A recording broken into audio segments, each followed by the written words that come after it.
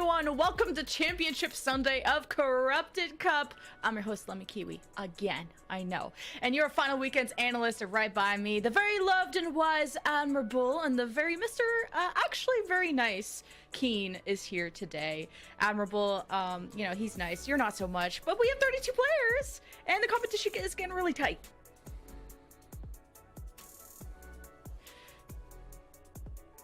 Apologies, my mic was muted.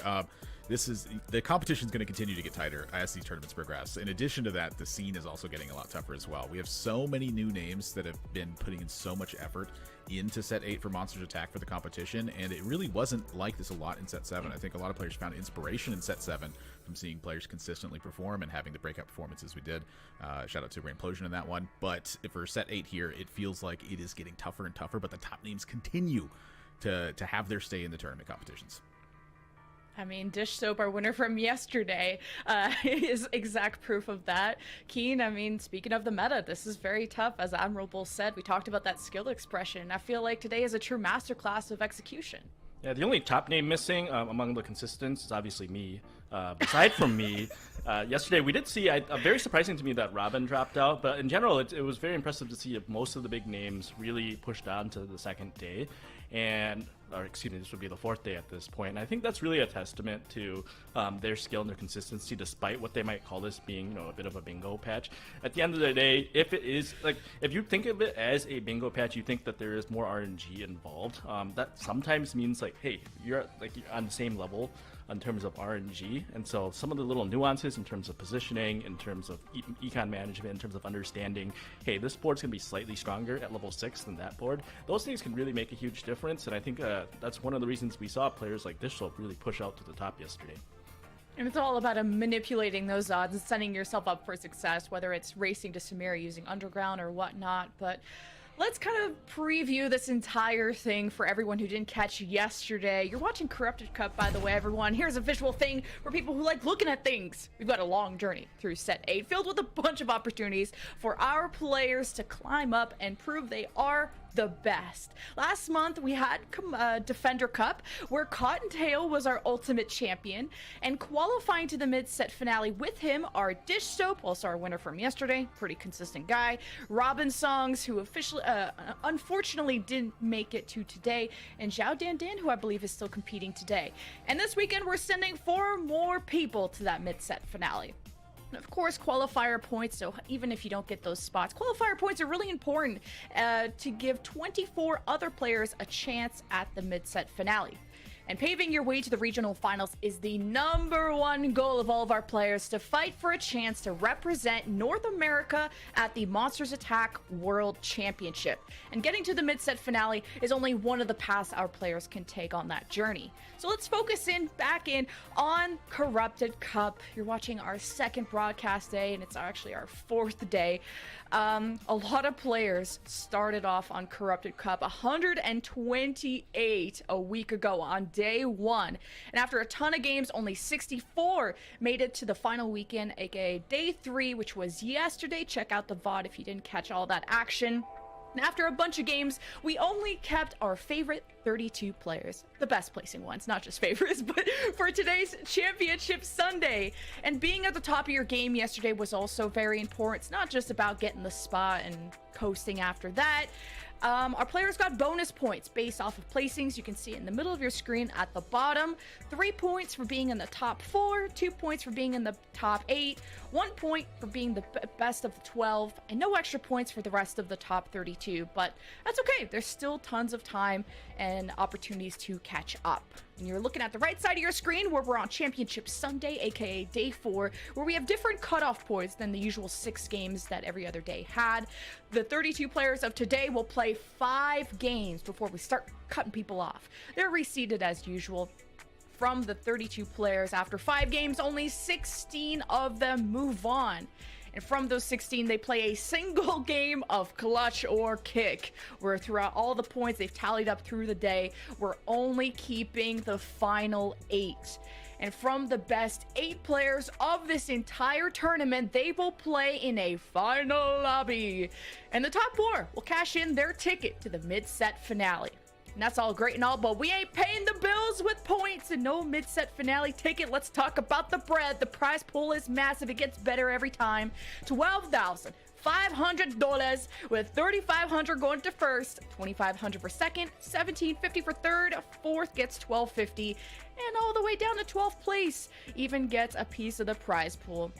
So there, as you could see, there's a lot on the line. There's money, there's spots in the mid-set finale, everyone's trying to go to Worlds. I'm stressed just watching. That's why me and Keen and Admiral World are back here relaxing, especially after this patch. Let's see what everyone has played so far so we know exactly what to expect. It's gonna look a little bit different from yesterday. We're tallying yesterday's results as well. Samira, Belveth, Aphelios Flex, Kaisa Threats, and a new composition there, Neela Yumi Super Rerolls. Interestingly, that last one got some playtime. Admirable, what happened in the patch or in the meta to re-emerge the cat? Well, one of the biggest ones was unnerfing a bit of what Yumi was doing, and players discovering that the focus of that line was typically Neela as your front runner. It was stacking up items on Neela and focusing on that centerpiece to keep your team alive long enough for the hearts and the supers damage to really take over on that one. But we've seen players discover a lot of other things about that. A lot of it is also how to counteract that line as well.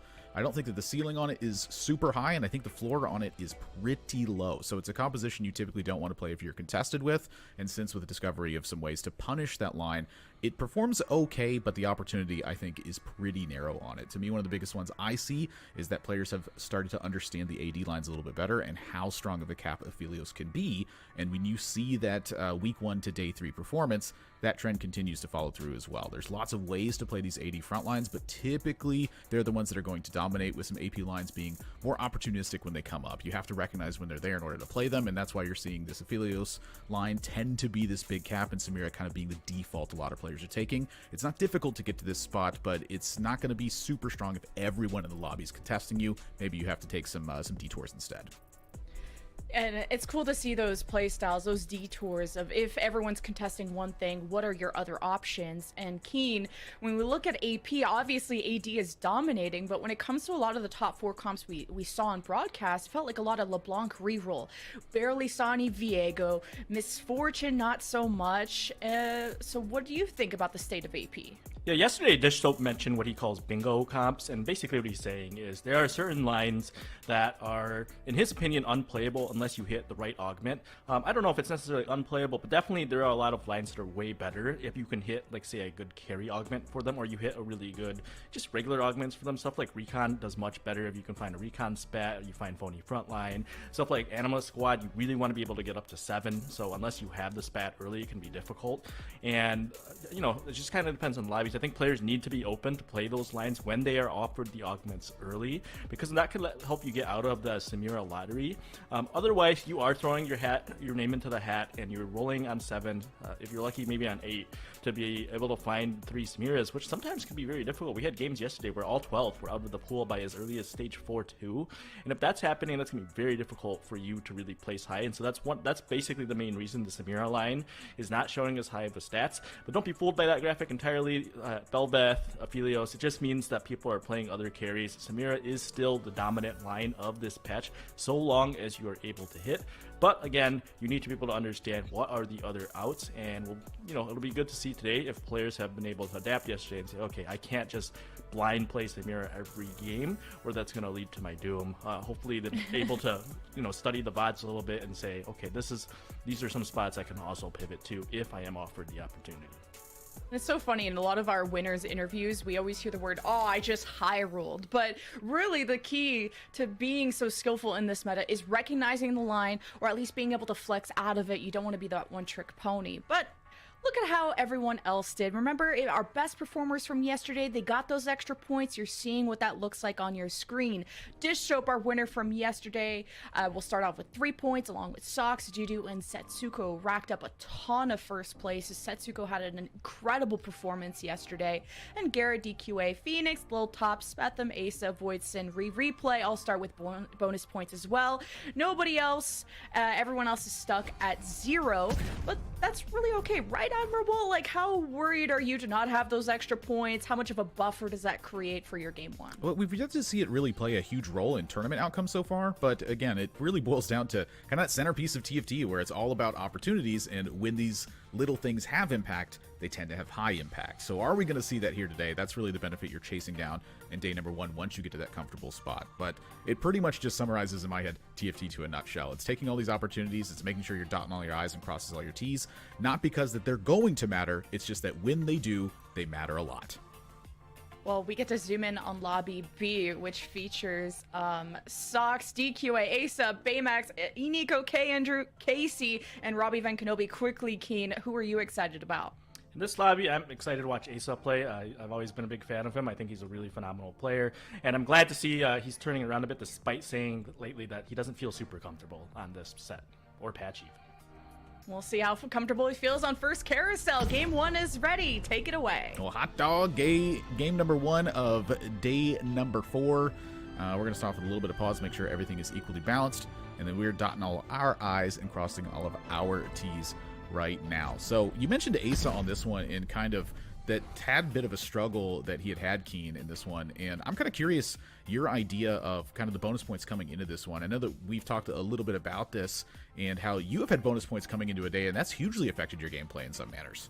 Yeah, so I started off, the first tournament I ever played, actually, I played very well in day 1 and was able to secure a +3 going into day 2. And then I probably went 8th in my very first game on the second day.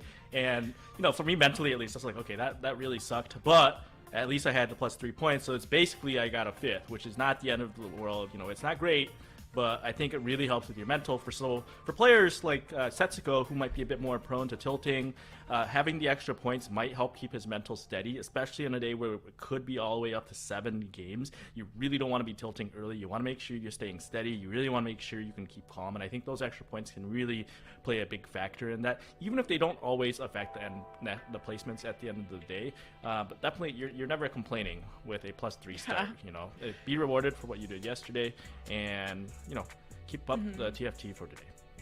And I like that it kind of balances out the lobby, so you have kind of like the people who popped off the most all separated from each other, because I would not want to be in a lobby with dish soap off on my game one when there's only 5 games instead of the 6 where we have that cutoff point. So we'll unpause shortly and bring you all back into game. But yeah, Sox, DQ, and Asa are the ones that have the top points, where Sox was in that conversation of that top 5 and everyone is very worried about and has a lot of respect for. And Eniko Admirable has that interesting play style of trying to go for lines that are less contested if he can. Yeah, it's really interesting to me to watch Eniko play, because he will tend to just favor lines that he likes, just because he thinks they're fun or that he thinks they're interesting. And honestly, it's pretty surprising to see a player who's going to lean more towards just something that they enjoy a lot about the game, and then still continue to perform at the level that he's performing.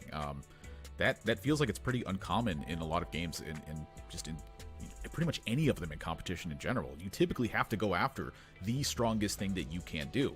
He will favor lines that are not sometimes the strongest thing you can do, and still performs very highly with them. That is just, to me, an absolute peak of how strong of a player that he can be, and this is continuing to improve over time as well. Since set 6 into set 8 right now, we've already seen a tremendous performance in that, despite the fact that he's continuing to lean towards lines that he just favors rather than lines that are just typically the strongest in stats across the board. And Keen, what's really fun about tournaments like this is, yes, we have so many known names like Sox, but then there's people like Baymax where this is their first set competing. It's like, how much does it mean for tournaments like this to see new faces and to really build your name off of events like this? I can't believe you just called Eniko a for-fun player, Admirable. How would you define it then for me? Definitely for fun. He's okay. I'm not just saying I can't believe you did it. You know, I just not would have. But I don't disagree. Okay, whatever. The game is ready. We're on pause. I'm gonna throw you guys into it. Have fun. I'm glad to know that Keen is a coward at the end of the day. As we restart the carousel here, things are getting underway now. Again, game number 1 of day number 4. 5 games until we cut off half the field and continue from there. Plethora of items available on the opening for this one. We're going to be focusing on Sox first. And Sox yesterday put together a lot of second place finishes, I noticed, Keen. Did you have a chance to pour over this and take a look at what Sox was doing? Not quite. Sox has had a history of playing for a lot of, has had a history of getting seconds consistently. He's always been a player that I think can really send it and play and really recognize when you can play for a second. So basically what happens is once you start a game, and let's say you are win streaking all the way through, you need to constantly be scouting. Just because you're at 100 health, even in stage 4, doesn't mean you're the favorite to win the game. For example, if one of the players at the bottom of the lobby is cashing out a big underground payout, you can probably look at that spot and say, okay, I'm probably not going to get first this game. That generally means you should just send it on 8, like almost every turn, just to maximize your position.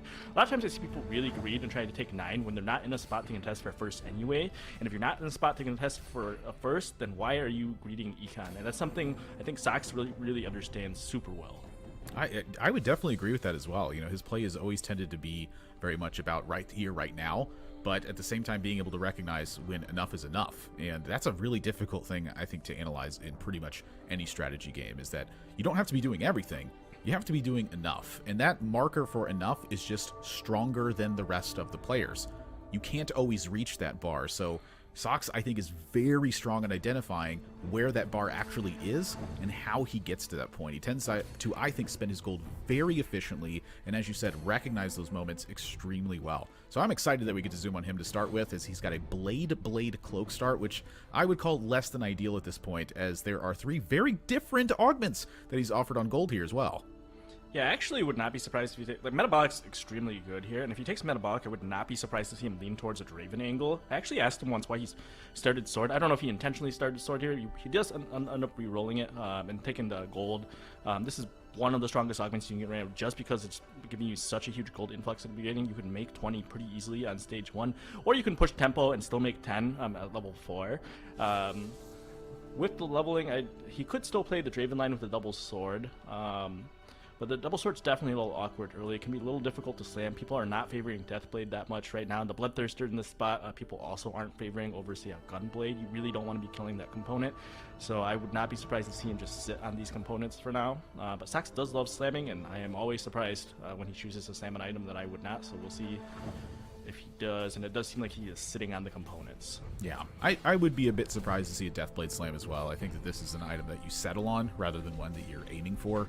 And so for Sox in this spot, it's, I think, going to be about putting together losses that are a little bit soft and then following up on that. Right now, looking like he's going to pick up a win in this first one. And he's sitting on 10 gold with some pretty strong units in play. You know, that was, I think, largely carried by the fact that he's just got 2 big bruisers. 2 big brawlers, and he's got just 2 strong units that deal damage in the back line. Putting together your strongest board is a great way to start things off, but for Sox, if he doesn't start to pair up this front line a little bit better or find something that's going to be a little bit stronger, maybe it's not going to follow through as much. We're going to jump over to DQA's board, who had a pretty killer performance yesterday as well. And something that I really wanted to look at was actually his snapshot performance coming into this event, where it felt like he played for about 15 hours on the final day of the snapshot.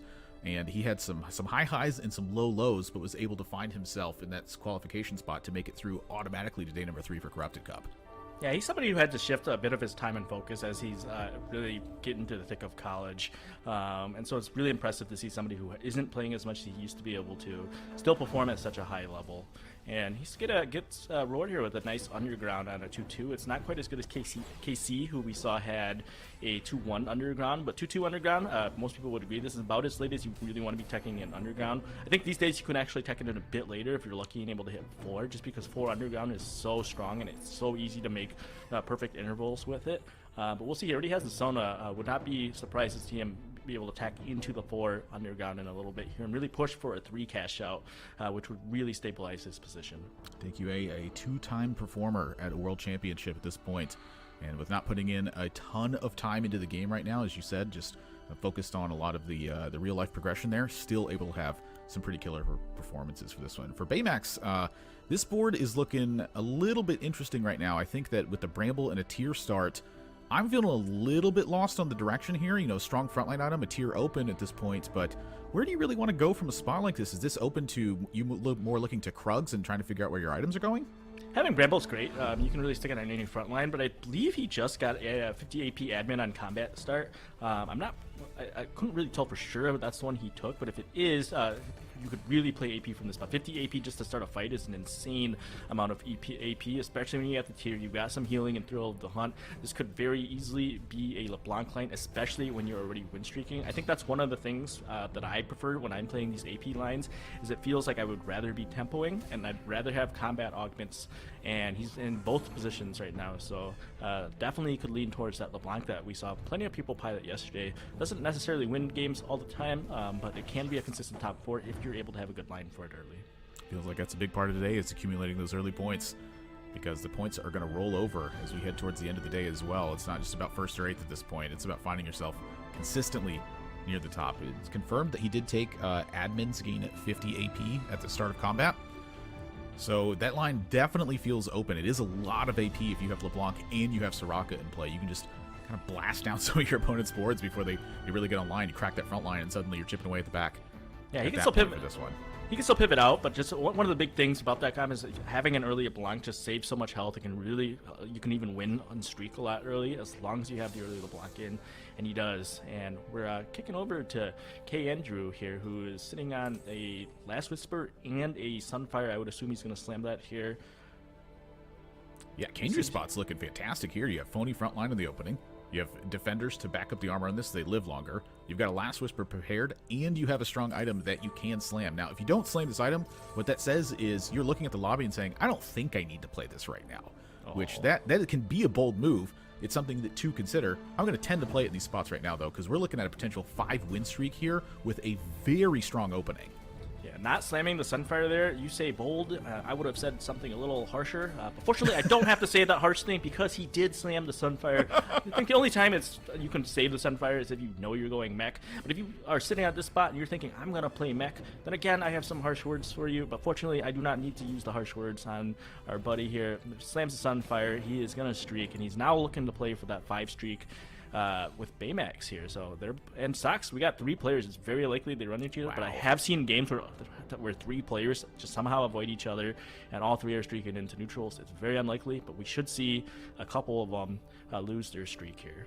And we've seen players that sometimes take some pretty wild, unpredictable motions in spots like these. I don't feel like Kendra is on the chopping block to have to take one of these wild things. Again, the Phony front line, I think, is really holding this together pretty strong at the moment. But like you said, 3 players on a win streak here. Sox does level 6, to 6. So I was about to talk. Baby levels to push this. Holy smokes. It's something I like doing quite a bit when I'm 100 streaking. I know 2 other people are 100 streaking, and I know I have something to play. I'm not sure what Sox leveled up for to stick in, but even if you don't have something to play, just having that 6th unit can really be enough to win those fights, especially in a position where 2 of your potential matchups have 100 health. Kendrew does get very fortunate here and avoids the 100 health. However, Baymax not so lucky. It's going to be pretty tight here. He does have the early misfortune. Sox also slammed the Zeke's Herald. Looks like the level 6 is going to potentially be the difference here. That might actually be a leveling. Like, that does look like a level diff. And Sox is able to go into neutrals with the win streak here. It's a huge difference, losing that streak or not, or keeping it at that stage. There's an extra 3 gold, obviously, from the win, from the interest, and then there's 3 more gold on the neutrals. It can really snowball, and Sox is able to maintain the streak as a result. There's a lot of things that tie into Sox making that decision there. Number 1, the early gold that gives you access to that, because he still has 10 gold left over afterwards. I feel like that's a big factor to that. Hitting the MF so that you have something that can just pump out a lot of damage. A lot of these early game fights are determined around auto attacks, keeping together your front line, putting out as much damage as you can.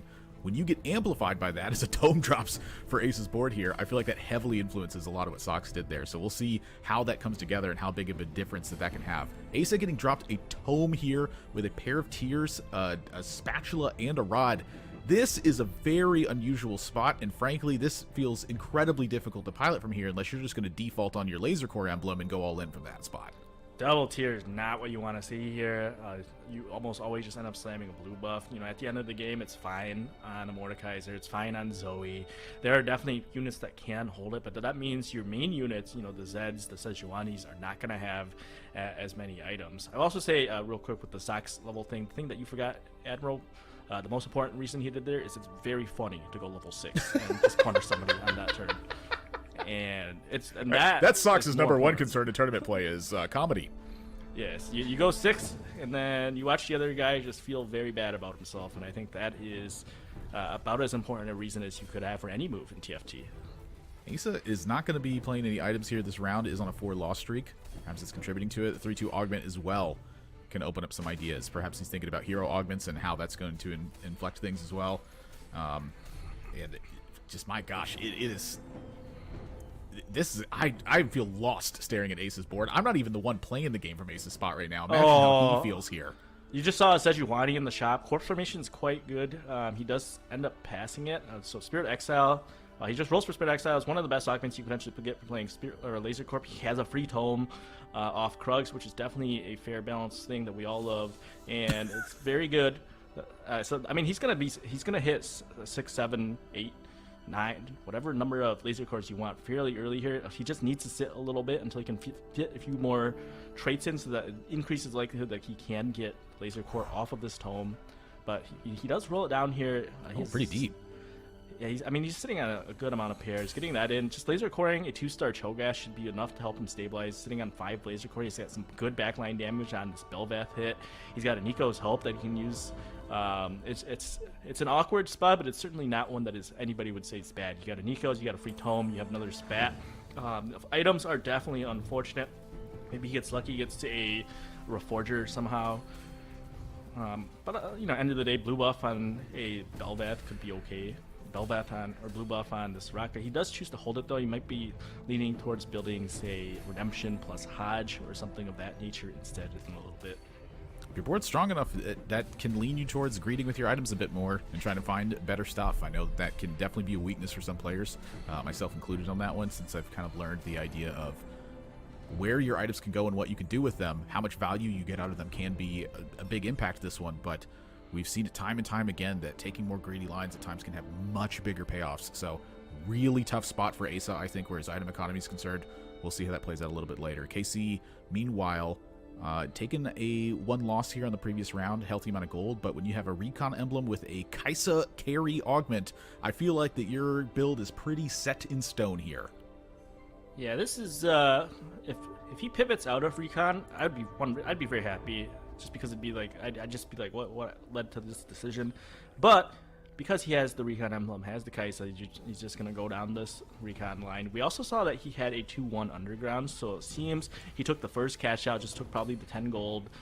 Maybe it was a 5 gold an item, something of that nature. But it is unfortunately contested by Aniko, so you definitely don't want to see that if you're a Kaisa player. What this does mean, though, is if you see another Kaisa contest, if both of you are able to streak through the mid game and punish the rest of the lobby, it can really increase the tempo in ways that let both players just push 8 and then potentially stabilize and fight for a 4th, fight for a 3rd even.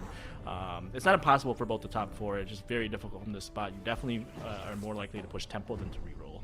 Yeah, the context of the lobby playing a big role of that one, as you said, being contested on that.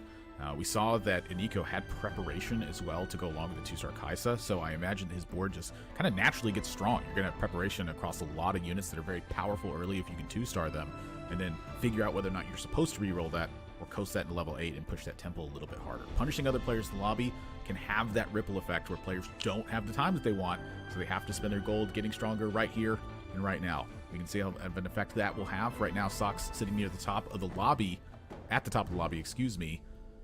And on Aniko's side of the board here, my gosh, like this just feels like such a strong board right now. Yeah, and you can see he's prepping everything. He's sitting on already 4 Kaisas. He's got 2 of the best items you can potentially have. Generally, conventional wisdom says best in slot Kaisa is going to be Gunblade, Guinsoo, and Shiv. And we see DQA send it here. He's sitting on 4 underground. Looks like he's going to get 1 more loss. I believe this will be a 3 cash out for him. We saw him tech it in on 2-2 earlier. And the 3 cash out, I think, is extremely strong. You're likely to get about 3 full items. Sometimes I think 4 items actually on the 3 cash out. We'll see what the cash out is here though. He's got basically best items, at least to me. I think that's the best possible item you can get on Samira. And it's just a matter of he does kind of want to lose here though. I mean, if you win the next 2, that's pretty much the same thing, right? I mean, I feel like his chance to win is pretty likely right now. A 2-star Senna, like you said, best in slot for Samira, I think, in terms of craftable items. You're on level 7 right now. Like, it feels hard to lose this round. So you definitely want to win again here. Definitely a loss would feel. Oh, and he just hits a couple units that you just play them. Yeah, now you can take out 1 of the undergrounds because winning on 3 underground or 4 underground both just give you 2 more ticks on the vault heist. So It's a very strong front line right now. He's got perfect item Smear on the back line. He has 2-star Sona, 2-star Senna.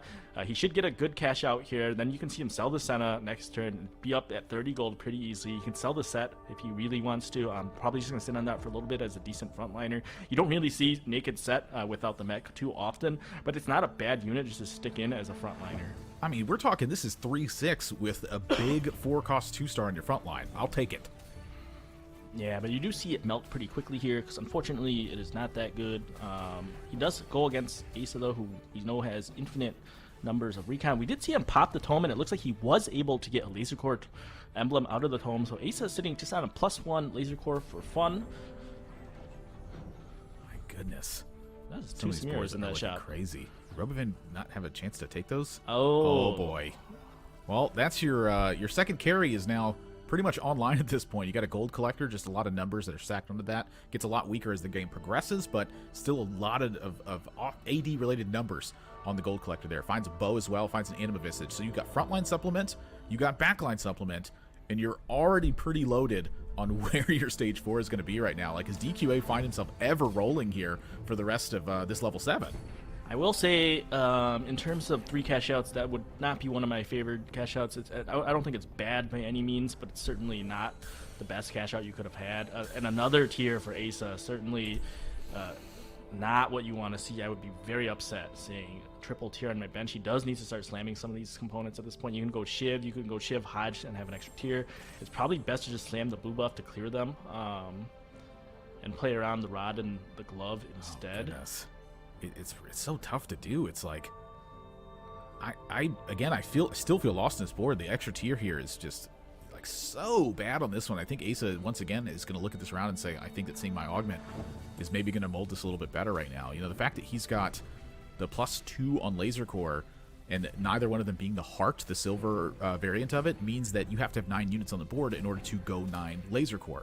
The difference between 7 and 9 is pretty massive, but 7 is still pretty strong. Asa, unfortunately, though, is playing a bit from behind here. Sitting at 28 health is not a comfortable life total. A couple bad matchups, and suddenly Asa is finding himself in a really bad spot. Yeah, laser core is a comp where you really want to be win streaking early. It's not something that really snakes forward. But he could have 4 laser core crown. You could literally just play. I mean, at that point, you just play whatever. You play anything you wanted. You're at 7 laser core. I would be very surprised if he techs into this laser core crown. I'd be very surprised. I think Golden Ticket looks very powerful here because he needs to piece together a strong board, and he's not with a ton of gold.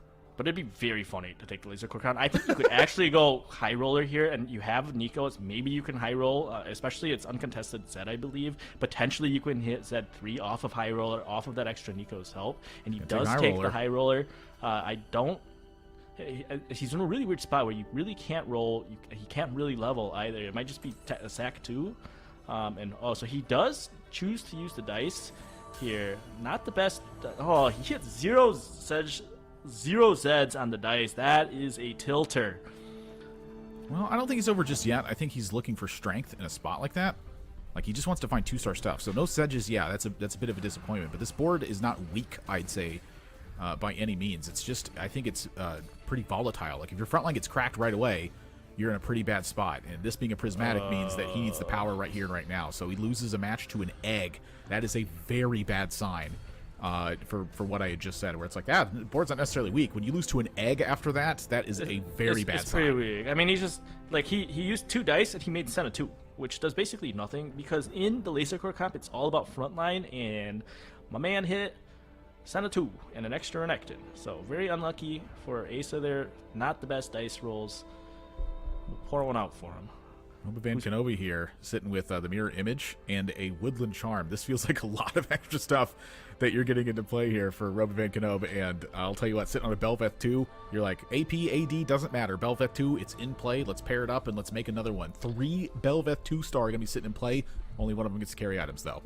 I didn't realize that Belveth 2 had such a high... I didn't realize he had such a high base health until I started playing Woodland Charm, and I was like, why is my Belveth? Because it doesn't look like a unit that would have a lot of health, but turns out it does. I think it actually has 1,800 base health, and so he's got just 3 Belveths on the field, just running around. A bunch of, like, I mean, that's a lot of dashing around. Unfortunately, all 3 of them, I think they just healed the set, actually. It just got stuck on set. I mean, this is like best in slot set for DQA right now. You have something that's going to boost your armor and your MR. You have a forge item that's healing, and you have a Dragon's Claw in there. Like, how do you pierce through that without just a pile of damage that can spike through? You need a lot of shred to get through that, I think. Well, you definitely need anti-healing, and Robbie Van Knoop has no anti-healing, so hopefully he's able to piece that together eventually. But he is sitting on 6 Bel'Veths. I've seen weirder things happen. I'll tell you what does break through the set 2 is a Bel'Veth 3, even without the anti-healing. There is a Bel'Veth sitting on the board there. I believe he does pass. Is he going to get the 7th Bel'Veth? Oh. No, so it's not 7th Bel'Veth. It's getting duplicated by the Woodland Charm and getting duplicated by the Mirror Image. Oh, that's right. That's what it is. Well, I got very confused. That is a lot of... That's a lot of Bel'Veths. It's a lot. It's only 3 Bel'Veths technically, but it's kind of like 9 Bel'Veths. Honestly, I kind of wish they would combine just because that would be funny, but I get why they're not combining here. I feel like this spot, again, is just kind of difficult to navigate, where you're like, you just have a lot of strong stuff, but your front line is going to be a large part of this. However, we saw that the front line wasn't the issue. It was the damage in the last fight. How does that apply across the rest of the lobby? That's up to Robbie Van Knoop to piece out at this point, where last second gonna make the Rammus. And I feel like Spatula here is not going to be like the highlighted image of this. I mean, where is this going? I feel like you're just trying to piece together some stuff until you get to a stronger spot for your LeBlanc here. Well, he's got a lot of health, and he's sitting on... The spat could become admin spat. It's plus 50 AP for whoever sticks it on. That's going to be great, even on like an Echo. I think AP is very good on it. It's also hitting the Echo 2 there. It lets him get a second Echo on the board. I think Echo is one of the better units that can potentially get the Woodland Charm. And so the spot's not bad. Definitely as soon as he's able to hit this LeBlanc, excuse me, it's just 5 LeBlanc, so a bit of waste still, but he could definitely, with his health, just econ up a little bit. If he's able to natural a few more parries, he can send it and still spike fairly strongly. Either way, at 56 health, his board's not weak. It's not going to get crushed by anybody. I think he's in a fine spot to potentially look for a top 4 here. I feel like Ace's spot is looking tougher and tougher as we get closer. Did find a Z2 that he can hack her to that backline now. Yeah, the Z2, big hit, but it looks like he used a lot on it. I would assume he used the last dice, was able to hit 2 of them, and then he also had to Nico it, so it's a little unfortunate that all of his resources are gone. So he's basically down to Prismatic at this point, because his Prismatic basically let him hit a Z2, and that is not what you want to see out of your Prismatic. And he's going against this big set here without any anti-healing either. Oh my gosh. It's going to be a bad loss for Ace, and that's going to put him at 1 health. I mean, DQA's kind of got the Exodia online here as well. Had a big cash out, not like super ideal items for it, but you know, enough is enough from DQA's spot. Able to find an Aphelios on level 8 as well with his Stand United. So that board and the way you piece it together, you tend to have a large synergy bar on the side. So just a lot of numbers on DQA's side that you're gonna have to push through. The only player streaking after stage number 4. And for Asa sitting here 5 HP, how does he put this together? Like, how big of an impact is a Renekton 3 gonna have here? You know, what is he looking for on level 8 that really pushes this through? Because it's still a lot of gold to level up and just not a ton to work with. Yeah, I think if Asa gets 10 items dropped here, then he could definitely snap forward. But unfortunately, you're not going to get 10 items. You're getting Sword's good. That's potential for GA. There's also Gunblade there. It's probably just going to be Gunblade onto the Zed. Oh, he does hit Renekton 3. It's not bad. I'll take it. We need everything we can get from Ace's spot at this point. 3 Hacker can be a difference. It's a large impact on the Omnivamp that you're going to put on your Hacker units at that point. I think he's just trying to 2-star. Urgot's good. Urgot's quite good here. You could definitely drop the LeBlanc. You can play an Urgot. I'm curious on the items here because he already has kind of healing on this Hodge. I'm curious if he just slams I mean, you could really go either item. You can go Ginsu, you can go Giant Slayer as well. Something's got to be done. And he does go with Ginsu Rage Blade instead. And the Zed is on this Recon, and once it's on this Kaisa, the Kaisa, you know, technically is supposed to dash to safety, but it does not, as Recons are known to sometimes do. They will just dash in place, and the Zed finishes it off, and that is a big loss for Casey there. So Asa potentially, even if the spot's not looking good, getting a 7th, better than 8th. It's definitely a true story. We saw the Kaisa try to dash, get frozen by the Sejuani, and just the amount of damage that's on Ace's board, able to pick off the rest of it. If you don't have a strong front line, I will say that Laser Core is very strong. I believe Baymax, I think, was getting close to popping that egg there. I don't know how many turns we're away from that, but I would love to see what that cash out is. If you're everybody else in this lobby, you already know you're not playing for first. You have DQA who cashed out 3 underground, and you have the egg guy looking like he's about to hatch it. Both of those spots are going to really put those players in such strong positions. Asa's got a lot of 2-stars in that one. We saw the Sejuani pop up. We saw the Zac pop up. Aniko, meanwhile, finds a 3-star Kaisa. And is that even more Cho'Gath? That is a 3-star Cho'Gath on Aniko's side as well. That's not the time you want to play him. So Aniko's able to hit all that stuff despite being contested.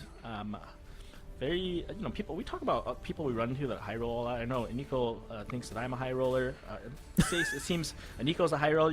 I every time I run into DQA and ladder, I feel like he's the high roller in my lobbies. You can say that, but DQA just consistently has these strong tournament performance. It kind of gives me a hint that maybe something else is going on. KC not able to piece it together after the contest. Asa going to fall after the big pickups he had, just not enough at the end of the day. The rest of the lobby looking pretty tight. I think that Asa took a lot of there's the cash out. consequences from the items he had there.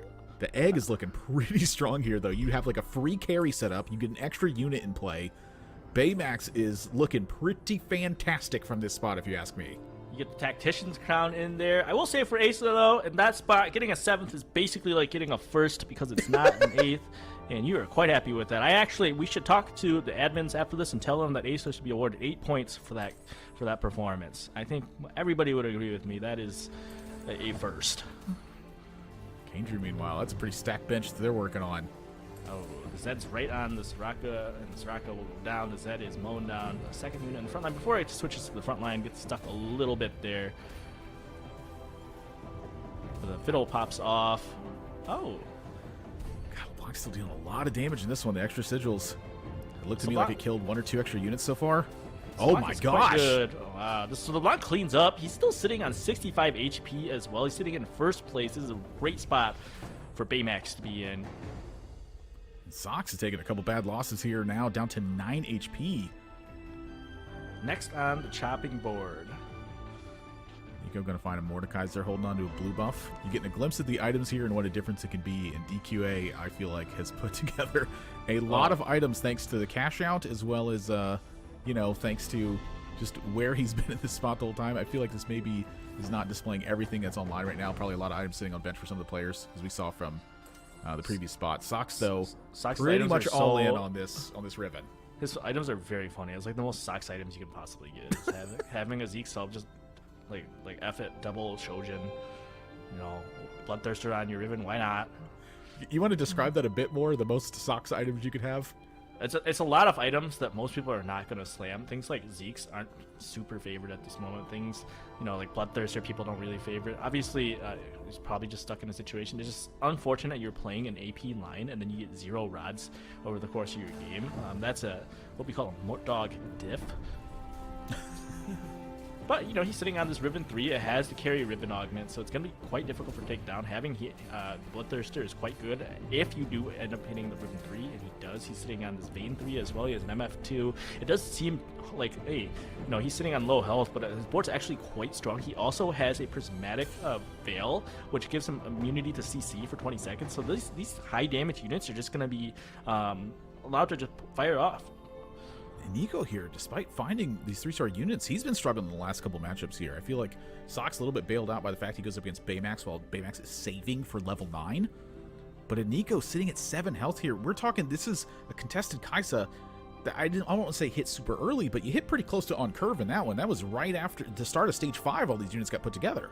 I would say that is early, but because he has Golden Ticket, it makes sense. So that does explain why he was able to hit it despite being contested. Golden Ticket is definitely a very, very strong augment when you're playing a reroll comp.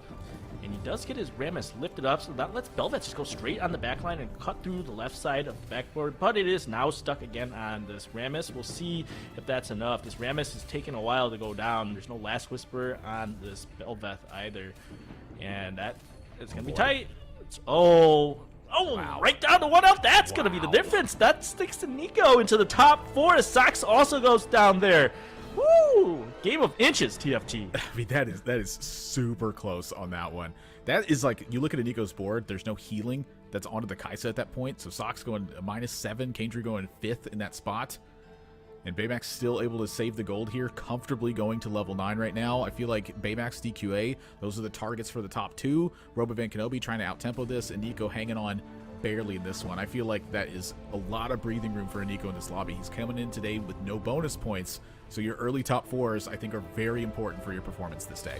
Yeah, we see 4 admin in for Baymax. It looks like the second upgrade is another 50 AP. So this LeBlanc, this Soraka, both starting with plus 100 AP to start every fight. That is a lot of AP on top of the lot of items that you got off of the egg cash out. And now you're able to push levels and potentially hit a third carry here. You know, you can get this Fiddlesticks up to level 2. You can potentially hit Mordekaiser, getting a Nunu in there. There's a lot of different things you can do. And one of the fun things about the AP line is once you do hit the end of this game here, a lot of players I think often get stuck on like Annie, Alistar, Echo, but you can really tech out of that and play different front lines like this. Rainy weather, so going to pass up the Janna. No touch to the Syndra at this point. Fiddlesticks sitting in the lobby. You're out of time though, so it's time to stop rolling and get your items prepared. Still with a QSS on the bench on the Sedrani. Yep. Yeah, Pretty tough matchup, though. Yeah, this Kaisa board is very strong, but he is level 9. He has very good admins in right now. And he's just so many units. But we'll see this Kaisa. It might be... It's so kite. Wow. Again, down to the wire. We saw just the power. Kaisa's very strong despite being under-leveled there. Is unfortunately unable to win this matchup. It's 4 admin with so much AP on the board here. DQA picking up a 2-star Urgot. Robovan Kenobi takes a loss here. DQA on the win streak. For Baymax here, it is 2 stars, and 2 stars is your focus. That's a big one. Oh, I mean, Fiddle 2, not bad. The Zac being sold for the Urgot here, a bit surprised on that one on my end. Maybe it's to shift the items here a bit. Give you a different kind of frontline with that little bit of CC from the Urgot. But these are the final matchups that we're looking at right now. And that mirror image onto a Fiddle feels like a big deal on the left side of the board. Yeah, I would say having 2 Fiddles certainly better than having 1 Fiddle. It's simple math. Both Fiddles are going to jump up. And the big difference is the LeBlanc 3 is just a cannon on the left side of this screen here. My gosh. Oof. We do see Baymax goes down to the DQA board, though. It's interesting, though, because Baymax actually teched in Leona. One of the things that can really beat up a set front line is the Leona tech in. So, unfortunately, still not quite enough for him. That is tough to see that the egg cash out is not quite as strong as the underground cash out was. We do have Rainy here on the back left, or bottom left, excuse me, for Robbie's board. And it looks like he will be going against Baymax here. So, we'll have a LeBlanc admin versus LeBlanc admin matchup. I feel like the Rainy can make a big difference here too, because you have the Woodland Charm on LeBlanc. So the rainy weather here giving you that little bit of a boost to get the cast off ahead of time. I feel like this 3-star LeBlanc in the back right just may be too much though. I don't know if this could be overcome from the other side. It's just so much damage. It's so much damage. I mean, it's LeBlanc 3. But it's not enough. It's just an admin diff right there. It's oof. I mean, like we were talking earlier about potential comps you could play, and here we're seeing is like these LeBlanc units can be very, very strong, even at 2-star. As long as you're able to get the rest of the board online, as long as you have a good admin, you can really, really still pilot these positions. Van looks like they're favoring the Fiddle there, not the items necessarily. DQA gets a free Dragon Claw against 2 AP players. Let me tell you who I think is going to win right now. And who's that? It's a man with 3 letters in his name, and it's DQNA. I think that's a solid prediction right now. Philios 2 in the back right. Very similar items to the Samira 2 in the back left. 2-star just about everything on the board except for Fiddlesticks. 20 gold though, and you're comfortable. Why roll for it at this point? Let's see if anyone can beat this and then figure out what to do with your gold. You're really just waiting for the other Fiddles to die, and then hopefully you can hit the Fiddle easier. There's no reason to roll. He's probably sitting here thinking, oh, it's fairly likely one of them dies this turn, and then I can roll. Either way, sitting on 20 gold, it's unlikely he takes a bad loss, even if he does lose. So he's got some time. A lot of AP on that Fiddle, though. With the admin sitting in play, the CC playing a big role in this one. The Philios, though, looking untouched in this one. You give an Philios that much time to scale, Philios is very likely to win the matchup. Robovan Kenobi is not facing the Ghost, is going to go down here. There's going to be a double kill for DQA. It's just too much damage with Stand United, too much frontline with this set. He's going to kill off both players here. Take the first in the first game for DQA. What an impressive start to the day. Just not much to say about it. DQA continues to perform near the top. We're going to hop over lobbies because we still got games that are going on. So we're going to swap real quick and get a download on what the end of this game is looking like right now. 3 players left. Liquid Kurum X. Bingo. This Soap was talking about what are the bingos you can play. Here's Setsuko with the Cleansing Safeguard Lee Sin. He thinks fast on 3-2. I would have loved to see that roll down, but it's clearly sitting on a very strong board. You are sitting on 2 Lee Sin 2s in front of your back line here. It is a very strong spot to be. Going against a Recon board, though, that has a Recon spat. Has great perfect items on Kai'Sa. But you can see this Kai'Sa is stuck on this Lee Sin still. It just takes so long for it to get down. This Lee Sin is still not dead. We love seeing Lee Sin not dying. Even against this Kai'Sa, it's just not enough damage. What more can you do? At that point, if he hits Kai'Sa 4, maybe it can take down the Lee Sin. Well, what I'm looking at here also is that there's a Sona on board with 6 hearts. That's going to be healing your Lee Sin. There's a Gunblade on top of that Sona. That's going to be healing those Lee Sins. You have a Leona 2 in play with another Gunblade. True damage off the Gunblade now, likely healing your Lee Sins. There's so much going on Setsuko's side of the board. It just feels like it's very difficult to true through this front line if you can't pick off these units holding Gunblades. He could have Urgot too just on bench here. I'm kind of curious. I mean, at this point, it's just Syndra throwing in your bench, and so that's how he's going to finish scaling throughout the course of the game. You're going to see he does this time. Kai'Sa's able to punch through the weak side instead and doesn't get stuck on this Lee Sin instantly. Maybe you get lucky and Kai'Sa starts targeting the Soraka, starts targeting the Sona, but you do see the front line start wrapping up, and so the Kai'Sa is going to start getting stuck on these Lee Sins again, but the Cho'Gath is on the back line here, but Cho'Gath doesn't have enough damage to cut through a Soraka and a Sona, especially at 6 heart. Yeah, this is looking like it's pretty tough if you're in the Kai'Sa spot. The Leona is going to get picked off here. There's 1 Lee Sin remaining, but there's just way too much in play. I don't see a Kai'Sa being able to get through this comfortably. There's so many fiddles. The Sona's still alive. The hearts are fully ramped. And the Kai'Sa's going to go down. Unfortunately, not quite enough. We do have a heads up against the streaking Kurum over there. We'll have to see what his board looks like and if it's enough to take down Setsuko's Lee Sins here. A lot to download as you get to the start of these. Lee Sin, 2 Lee Sins. Very fun. It's just so powerful. If you can get these loaded up on items, Kurum doesn't even have a second 2-star Lee Sin in play. He just got 1 of them. Oh yeah, it's everybody. It's just Lee Sins everywhere. Very fun. It's an irrelevant Gunblade over on the Echo on the side. I saw 2 Gunblades for a moment and went, wait a second here. But there's just a ton stacked up. So much gold to roll with. He's hunting down pretty much just strength for the back line and 2 stars for the front line.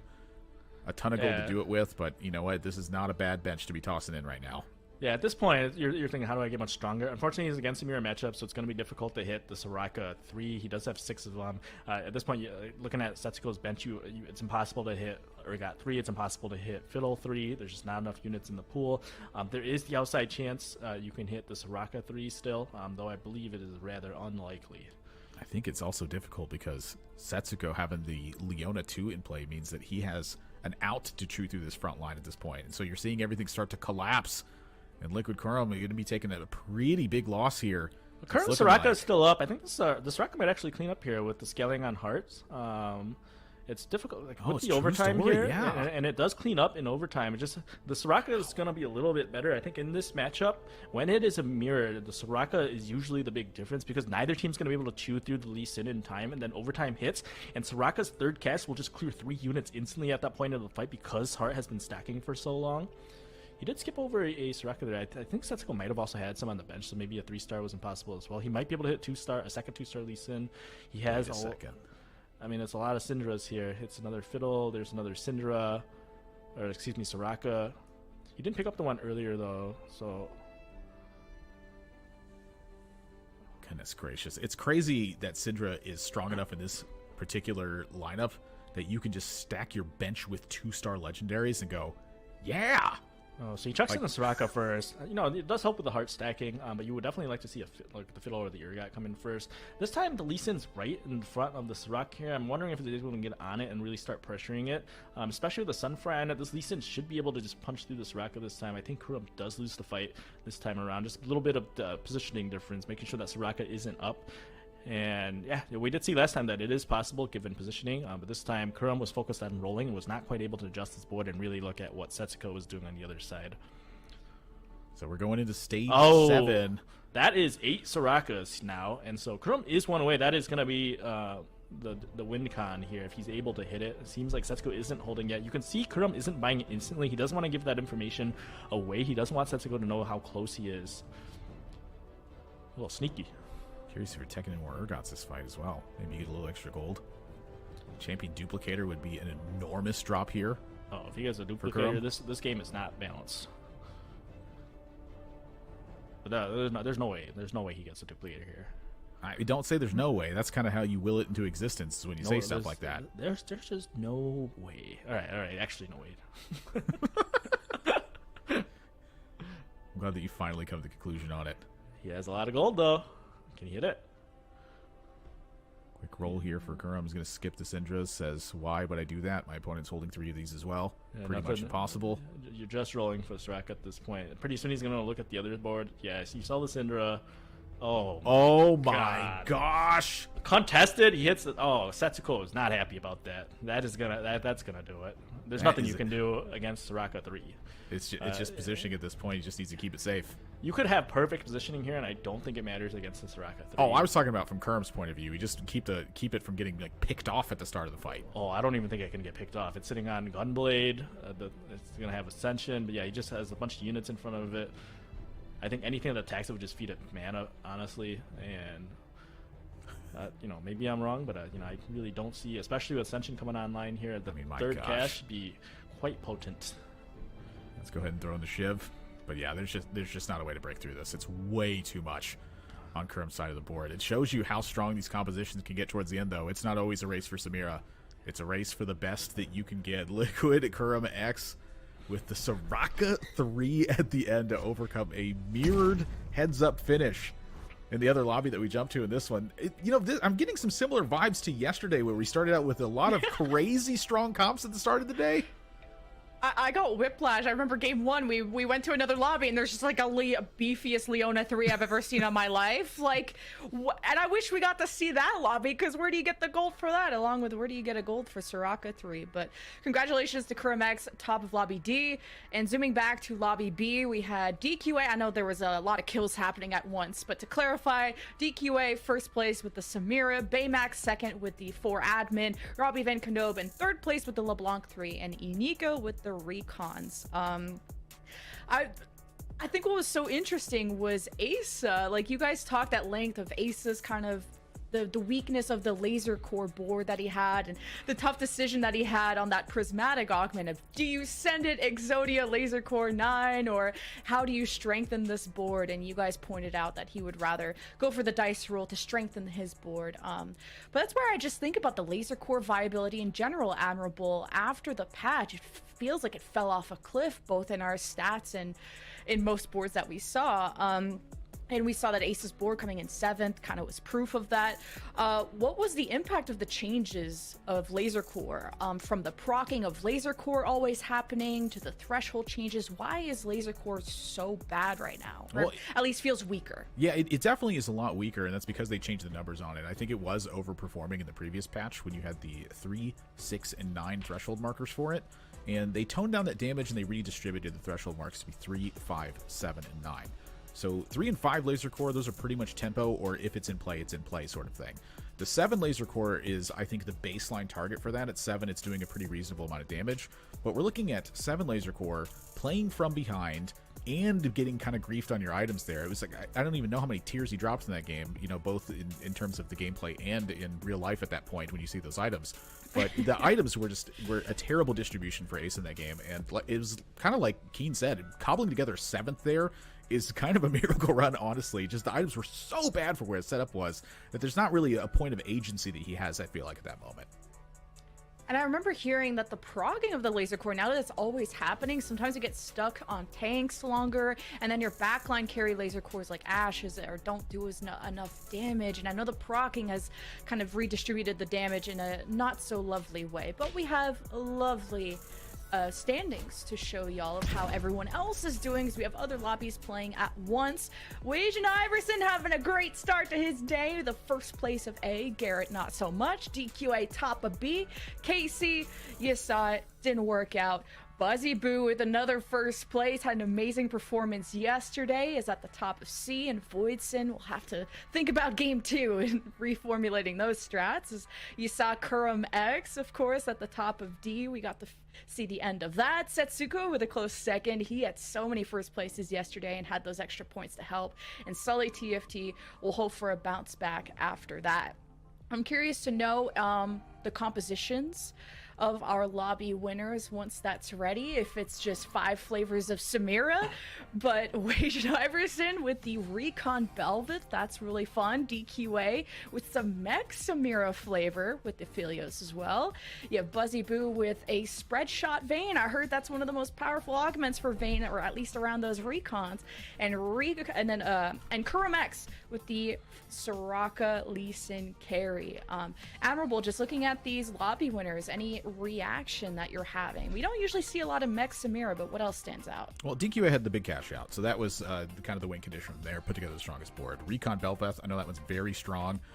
Like Keen said, this Recon Emblem in general is pretty strong. March of Progress, though, Keen, that one got a pretty big, I think, pullback from the way that the XP is redistributed on that one. I feel like that's a pretty risky augment to take, but if you can get it together, you can get it together. Yeah, it's at the end of the day, it's still if you can get to the spot where you're at 50 gold and you're re-rolling for free every turn.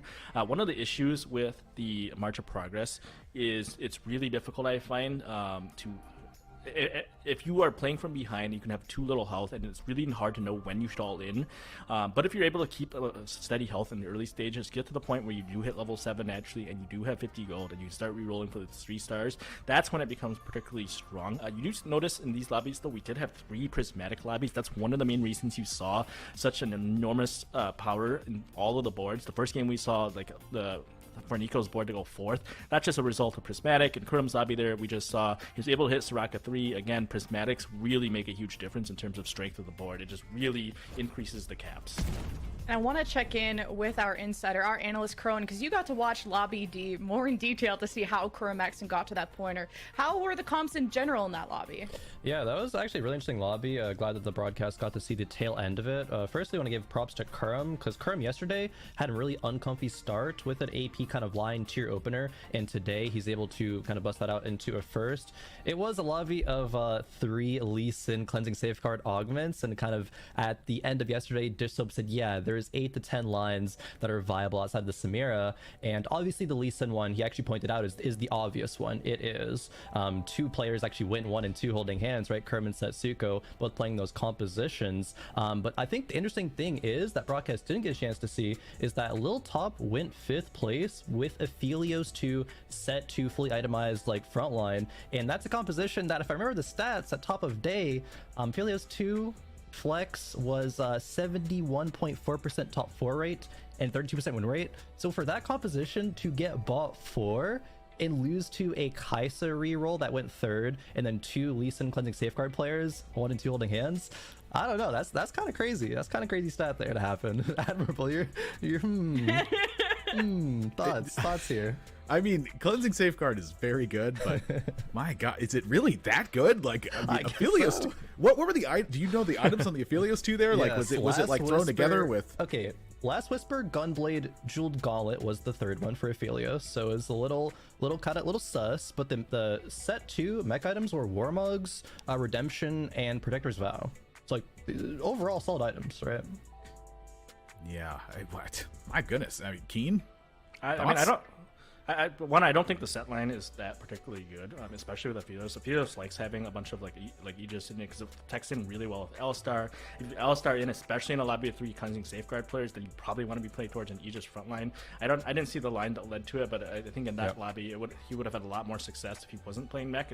And it was instead just teching in Echo, teching in Vi, teching in Leona, and making sure you get more Aegis online. The second thing is I actually don't think those items are particularly good on set. Once you have the set front line, it has so much base health already because it forms in with mech that the Warmogs is essentially a useless item. What you really want is mitigation, and if he had a Dragon Claw instead, that would have made a huge difference. I think it's just it's itemization, it's not having Aegis in.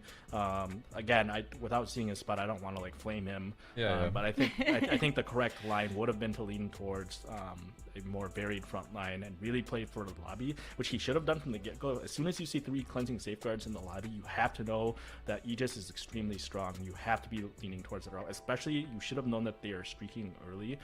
It's just little things like that. You can't just blindly play what you hit. Sometimes the set 2 isn't the best thing just because you hit it. You do have to understand what the lobby requires you to tech in. Yeah, no, those are great points. And to provide actually a little bit more context, he did have 2 Aegis in. He had the Alistar, had the Leona as one of the mechs, and did actually lose to Setsuko's board, which is one of the cleansing safeguard players playing AP. Only had LeBlanc 2 at that point, but yeah, LeBlanc just kind of tore through the set, and the 7-3 was online at that point, but it didn't have any items. But still, it was strong enough to take down the mech and then take down the Aphelios to eliminate Wiltop in 5th.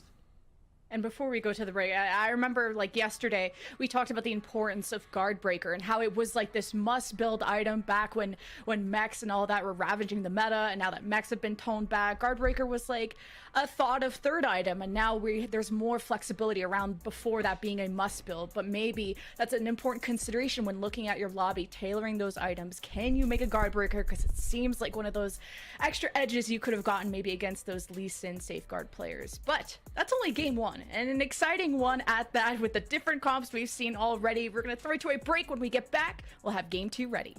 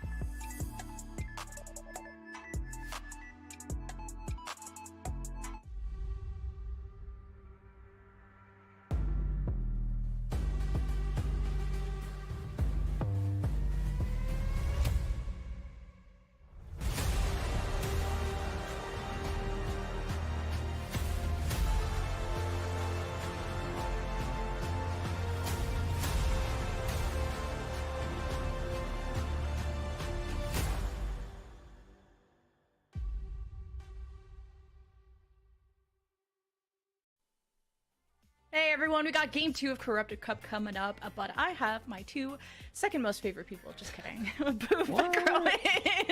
I'm just here to roast Boop. Yeah. That's what they pay me for, right, Boop? that is very, very true. You should, if you guys could hear what the things she says to me IRL on Discord and other places in my life, that is a lie. You literally just lied to thousands of people. That's cow. I want to talk to Crowan now. Crowan, how you been? You looking stylish today. Thank you. You brought some great insight. I know you're working hard on like Boop, who never comes in for cool segments. How's it going? All right, I gotta defuse this one quick. Wow, we saw some great TFT. We're about to hop into Lobby D. Kermex on Soraka 3. That was absolutely crazy, Boop. Hopefully you've had time to recover now. But no, it's been some good TFT, especially as we reach, Championship Sunday, and the pressure's on. So I'm just really excited to see who's able to top today. As the breakpoints, the cutoffs, right? Once you get to the end of the day, it's going to be really, really intensely stressful. Dropping half the players from, games 6 to 7, the last one. It's going to be crazy. Wow. Were we recovered? We're recovered. Yeah, I think so. Nice. Thank you. Yeah, that was good. That was good. I think I went through like a whole process there, actually. But yeah, I'm actually really excited to see this lobby coming up with Setsuko and Kuromex because, I went on a little bit of a pontification about Kuromex yesterday, about the self-coaching and how much improvement he's had, both I think as a person and as a player over the last set. And yesterday, right, I don't know if y'all noticed, but I had my tummy was being a little bit of a silly goose. So I was, I was hanging out with the porcelain god, right? And while I was like going through it, you know how every time when you're sick, there's always one part where you're like, is this gonna be forever? Right after Just like after when that. you talk, is this gonna be forever? Game 2 is ready. Thank you. So right after that, I went, Setsuko's gonna win this thing. Like, truly. I really think Setsuko is gonna win this thing. So we'll see what happens on this particular lobby. Love all of y'all, especially Lev and Kiwi. You two are, I can't have you at the same time at the desk together. It's too much, but no. Great stuff. And the Setsuko prophecy, Boop, is that actually going to come into fruition? He did fantastic yesterday. Second place barely in game number 1 today, losing out to Kuromex, we see on the screen right now, who started tier again and might go towards that AP direction that I think he's looking in a lot better form today with. Oh, definitely a lot better form. This was, I think, the exact same unit and component that he started with the last time that I think we got to see him, and it was a 7th place, I believe.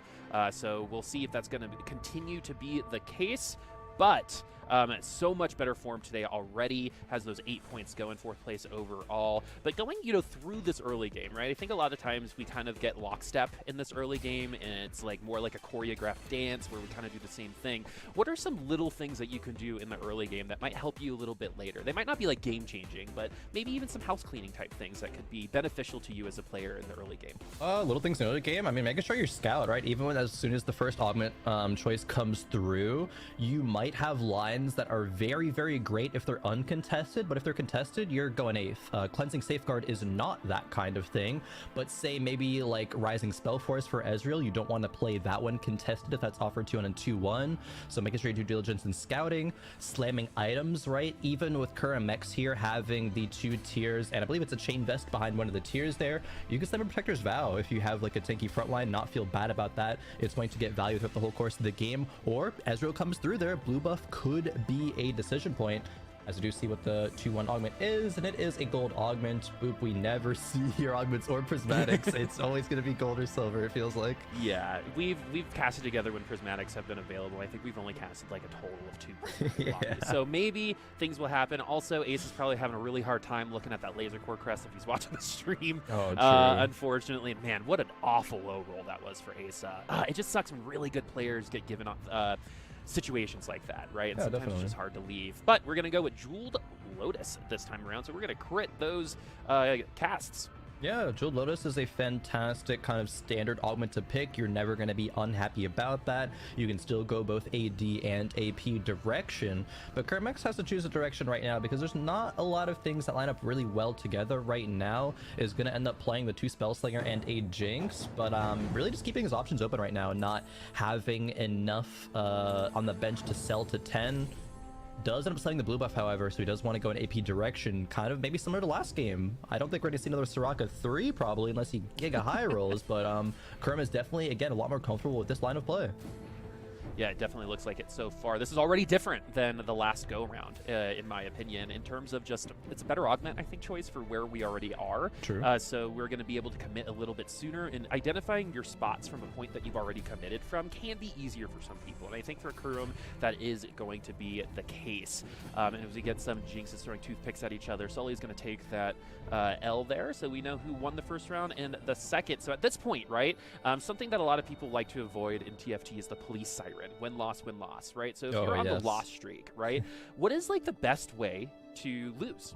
Loss streak, best way to lose? Oftentimes, it's really just play the absolute weakest board possible. If there is one player in your pool that you can face that's weaker than you, yeah, you're gonna face it. You know, it's everything that can go wrong will go wrong. And so it's better to be safe than sorry. It's okay to be as low as, like, you know, low 60s HP, even high 50s sometimes, if it guarantees the loss streak and guarantees the econ. And sure, there's ways to shore that up, right? You can get really lucky and have like a 90 HP 5 loss going to Krugs, but you're not gonna want to risk that usually, especially in tournament play, where it's gonna make or break your game. Breaking a loss streak or even a win streak, you know, at Krugs or before Krugs is gonna doom your spot. You're gonna be down like at least like 10 gold. It feels really, really bad playing from behind in those situations. So do you want to commit after the first or second round then to your streak usually? Yeah, I mean, you generally want to have an idea, right? Like, even in 2-1, but probably committing to it, yeah, at like 2-2. Definitely 2-3 at the latest, especially like in Bunny Muffin's position right here, has to make a choice. Ooh. Oh, do you want to be stronger? And it looks like Bunny Muffin says yes. This is actually a spot, I'm glad you bring up this point, Boop, that I would be worried about, because this might be a board that can win one round but probably still loses to some others at the top of the lobby, just because there's only one upgraded unit. It is the Talon with the anima emblem, but the Sunfire might be taken out a bit early in the fight because it's just on a pretty squishy Silas. I think it might be able to win this round, however, just because Talon's going to jump to the Kaisa, but there's no Ox Force, so Talon actually might be taken out before he gets the next cast off, especially with the recon and Kaisa being able to drop or jump away. And hopefully we get at least one stack. We do, and it's going to be the opposite, Crowan, as well. Kaisa, probably one of the best tag players on the entire Convergence, gets tagged out on this particular round. And we actually have both players on the bottom side of the leaderboard winning their rounds there. So they're going to reset their streaks, and they won't get that bonus gold until the beginning of the next rounds, potentially. So we're going to get our first carousel here for this Lobby D here in the Corrupted Cup. And it looks like a lot of people are probably going to try for their Hextech Gunblades. If they have the swords, they probably might go for a rod. And we already have some built. And replay, look at those items. That's going to be developing a good amount of gold, because I've always thought that Giant Slayer stats is good enough to slam. Oh, it is. It's not going to get the most value that you're going to get later on in the game, but it's still decent enough to slam in the early game, especially with a collector there. A lot of good AD focus that replay will trend towards a bit later on. Hopefully, though, if you're able to get like even like 2 to 3 gold over the course of like all of stage 2, you're still probably making an extra econ breakpoint, which will just, you know, snowball your economy. I am going to, even if as we look at other boards here like Setsuko, look at the right hand side of the screen and see if Bunny Muffins does lose a round, because if they do, it's exactly what you're talking about, Boop. It's gonna be real sus to go from loss streak to win back to losing. Yeah, one of my favorite things about TFT is how absolutely upset players get when they win sometimes. I know. In the worst game, right? It's one of the more counterintuitive things in the TFT, that losing is part of the strategy a lot of the time, especially in the early games. Setsuko did lose out on that last round, but we do have 10 gold and we have underground, 4 underground as well. even. So that's, yeah, and that's going to be the preferred method of going there, is starting to lose from here now, but trying to lose from 1 or 2 units. We do have 2 tier 2 units in the front line that don't seem to be doing much at this point. That funny front line's so good at a lot of points in the game. But this is going to actually help run Setsuko faster to the point of the heist and taking it out than if we had won, right? So sometimes when you see those undergrounds, I remember back in the day, remember when Fortune, if you knew that you were going up a Fortune player, you would sell a lot of your board and get them to win and reset the streak. You could grief you can't quite do that at this point, but it can slow it down. Yeah, definitely. I think Underground's a nice kind of development of learning how all of these econ traits work and making it so that, yeah, you can't quite get griefed in that manner. Winning is still fine. You're going to progress your vaults, but or your heist, but just not as fast as if you were to lose. Really like that. Just quick shout out to the TFT team for always making interesting traits like that. As we move on over to that Blake Austin board that we saw, has 3 Gadgeting, has the phony front line, and Boop, I know you were talking about Gadgeting a little bit and how powerful it can be in the early game. Yeah, I think, I mean, it gives you extra stats, right? And something that I want to actually ask you on the way back, and I think this is a really interesting question. Say we get to Wolves, right? And we don't have our 8 item components. I do think 5, or if we only get 8 item components or something like that, I do think if you're already going Gadgeting, that is a pretty good way to maybe make up that differential until you get those components. What do you think? Yeah. Oh, okay. I was a little distracted by that fight. It was really, really close, but actually going to 6, definitely griefed the streak there. But yes, to answer your question, it does shore up a bit of that lower level you can have with like 7 or 8 components after Wolves. It's going to not be an ideal situation because on the flip side, yeah, you could just have more enemy components than everybody else if you're playing Gadgeting and not just catching up to them.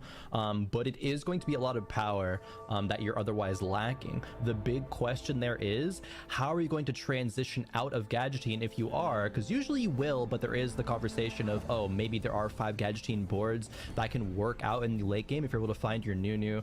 And Nunu's not really widely regarded as a good unit right now, but there are some situations where he can be good, and that 5 Gadgeting capped board is kind of towards that direction. All right, I wonder if we'll see it this version of the tournament, the Corrupted Cup, maybe in the future. But we also have some just fantastic Kaisa items here, yeah. right? Again, when you have uncapped attack speed, the first thing you should think about is Static Shiv, right? So, and not only does it help you complete more damage, it's going to help the rest of the team do more damage as well.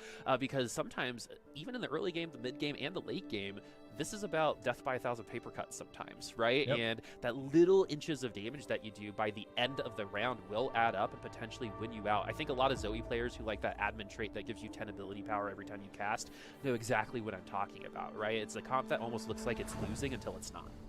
There's no way that this shouldn't be a Shiv Slam from Little Top. The only other item to consider, or I guess 2 items to consider, is going to be Rageblade and Giant Slayer.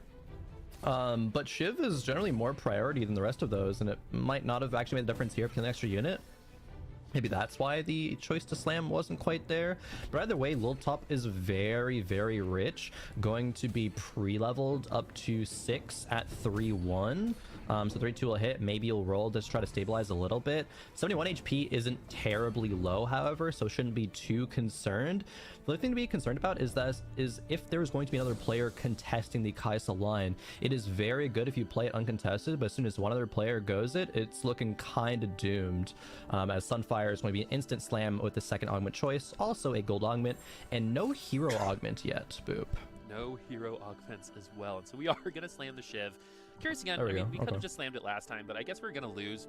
We actually maybe lose by max 1 less unit, right? If we do slam it. So maybe we just knew and just wanted to wait. Yeah. Sometimes if you keep your components open, you do get a little bit more flexibility in how you're going to use it, even though the solution might feel really obvious, right? Because maybe we get a bow at another point in time and we can use this tier in a separate situation. But he did put the tier on the pencil, so that was the thing that was kind of getting at me. But we're also looking at Kurum on fire, by the way. Again, last time he got a pop you with the tier was a fast 7th. So this time around, it does seem to be going a lot better for Kurum X's. We're still riding around a little top right now. Oh, look at that. You ask and you shall receive. There you go, yeah. Gadgeting being played by Kurum as well. Looks like he has Jeweled Lotus and Ludens as well, so definitely this AP direction. This is a very good board for 3-2 to carry forward. This win streak is now 5 wins in a row for Kurum X, and this is gonna be a big day for Kurum. Kurum barely kind of squeaked through the day yesterday. I think had 28 points, won some tiebreakers, and especially like you were mentioning yesterday, coming from Defender Cup, Kurum being really, really hard on himself and saying that, no, I'm going to really, grind and make sure that does not happen again. And Kurum is already proving that, especially here in day 4 with the first place in game 1. Yeah, I completely agree. And there's no like scarier type of player than someone like Chromex coming into the last day behind, in my opinion, right? Because I think some people do play better from behind, and Chromex might be one of those people. I'm definitely one of those people. I get a little complacent when I'm ahead, to be honest with you. Yeah, fair. No, it's definitely something to say. Like when your butt's in the fire, it's like, all right, now it's do or die. I definitely personally Right? at least perform under that pressure back when I was competing as well. I think it's almost addicting in a lot of situations. And if you're That's a pro great way player, to put it. yeah, if you're a pro player like Kermex who's been around the scene that long, you're very used to it as well. It's kind of that comfort spot. Yeah, exactly. He actually talked on Don't Talk If You Don't Know about being complacent in some of these tourneys and how like good results were good enough until Defender Cup, and it's just so cool to see that kind of growth because he didn't have to do that, right? Yeah. He was successful. He's a successful streamer, and this is like complementary to a lot of the really successful streamers here that compete because you know they bring a lot to the community, and it's good to have them here. So, 100%. yeah, we're gonna see Lil Top get that bow. So everything that we said about maybe why he left the tier out did actually happen, but he built the shiv. Yeah, anyway. I was actually going to comment on that and say maybe the reason why is that if the next augment is like Prismatic, he gets Radiant Relics and goes like Radiant Yeah. Shiv, but he put the tier on the Kaisa anyway, so that kind of makes that point a little moot. But yeah, there's still some consideration to not slamming, especially if it doesn't make a difference going to that next round. Yeah, and again, just overall, not creating item components is more flexible for you, Yeah. right? But in a meta like this, everyone's making their items right now. Yeah. So we are going to do a little bit of a transition here. Big roll down, yeah. Yeah, at level 7, only 23 gold. Leveled, I think, had like, whoa, Echo 2 Okay, coming hey, through, even Echo, before the Echo, Kaisa Echo. 2, another Echo in the shop. An extra one? Yeah, okay, at least has the Neela now to get 3 Starter Guardian online, but as cool as that Echo 2 was, Lil Top didn't find anything else. No Kaisa upgrade, no Vayne upgrade. Rest of the front line is very sus, and there are no Echo items to make sure that this front line has staying power. It's just the raw upgrade of the Echo 2. I'm still really concerned actually for a Lil Top spot, especially with rolling as deep as he did and not being able to sell up to 20 here. Gonna take a while to recover that economy, and Kaisa 1 will fall off as we reach stage 4. All right, Lil Top did take the victory there. Setsuko is playing Underground, folks, so that is the reason why we are seeing that low HP total at the moment. I'm sure once they cash out, we'll know for sure what's exactly going on. Replay did lose out. These items were really good in stage 2 and maybe at the beginning of stage 3, but not right now. We need the items are good. The units right now need to be a little bit better. Yeah. So how many times this weekend have we seen items just get stuck on Senna? Yeah, I mean, at this point, you expect that to be the case, so we'll kind of see if they are stuck or not as we get into stage 4, but this is fine as of right now. The only concerning thing is, yeah, the 1-star units. It seems like the trend of a lot of players' boards, like they have one frontliner that's upgraded and everything else is not. But even actually taking out the Wukong 2, playing a Rammus, so every single unit on this board from replay is going to be 1-starred. This does a lot of damage, not quite enough, unfortunately, here. Maybe killing one more, but no, not even that. That's a 6-0 loss from replay. That does not feel good, especially with as much you want 4 items being dedicated to Senna's to kind of save you. It's funny, it was a 6-unit loss, but they also gave him 1 gold, so it's like, but here's a tip. Yeah, Right? just a little bit. Yeah, just to soften the blow just a little bit. As we move back over to Setsuko, here cash it is. out, 5 underground. Cash out time. Man, the 2 declaws is a little unfortunate. It's not bad, but Setsuko, is he going to consider to continue this heist? I think he's thinking about it. I would probably consider. cashed out. So what I think this play shows about Setsuko is exactly how someone should think about it, right? I think the general play would be to take it, right, at this point in time. However, the situation that was presented, I think, warranted some extra thought. Yeah. Right into, hey, I could get better, but when I cash out, I'm going to have maybe 0 HP or like 7. Right, and sometimes they need that extra loss to get their boards ready and stuff. I don't think Setsuko will, but it's a good thought process to go, well, it might be a snap pick for some people. It's good to think about it sometimes when in that specific kind of situation when you're offered a double item like that. And there's a lot more AP, but it's not doubles, declaw AP right now at this point. But it's good HP regen. The only consideration there for Setsuko was we know he was running 5 undergrounds. That means you'll need to lose 2 more times to get an extra 10 levels of that highest and cash out again, which was doable. He doesn't quite want to play that risky, however. He's okay with this cash out. Still 8 loss streak. Still is playing 3 underground because of the Vi and the Samira. So is potentially going to get to cash out again, even if it's only for 5 gold and 1 component or like 11 gold. Setsuko is very rich, however. We know he's probably going to level up next round and try to stabilize. And this loss, if we were in Soju's chat, everyone would be spamming Neil because that's not even a loss. 33 is fine. Setsuko, it is go time right now. All right, here's our last augment. No hero augment. That's happened to us twice or 3 times now, actually. So, yeah. What is it going to be? Battle Mage Brawler Second Wind. We have no rerolls.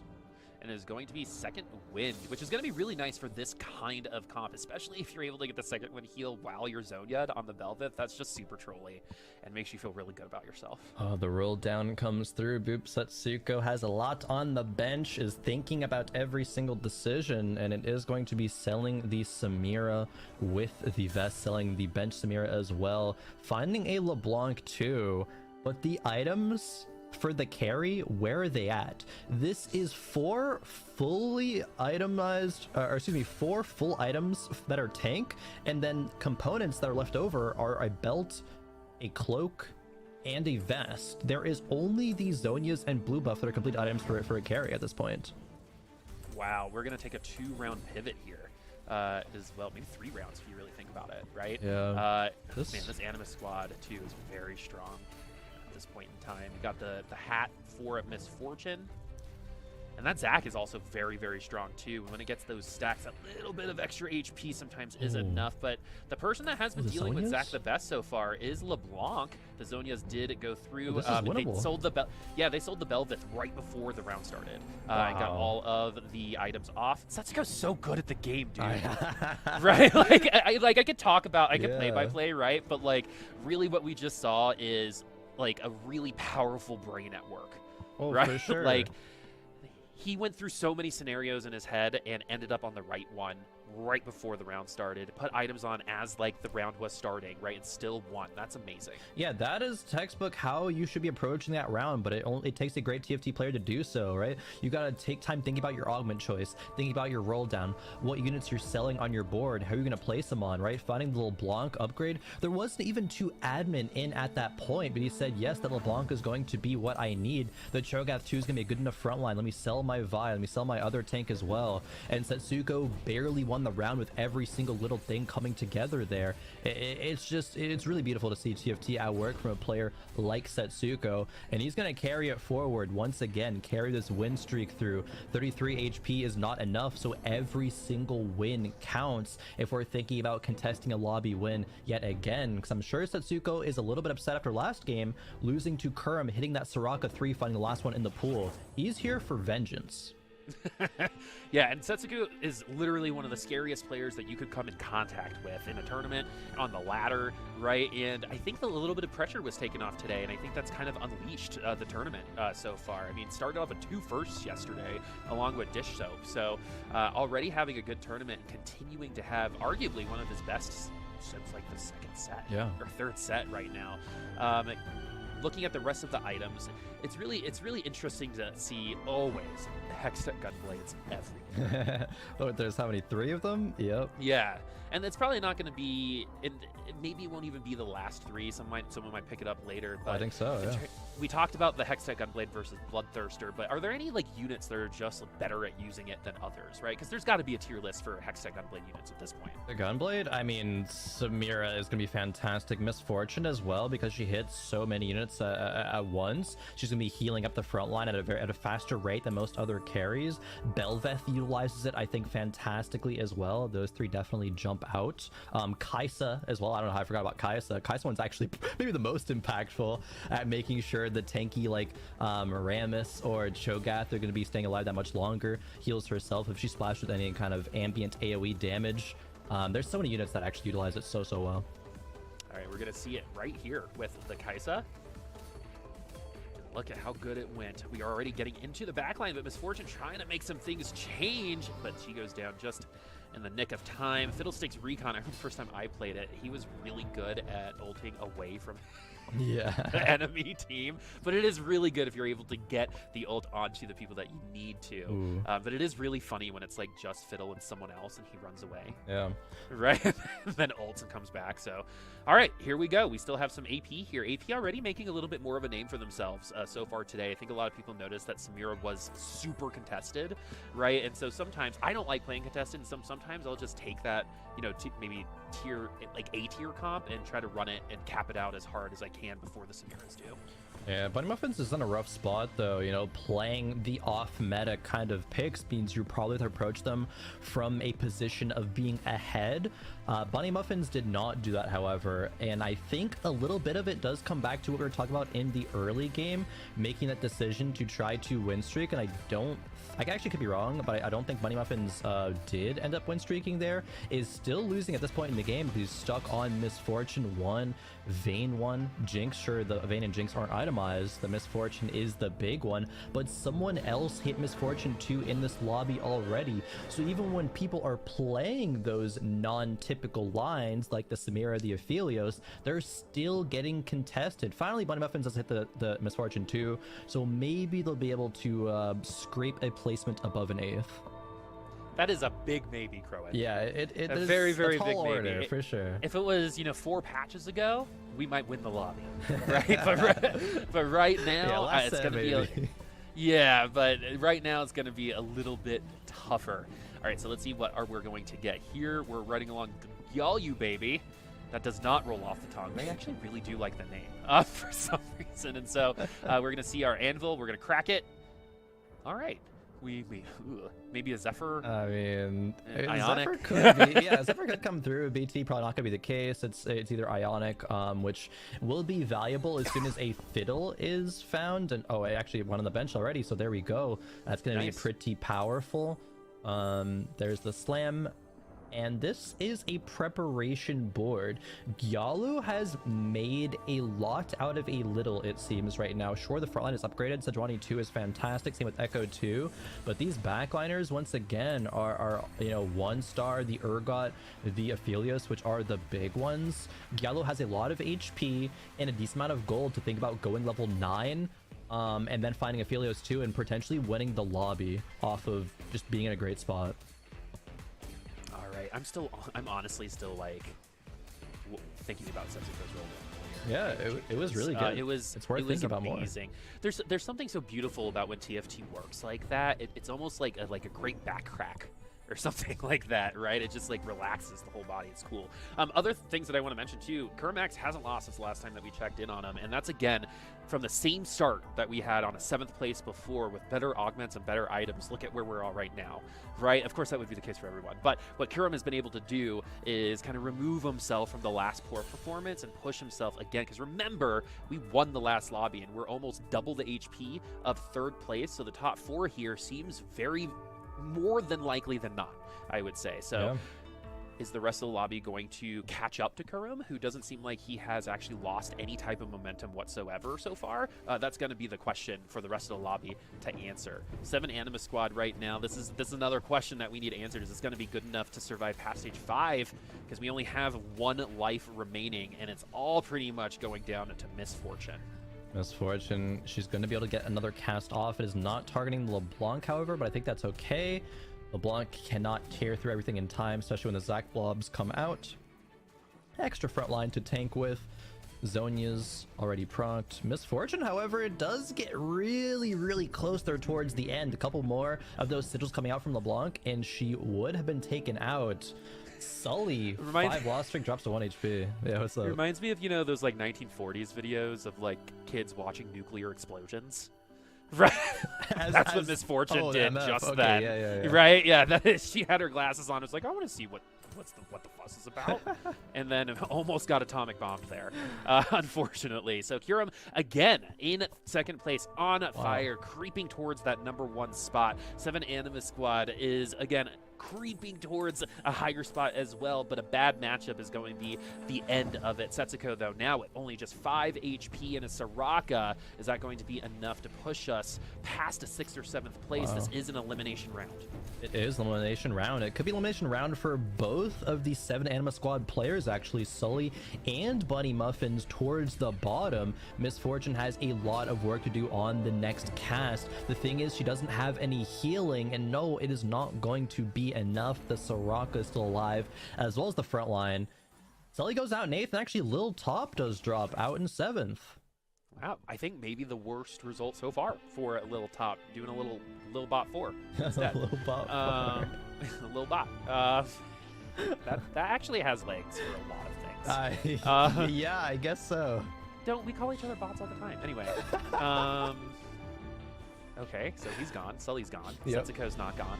Look at how many items Setsuko has completed, though, because of that highest. Jesus. Oh, I know. That's crazy. That is so That's many 10 extra completed stats. items. Comparatively to like 6 that other players will have at this point. 6 Some or people 7. will have 7 components after Wolves, let alone 10 completed items after a heist.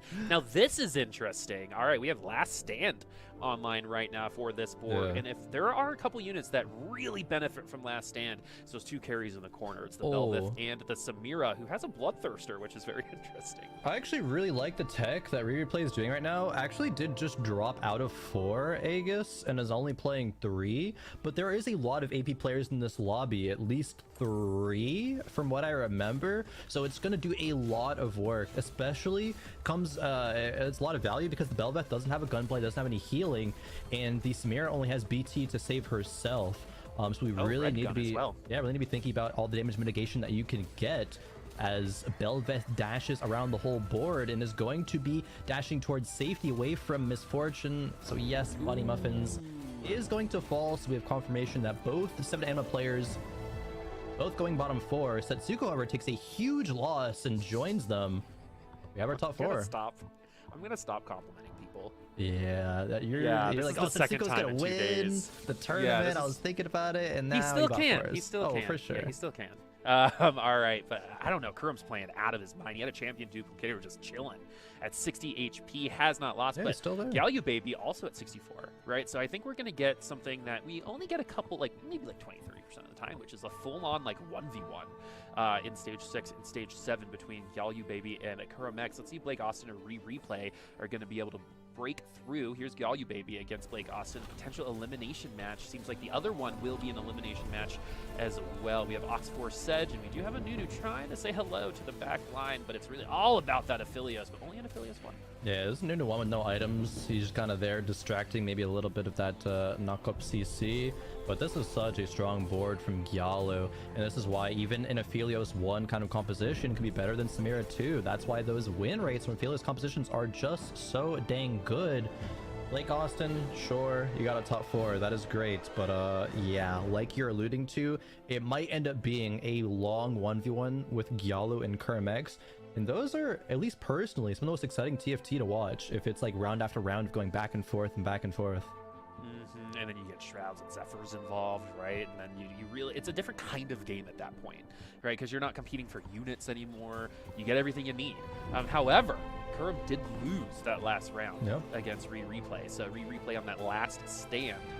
Love that Replay, by the way. That's really Last Stand is coming in hot right now. So now that this itemization is going to be quite important, I wonder if someone like Replay is going to look for maybe some Omnivamp or what kinds of items that we're really looking for right now, because usually we're kind of filling out our front line at this point, or getting our last carry item, as we do get 2 No way. Aphelioses, and a tier 2 Samira. Disgusting. What a pack that was. Level 9 though, right? That's the whole point of level 9. Exactly. It is. Level 9, you're going to be hitting these legendaries tier 2. Unfortunately, no other fiddlesticks, but I think Gallo is fine with this.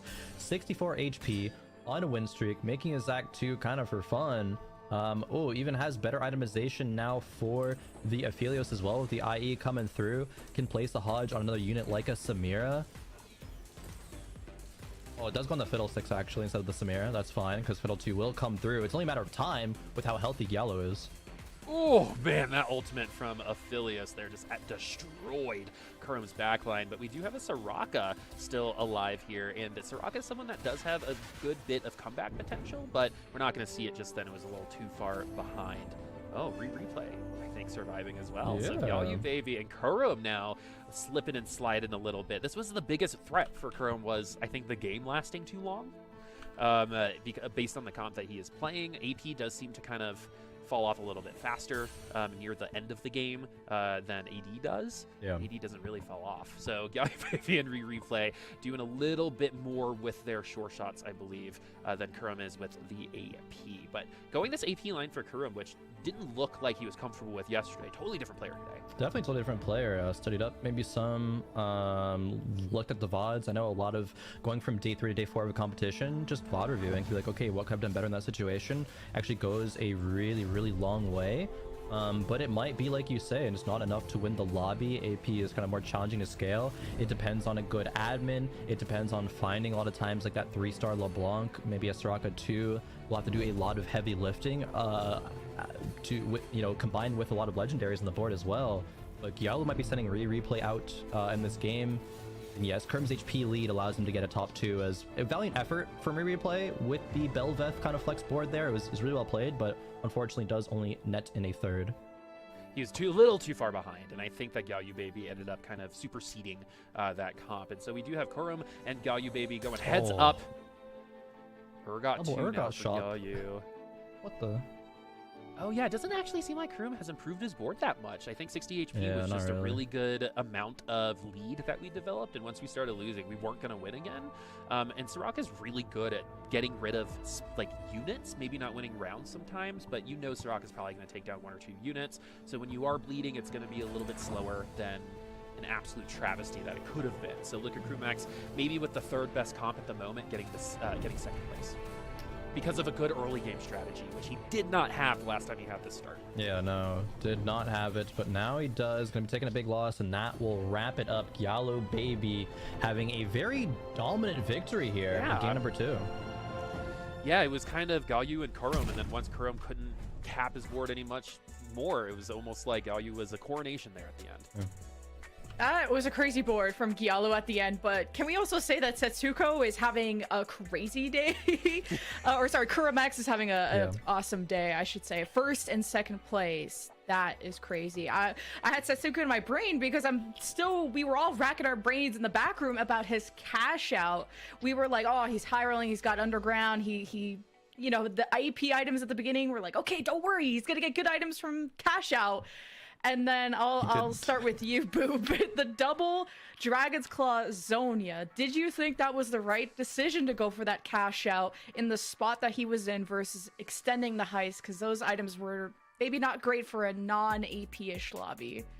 I think it was the right decision because I think a 7th or 8th would have been more likely if he waited, right? Because he had, I think, 41 HP at the time. Yeah. So he would have had to lose 3 more times and he wouldn't have had a lot to work with. So it would have been more likely to lose off of a single round than the couple he had here to kind of get that 6th place.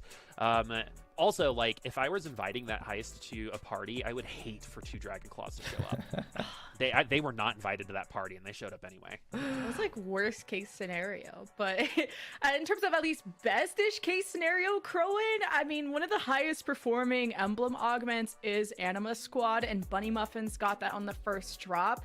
Why is Anima Squad emblem or that augment so high performing, and why didn't it work out for Bunny Muffins? Oh, why didn't it work out? Contested. Unfortunately, it took a lot longer for both players to get online. The front lines weren't quite there, being stuck on Misfortune 1 for a little bit too long.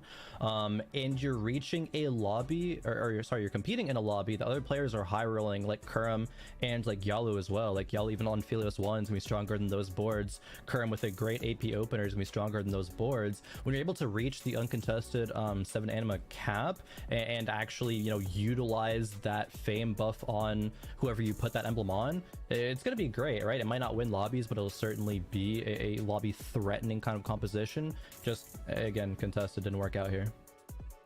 Yeah, the idea was great. Execution, it sucks when you get contested, but the Anima squad got some great buffs, and it's surprising to see not a million misfortunes, just like we did in Defender Cup, where she was just everywhere. And boop, we don't get to see Last Stand a whole lot. Replay ended up with that in 3rd place. Tell me about the strength of Last Stand and how to play around it, considering you don't get anything until you die. Right, and I think that's what's so fun about it, right? It's stats that you don't get until you need them, like at the very most opportunity, right? And so the stats that you do receive are going to be able to compensate for some of the losses that you just had, right? And so you have to make sure that your team comp is going to be able to utilize those stats to the best of their ability, and then move past that, right? That's now your baseline. So what are you going to do to add to that? And I think that's probably one of the better ways to think about Last Stand. Once it triggers, right, that's a little bit of a thought process on what is next for me and how do I get to best on board, because then positioning gets into play, because now you only got one more shot, right? So you got to play perfectly from there on out. And I actually think Replay did really well with Last Stand. I think those extra stats were enough to take some HP away from Kurum. If Kurum had maybe 20 HP less, he probably gets 3rd. Yeah, and beyond that composition, Crow in 3 out of the 4 top comps were all around sure shots, or mostly Samira. Giallo ended up moving his items, I believe, to Aphelios 2. Replay had a Samira Belveth duo carry. Blake Austin had a Samira sure shot 4. What were kind of the main differences between those 3 compositions, and why was Giallo's comp just the best one out of all the sure shots? Yeah, if I remember correctly, Blake had the Samira carry the 4 sure shots. It was Aphelios 1 and wasn't itemized, and there wasn't any other Aphelioses or Samiras to be able to swap the items over. And arguably, even if he did swap the items over to Aphelios 1, it wouldn't have been stronger because Giallo was had a higher pace. Replay, I think, actually had a really good recognition of where going back to the Last Stand augment is so good, because of having 2 I think the Samira wasn't fully itemized, but the Belveth was fully itemized, and he's able to abuse the rest of the lobby with some great positioning, and the fact that Belveth can sneak into those 3rd places. Kurum just so far ahead with his AP line, preserved a lot of HP really well, but Giallo obviously just ahead of the rest of the pack.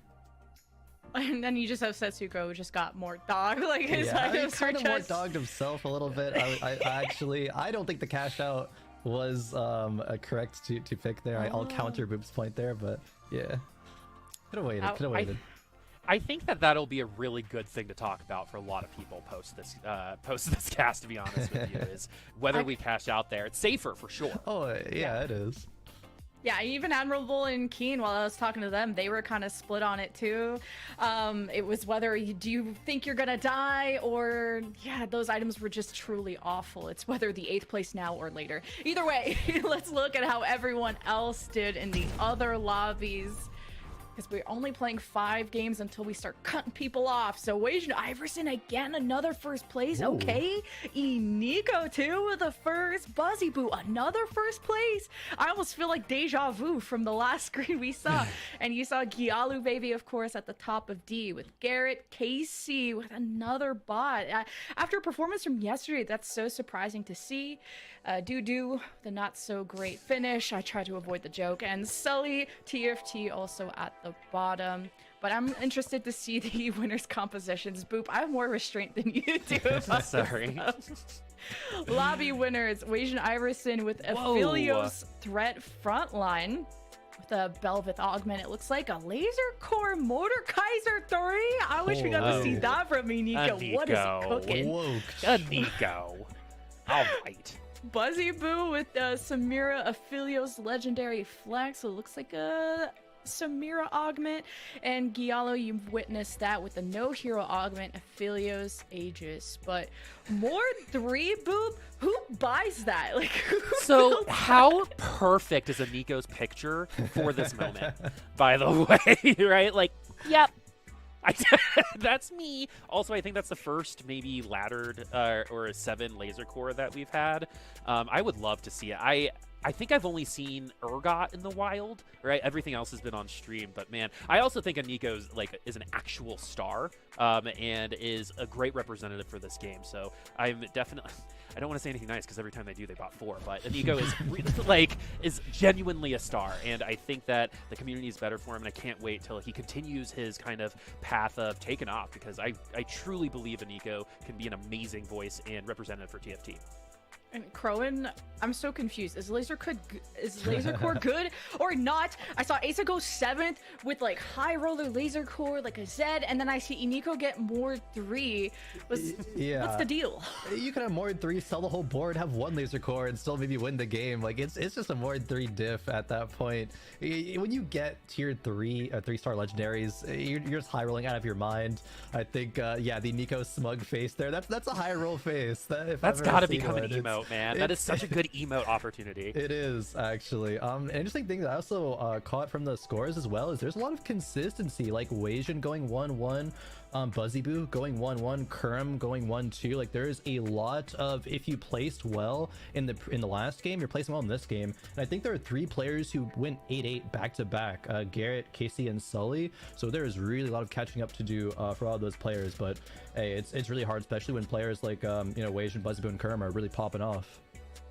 And then there's players that are having a not so great start. Garrett double 8th, Casey double 8th place, and then you have Wasian Iverson, like you said, and Buzzyboo with the double 1st place. So, Boop, we talked yesterday about kind of the gap between the top and the bottom. Is that more evident today to you? I know we've only seen 2 games, but I would say statistically, of stats that I make up, that day 4s usually look like that, I would say.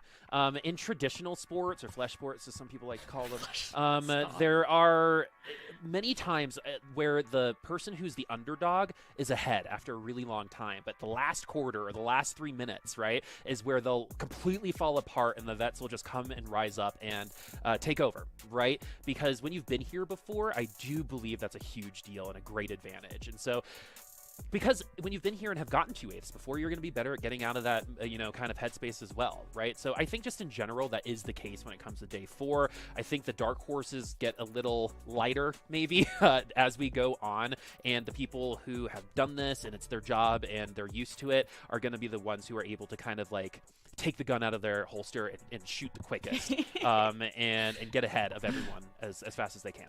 You know what our job is? It's yapping.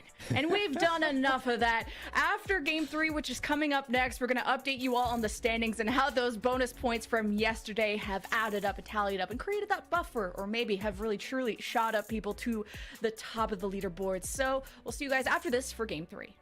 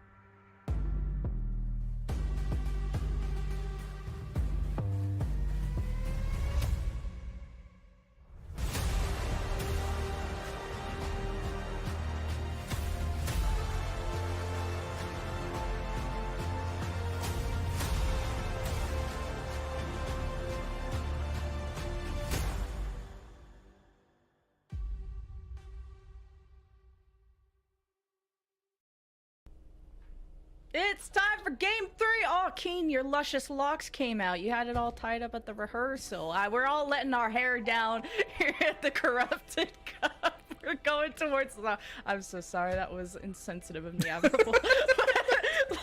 VC's coming up. You got the players at the bottom. Admirable, who you stoked about? Honestly, Kurum X, I feel like is having a killer day so far, and this is who I'm most looking forward, I think, to watching in this one. I honestly thought that this set might actually be a setback for Kurum, given how many different lines and stuff you can take, but he continues to show like his big performance in this one. And one of the big ones I look back at is he was just on a podcast with Frodan and Bryce Blum, where he talked about his performance in Defender Cup and how it was actually motivating for him, the fact that he got so destroyed in Defender Cup. And we're kind of seeing that come through here today. He's got a first and a second place finish on the top of these lobbies right now. That is a huge start for these first 2 games, considering it's 5 until we have our player cut off. And Keen, only Kurimex and Iniko have had back-to-back top 4s. Kurum with a first and second, Iniko with a fourth and first. Everyone having mixed results so far. We're entering game 3. Is it time to start worrying? Because we have a 5-game cutoff today. I don't think just yet. I think after this game, you do start to worry a little bit, but it's only game 3. We're not even halfway through. I think you still want to keep your cool. Just play your best TFT. There's no real reason to panic just yet, unless you're sitting on that, like, you have 2 points, you've gone 8-8. But if you're in the middle of the pack, I think it's fine to just kind of relax. Even at the 8-8 mark, you know, you can flip that around pretty easily here if you can get a first and then a first. And I say easy, but, you know, it doesn't matter. Just hit. And, you know... we got a lot of TFT ahead of us. There's really not much you can, like, you just can't psych yourself out. You can go into this game and say, okay, I need a first, but that doesn't matter in the grand scheme of, like, this is turn 1-1. You just turn 1-2. You just take it one turn at a time. You play the best play you can make on that particular moment, and you don't worry too much about the result. You just have to play your best TFT, and you just have to stay mentally ready going into the next game here. As we'll have to stay mentally ready for a few more minutes until all of our players are ready to go. As Admirable, Nico's board, when he got first place, was off. I don't know if you got to check it, but it was a Laser Core 7, Mordekaiser 3, after we just casted Asa getting 7th place with Laser Core. How does one become so rich that you get 3-star legendaries? It's such a rare occasion. It definitely boils down to that point, to a lot of how the tempo of the game is going. You know, we talked about Laser Core and how playing it from behind typically is a weaker option, because at a certain point it can have a drop off, and it's at a certain point it also could just have bad matchups as well. Like, you can just get completely outpaced by somebody because they had a big spike, say with an underground cash out, or they saved up a pile of gold and had a spot where they were seeking down a major spike and try to take over the rest of the lobby.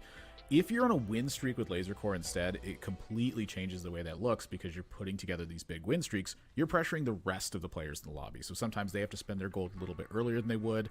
That can prevent them from having a high of a spike. And if that win streak continues to go through, you kind of just get to do whatever you want at that point. And so at that point, it's about putting together that unbeatable board. And that's basically what the Mordekaiser 3 is in that spot. We've been seeing a lot of 3 stars in this tournament with big units, and a lot of that boils down to players managing those positions super well. You know, those things you do have to still get fortune's favor on your side to accomplish something like that. But the point is, you have to unlock that opportunity. So you have to A, recognize that it's there, B, have the time frame to get there, and then C, get lucky in order to hit it. That's a lot of, you know, order of operations to get something like that done. But it's not much of a surprise to me to see high caliber players taking those opportunities and fulfilling them once that opportunity comes up. It's all about assuring that certainty of, I believe he might have had level up, which helps high roll everything you need in that composition. Our game 3 is ready though, so boys, have fun. Turns out getting a lot of levels and getting big units is a really good way to win some TFT. So coming into this lobby right now, 2 players I'm looking at on the right side of your screen are going to be Dudu and Clear, who are sitting at 4 and 6 points respectively. I think this is a point where maybe they're going to increase the risk that they're taking at this point. But as you said, we're still just in game number 3. We're not even halfway done. But after this game, we'll be more than halfway. Yeah, I also just want to just quickly touch on that Mordekaiser point. It's like, if you're hitting Mordekaiser 3, you're so far ahead that you also could have just played like another Urgot or another Fiddle. It's very much a luxury anytime you hit a 3-star legendary. Oh yeah. Just a little, you know, kicking a kid while they're down on the ground. Well, see, to me, it feels like you're just kind of like ending the game before the game ends. You're kind of like saving everybody time at that point. Where you're like, okay, let's just go ahead and go to the next one, right? I mean, this is how far ahead I was. So I view it more as like a favor. Yeah, that's definitely a favor from known high roller Nico. We'll see if he's able to high roll again in this lobby here. I'm looking at Dish Soap. We saw him go 4th and 5th so far today. He finished 1st overall in points yesterday, and it's very middling start. Certainly not a bad start by any means, especially when you have the extra 3 points. Going 4th and 5th all day might be enough to get you into the final 2 lobbies.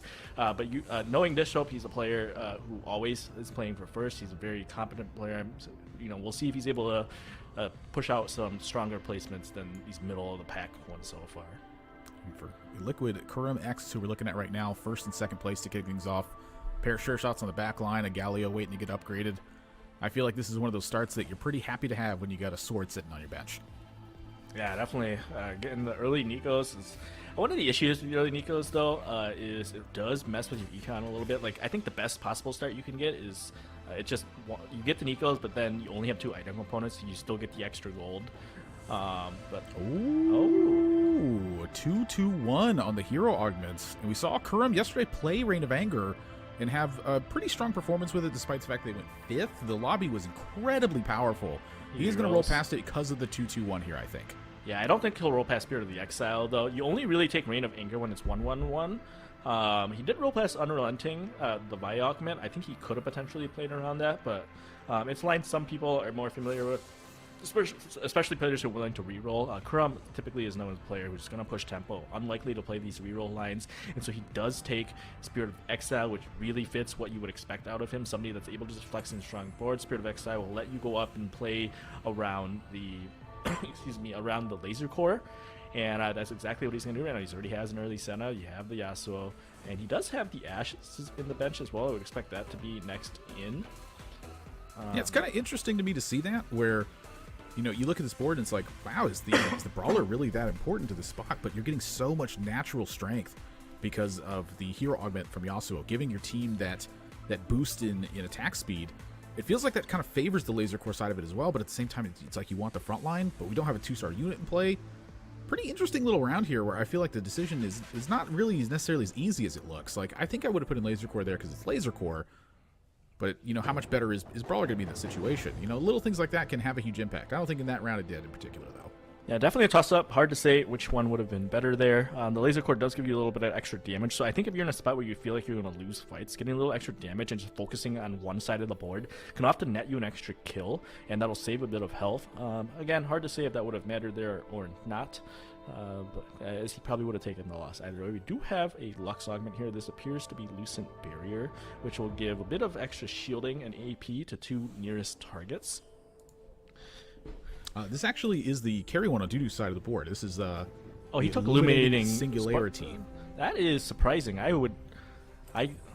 I guess the other one's not super great either, but taking this augment and playing it on reroll Lux is a very, very risky spot because so much of the lobby is hitting 2-cost carry augments, or even though that carries is 2-cost augments. One of the issues when you're contesting around a reroll augment in a 2-1 hero augment lobby is that everybody else is going to be a lot stronger earlier because the hero augment just amplifies your board strength early. It gives a lot of people immediate direction, so they're able to just pick stronger boards. But hitting 6 Luxes naturally is going to make this line a lot better. So the issue with this line is when you get stuck on it, but if you're just naturally a bunch of Luxes, that's pretty good.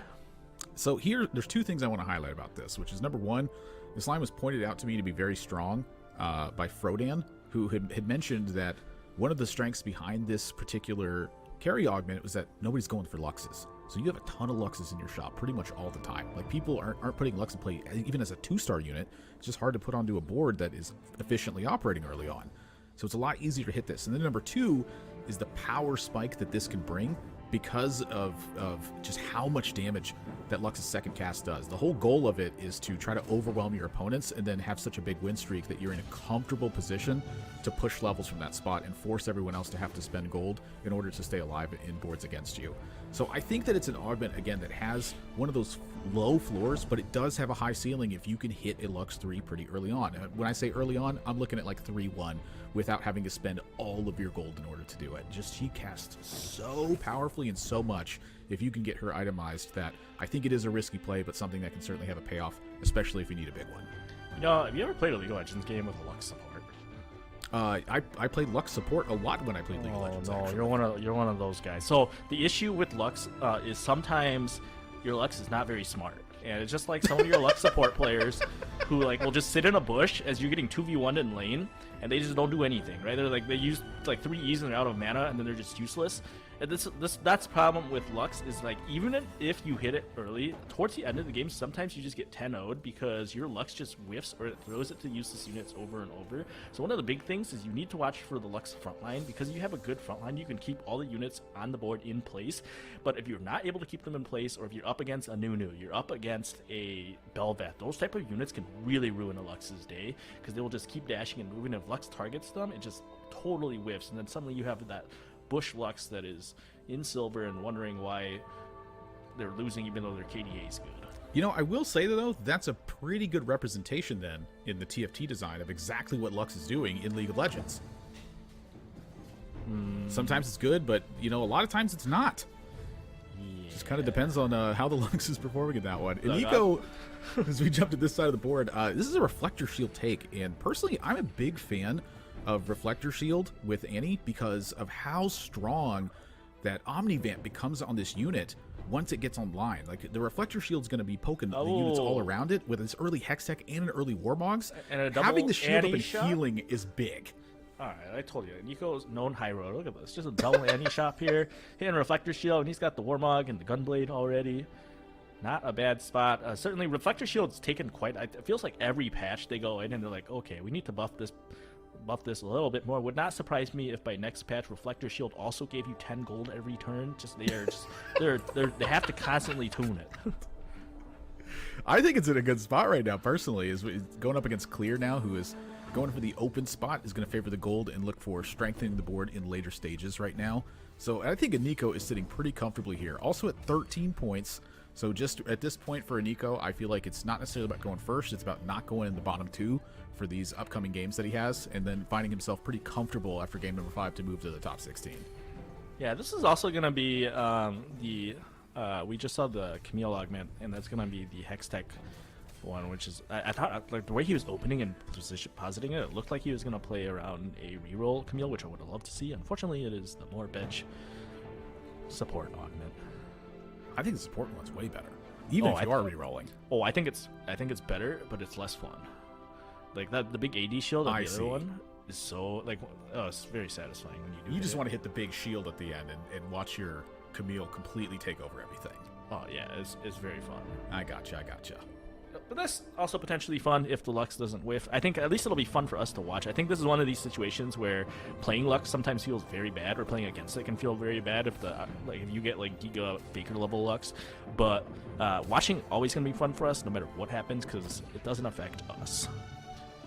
Pretty decent spot for it, I'd say, in Dudu's position as well. Like, you know, frontline items I think can be very important for this composition, because you want your opponent's frontline to like collapse around your very strong frontliner, and then for the Lux to just hit a clump of units. That's going to be a big point of it here. So now for Dudu, it's how far do you roll if you're going to roll here? Oh, I would send Lux. it. You're going all in. You're talking at 0 7? gold? At 7, I'm going to 0 here. Okay.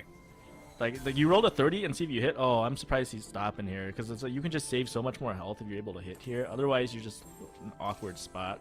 Like, we were talking about this yesterday off here when we were talking about like Chinese players being way aggressive at this spot. I think this is one of these situations. You're at 7 Luxes, you just send it here, go down to 10 even, and you just go 10 every turn until you find the 8th Lux, and you just donkey to 0 after that. But I could be wrong. I know the math says to roll to about 30 here if you're looking to be efficient. And he's still at 7 Luxes, so he's still quite close. He has great items. Certainly not a bad, or, you know, certainly not the wrong decision to stop there. It's very interesting to me. Again, it's like the divide I see between players who will be very aggressive here and players who will tend to be a bit more conservative. I'm curious if Dudu needing a huge finish here is one of the reasons why he's being a bit more conservative with this. He's not hunting down a top 4, he's hunting down a top 2. As we roll into a prismatic augment afterwards, and let me tell you what, this is not necessarily the position you want to be in if you are re-rolling. That was a very fast reroll from him. One of the things he could have actually done is taken the Cursed Crown and just send it for the Lux here. And if he's able to hit, it just gets a couple extra units in. You have a lot of other stuff that you can play because you're rolling all your money. Instead, he's just going to go with a much safer Celestial Blessing augment. I think this is... yeah, like, it's just safer. I don't know if it's the right play necessarily, but he skipped over Preparation as well. It's just a few things dude did pass up on. So the board's fairly weak right now, and it's entirely reliant on what the Lux decides to hit or not hit. Oh goodness, I'm getting a tad worried now because we've hit 0 Luxes in these last few rolls, and again, this needs to get online quicker rather than later. Like, I mean, if you're gonna roll there anyway, you should have just rolled last turn. Is kind of my point. Nico has a mech emblem on the Annie. Oh, that is very fun. So I am very excited to see where this goes. this is very woke, you know. Because I've seen a few other, like, I think that's one of the unexplored lines in this game is meching something else, because it's so awkward to actually get reps in that and to know if it's like good or not. But this does, because there's no way Nico has that many reps on Mech Annie. With Reflector Shield. With Reflector Shield. He does take the loss there, unfortunately. Sometimes, like, I mean, there's a Lux targeting diff, but we'll see how that goes. Let's keep track of that Mech Annie up the game. It could be very, very big Annie. Yeah, I will say that I do have an unrealistic amount of reps with meching other units, and it's probably because I hunt it down. But what happens is when you take the mech emblem and you're going to focus on building out a completely different unit, it shifts where your inflection point is. So naturally, you need to be finding big mechs towards the end of the game, and that's really going to be dependent on who you're meching. If you're meching an AP unit, you don't need to have 5 mechs. If you're meching an AD unit, you typically want the 5 mechs. That way you can get that big damage boost at the end. Over on clear side of the board, it looks like he is committing to a reroll option here. And sitting at 5 Camille's with a golden ticket is really one of the ways to get this done. This tremendously boosts the time frame of getting 3 stars online. Yeah, it's really interesting to commit to this reroll Camille. He only had a couple early as well. I'm wondering what triggered this decision, if this is something he just plays a lot.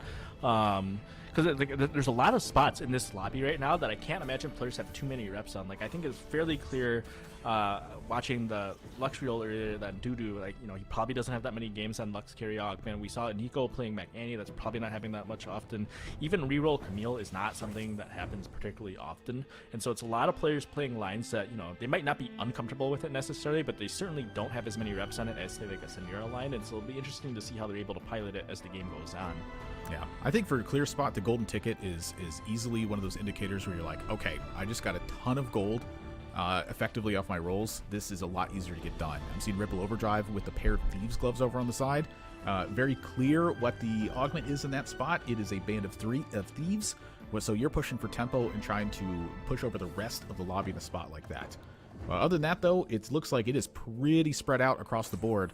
And this is with Underground in that you have a pair of Thieves gloves as well. So even if you're taking losses in this spot, what's happening is you're trying to soften the blow by having this extra number of stats in play.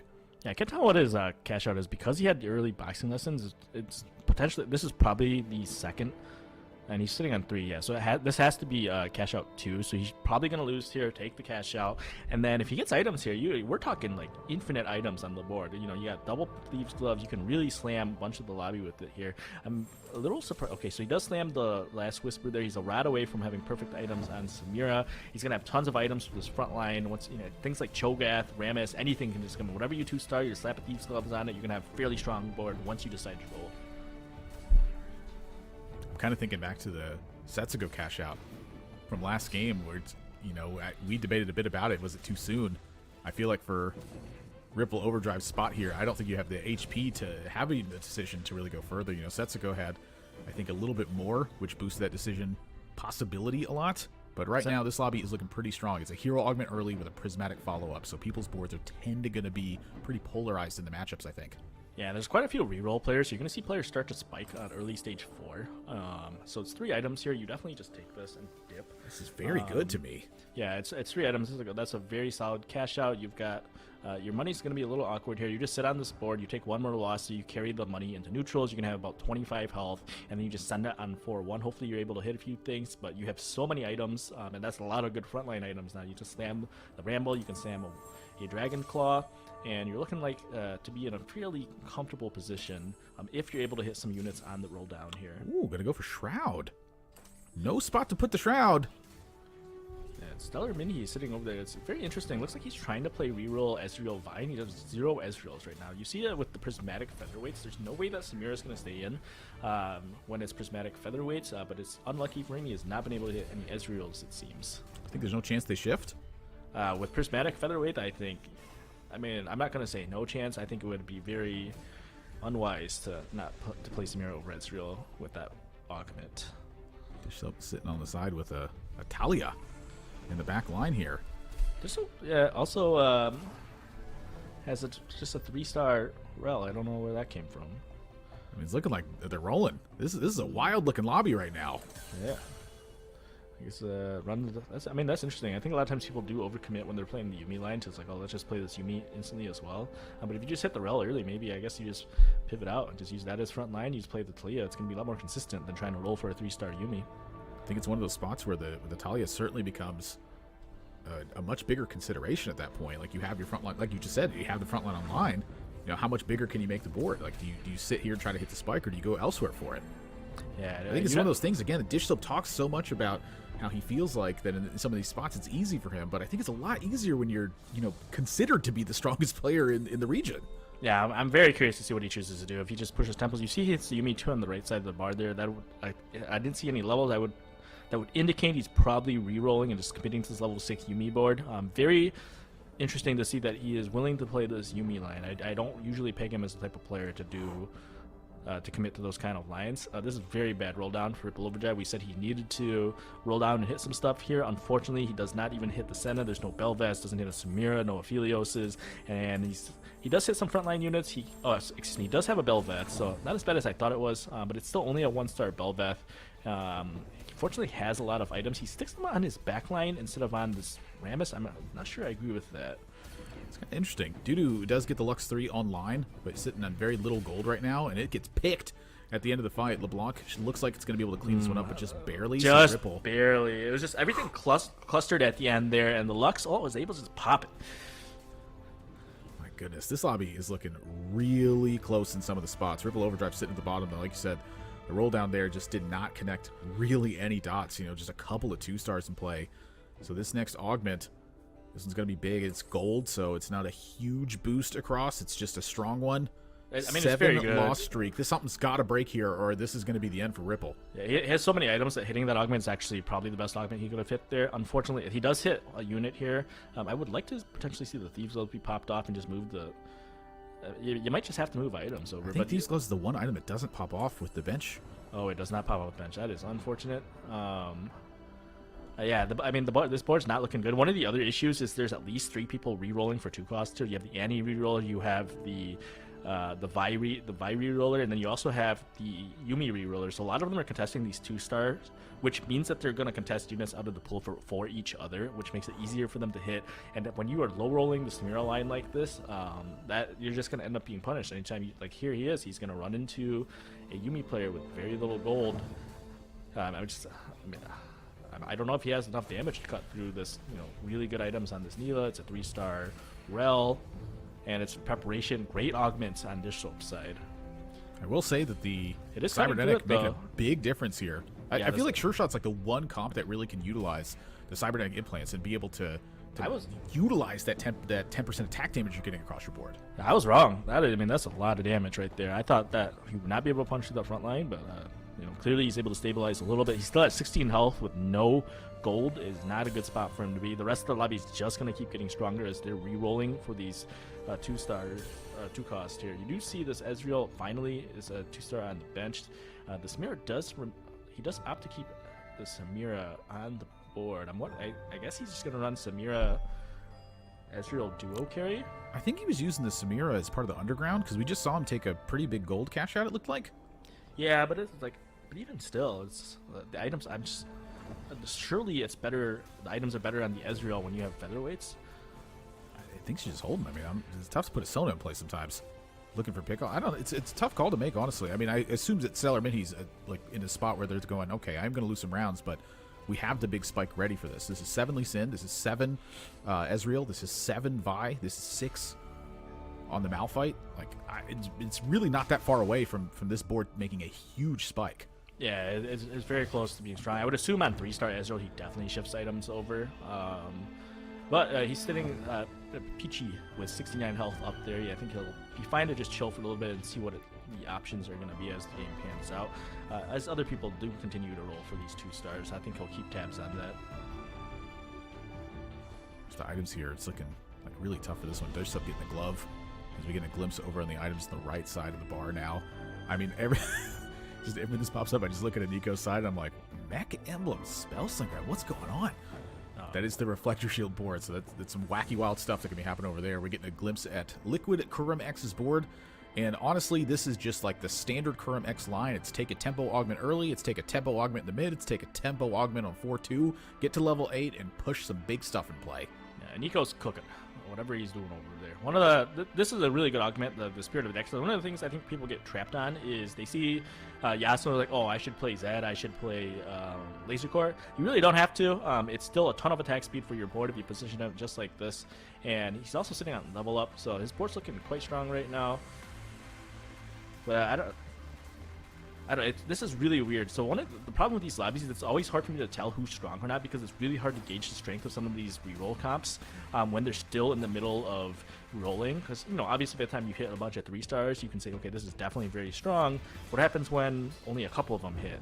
It's hard, really difficult to gauge the power levels. I mean, I definitely agree with you on that one. It's like the middle of the game. It's like you mentioned having the reps early on these lines. It's like they don't come up commonly, so being able to gauge that strength in the middle of the fight, it's like how often did they come up for you? Like we're seeing, 4 or 5 players take these somewhat unique lines in this one. I think that Dish Soaps is the only one that's like a standard line of play right now. Yeah, Dish Soap's struggling down here, 25 health. Wow, Yuumi really wants to be winning the stage. Fortunately, he does still have quite a bit of health. He's not going to be able to hit the other 3 stars. Yuumi really has a chance to win out when it does hit the Malphite, when it hits the Lee Sin. The game plank usually you can get away with, and then you're able to push levels and then roll for the Neela. Unfortunately, because he's contested, he's not going to hit the Malphite, he's not going to hit the Lee Sin. It's just basically at this point, hit the Yuumi, and even after you hit the Yuumi, it doesn't really have items, so it's going to be a little awkward. And he does go against this big old Annie here. How did this Rel get back here? This is... what on earth? Alright, this Annie is... doesn't feel like it's doing anything. I gotta be wow, honest. I mean, this is a pretty bad matchup for it, I think.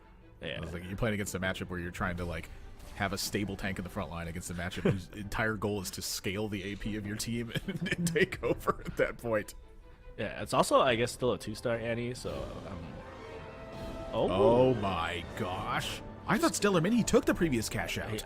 He did not. This is that's gonna be 4 cash out, I believe. Oh my gosh, that is a ton of gold for this. Or is that the 4 cash out? I don't know. That's a ton of gold. He should be able to hit everything here. And fortunately, it happens on the neutral round as well, so you can just sit here and roll for fun. Oh my word. Oh, so that's Ezreal 3. He's got to keep a spot open on the bench to keep his Zona option open as well. I think he has to chill. I don't pick up these orbs. No, they could be things. No, I'm not worried about that. The item is the only one I'm worried about. Yeah, you can't pick that up yet. Well, you just sell the Samira now, and the Ezreals are going to clear. We got 90 gold on the bench we got to use. All right, this man has so much money. I feel like I got some student loans, and I need some help. Snap takes the tier, and here's the shift. One of the things I've noticed about Stellar Minhee is the APM from this, and the concentration and recognition of the spots that are coming up. Like, this sort of stuff I've noticed that players tend to take a little bit longer on in the last couple sets because there's so many more decisions to make. For Stellar Minhee, the line is clear here, and we're seeing him shred through 100+ gold in 2 rounds. And do so pretty comfortably, it looked like. It's clear, and also he cashed out on a neutral. I feel like most players of this caliber should be able to handle this situation. I bet you most of our Twitch chatters, I don't want to, like, belittle you guys. I know you're all challenger, but I bet you also could have rolled down most of your gold in this situation just because it happened on a neutral round. Just the timing was really good for Stellar Minhee here. And now he's hit everything. The board is quite strong. He just needs to push tempo, push some levels. He's got 70 or 30 gold. My man's in a good spot. Ascension here too. We saw it just snap a backline unit right off the bat. I think this board maybe just be too strong for some players to overcome. Ripple Overdrive is going to get knocked out in 8th. And Nico, the Mech Annie, is not holding up right now. Kurum down to 13 HP. Is this a timing where everyone just spikes and suddenly... oh no. You're just getting dominated across the board. Oh, he has to sell the Dravens. Wait Is Draven the new mech here? Wait a second. It is not. Wait, what? What just... I'm just going to let him do his thing. I guess he wanted to remake Annie? Is Annie 2 enough? Alright, Nico. It's a good question.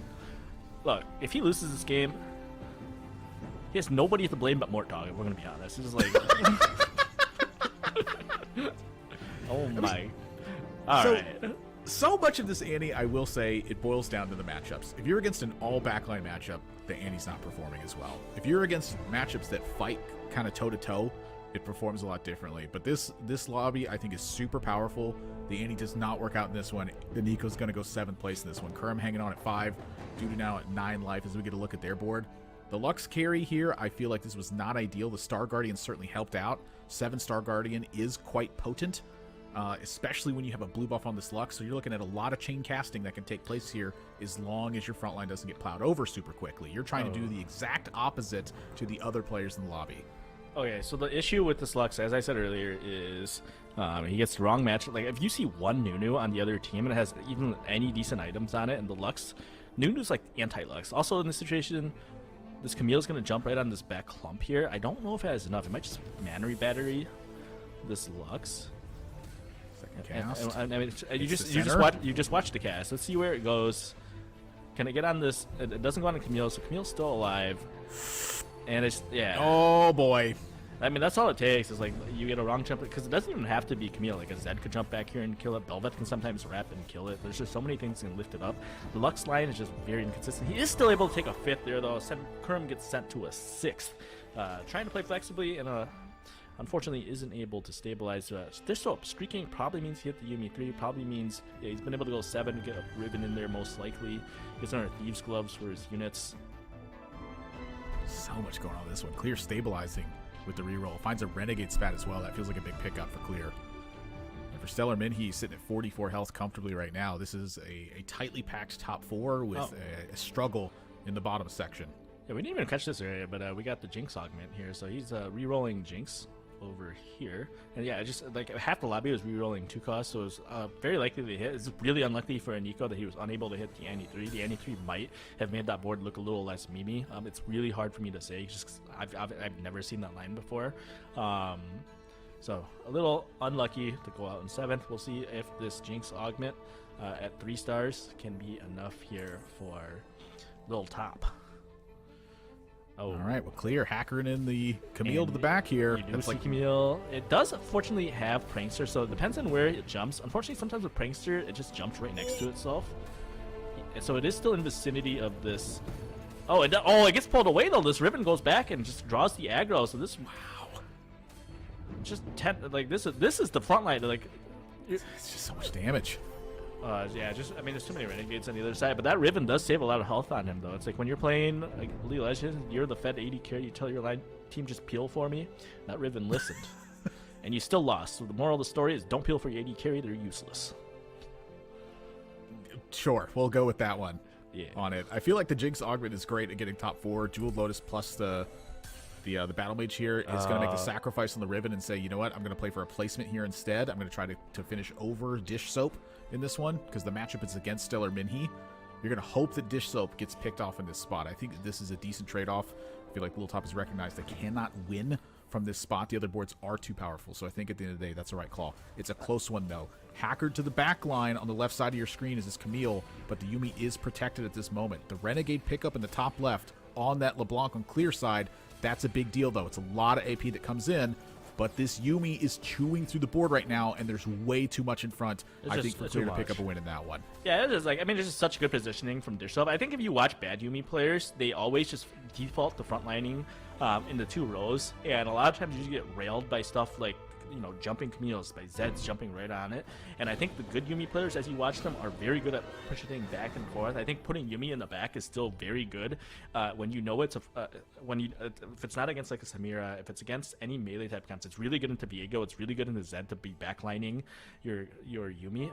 Even in a matchup like this, clumping everything in the front's a little awkward because then Vi hits everything, Ezreal hits everything, you get everything hit by this Urgot as well. So I do expect to see Disho continue to spread a little bit if he's running into like Stellar Minhee's board, for example, but it still might not be enough. Stellar Minhee's quite strong. Little Top looks like they're going to be the ones potentially taking the 4th place here. But again, positioning and matchups, it means a lot in this one. I'm a bit worried for Dish Soap's spot because into Stellar Minhee, I think, is the disaster. Oh, Stellar Minhee's going up against Clear. It's Clear, so Dish Soap very fortunate that he'll draw the Little Top playing the Jinx line. I'm not quite sure who wins that matchup. With the Ribbon not being hit, I would lean towards Dish Soap, who's also able to go level 9 there. But definitely Stellar Minty's the player you do not want to be facing right now. It's a very strong board. He's got tons of gold. Stellar Minty is playing for the first at this point. His augments are great. He's hit everything. Clear found a LeBlanc 3 in this last round. I'm curious if that could be a tipping point. That's a Renegade LeBlanc 3. Renegade LeBlanc 3, Annie 3. You got Landed Camille 3. the Shroud as well. And the Hacker on the back line. This is going to be really close, I think. Oh, it just one taps the No, Ezreal. it's not going to be close anymore. I take it back. It is not close at all. This Camille is ruining his day. Oh, the Camille gets picked. But the Camille gets picked. Oh my god! You just get. Oh my! I take back the take back. The Ezreal did nothing, and he still got dumped. Oh my gosh! Lil top out in 4th, Clear out in 3rd. Wow. Like, I mean, this. I don't want to like rehash a point, but this goes back to what I was saying about AD carries being useless, admirable.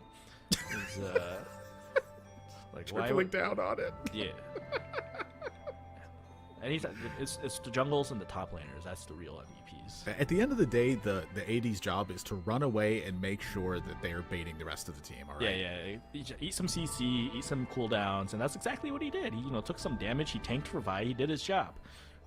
Here we go. Stellarman, he 44 health to 9 against Dish Soap, but Dish Soap's board is not weak by any means. I feel like for Stellarman, there's got to be a little bit of nerves sitting in the back right now. Are the hairs in the back of your deck raising at this point? Because I'll tell you what, this Yuumi is hitting and sniping everything it touches right now. No, you're not sweating at all. No, okay, yeah, you're totally fine. What is a cat to a woman with fists? Well, not very strong, apparently. Stellar Minhee with a fairly hefty win with the Prismatic Featherweight's Ascension and a Vi carry. Well, turns out Yuumi might be good, but if you're Dish Soap, it's extra good. I mean, he's the best performer on the comp. Surprise! I gotta see him play it more, but admirable. It was really fun to watch Iniko's board. I love 2/1 hero augments of 1 or 2 cost varieties because you get to see wacky stuff like Mech Emblem Annie carry. And you seem to have a lot more reps, at least than your general person on the Mech Emblem. What is your experience with the Mech Emblem? Like you said, it's such like an unexplored line. Do you use it to help you get to Mech 5 before you find Leona? Can you make a viable mech carry with it? You know, it's a very good question, and I will lean on the point that it is fun to play, but my results with it are typically in the spot that Iniko found himself with. 1 and 2 cost hero augments to me are very enjoyable because exactly what you said. It just creates so much variety because they're very powerful augments and they will change the way that you play the game. This is where you get rewarded for creativity and ingenuity in spots like this. Sometimes it's not going to work out. You're going to end up exactly where Nico did. But sometimes it will work out and you'll find yourself in fantastic spots. Like Clear able to pick up golden ticket as the Prismatic there and find a 3rd place finish with a Camille reroll. Not even on the carry augment side of things. I do think the carry one's a little bit worse on Camille specifically. I digress. The point of it is the ingenuity and the creativity is rewarded in combination with your intuition in spots like that. It's why I love seeing those augments on 2-1 is because it just completely changes the scope of the game. And once again, you're getting to see a player like Dish Soap, despite the fact that they're saying there's so many different things you can do. It's going to be a race to Samira. Where's Samira in this lobby? Nowhere to be found, that's for sure. At least everyone playing a lot of rerolls ended up winning the top of this keen. I mean, speaking of Camille, that was actually going to be my next question. Thanks for the segue, buddy. But the admin was every 5 seconds AD bonus for Camille. How much weaker or stronger is this particular admin versus, a combat star or an on-ally death for the Camille line? I think it's obviously not going to be as good as like on ally death. It's not as good as a few other AD augments you could have hit there, but it's still an AD augment, and you at the end of the day you don't really have a choice when obviously when it comes to admin, you just take the best possible line. I think it's definitely a playable augment, and obviously he played the line into it with golden ticket. He also happened to screw over Nico because he decided to pick up the Annies and had Annie 3 because you definitely don't need to play Annie 3 when you're playing reroll Camille, but for whatever reason, I guess he found a lot of Annies on his roll down, decided F it, I'm already rolling for 2 stars. I might as well pick this up as well. And a side bonus of sending an eco to 7th. You get a placement over somebody else. Because with the golden ticket, it's going to make it much easier for you to hit. And because so much of the lobby was playing 2-cost reroll, I think any chance you have to just, okay, I'm kind of close on this unit, might as well pick it up. I could probably hit it with golden ticket just because everybody else is holding all the other 2-cost. And he was able to pilot to a solid finish. Unfortunately, Stellar Minhe's board just a little too strong. Dish Soap just a little too strong on that. That's the issue with like Camille's. Any of these jumper type comps with Hacker is it's really easy to actually position into it if you know that the matchup's coming. So in the mid game, when people don't know it's you for sure, they can leave a lot of carries exposed. But towards the end, in these heads up situations, you just kind of clump in a corner, and sometimes you can really bait away the Hacker unit. It's really easy to position against it, and exactly what we saw happen.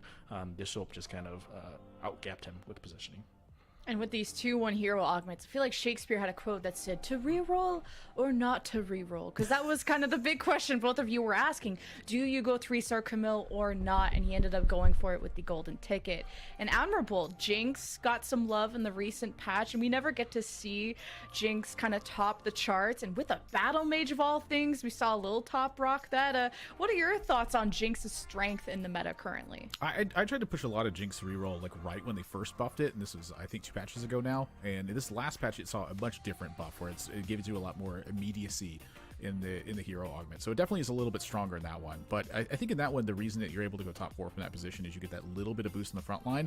Jinx definitely can be taken front 2 rows because of the prankster being able to jump back, but you also had a lot of items in there and able to hit the Jinx pretty early. So you're getting a pretty big boost right away, and you're able to just sweep away a lot of the boards where you're actually losing those positions. You're just not taking as much damage, and she can take over some spots. I wouldn't say the items are ideal, but they're very strong in the spot that it was in. So squeezing on a top 4 in a spot like that, that's a big thumbs up. I'm pretty happy with that.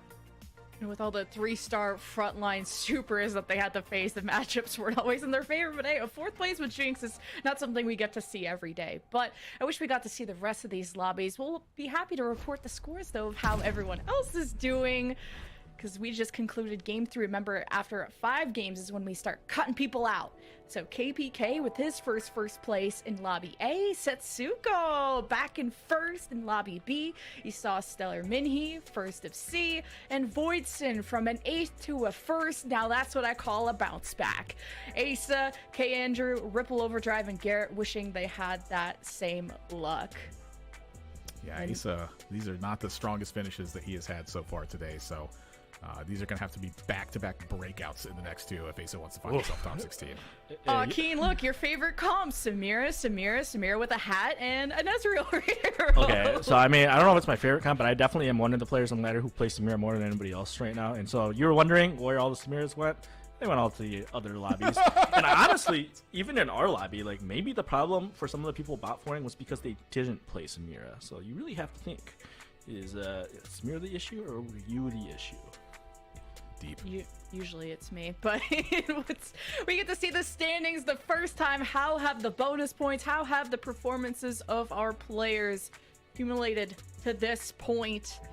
Remember, only the top 16 move on after game 5, and you'll see the brackets there on the left side. So the first 2 columns, those people are safe, although the 15-point tiebreaker is very close, Admirable. Yeah, that's really the spot that I'm going to be focusing on, is around that center. Like if you're 17 to 13 points right now, or even 12 points, those players are the ones that are going to be hunting down these spots that are directly in the middle. If you're sitting in Buzzy Boo spot right now, you are chilling. Like that is a massive opening that you can have in Buzzy Boo's spot right here. This is, what is it, first, second place with bonus points on the line. You can't ask for much better than that. Setsuko and Wajan Iverson with big starting opens here as well. This is a huge deal. DQA just continuing to seemingly print top 8s in every single tournament he's ever played, despite the fact that he was streaming Valorant right after yesterday's tournament. And Dish Soap, again, continuing to perform near the top of this one. It's not much of a surprise to see the top weighted as it is, but I'm really interested in where the middle of the pack is right now. You're seeing Socks over in the 3rd column at the bottom. Blooding Buffin's able to come back yesterday despite the poor start. And then the Ripple Overdrive, Clear, Lil Top Malala, Solus. Like that's a pretty, I'd say, expected pack together that you have in these points right here. I think these are some of the players that are trying to battle to show that they can perform higher than each other in these kinds of spots right now. So these next 2 games, step it up a notch. 2 big finishes here. You'll find yourself top 16.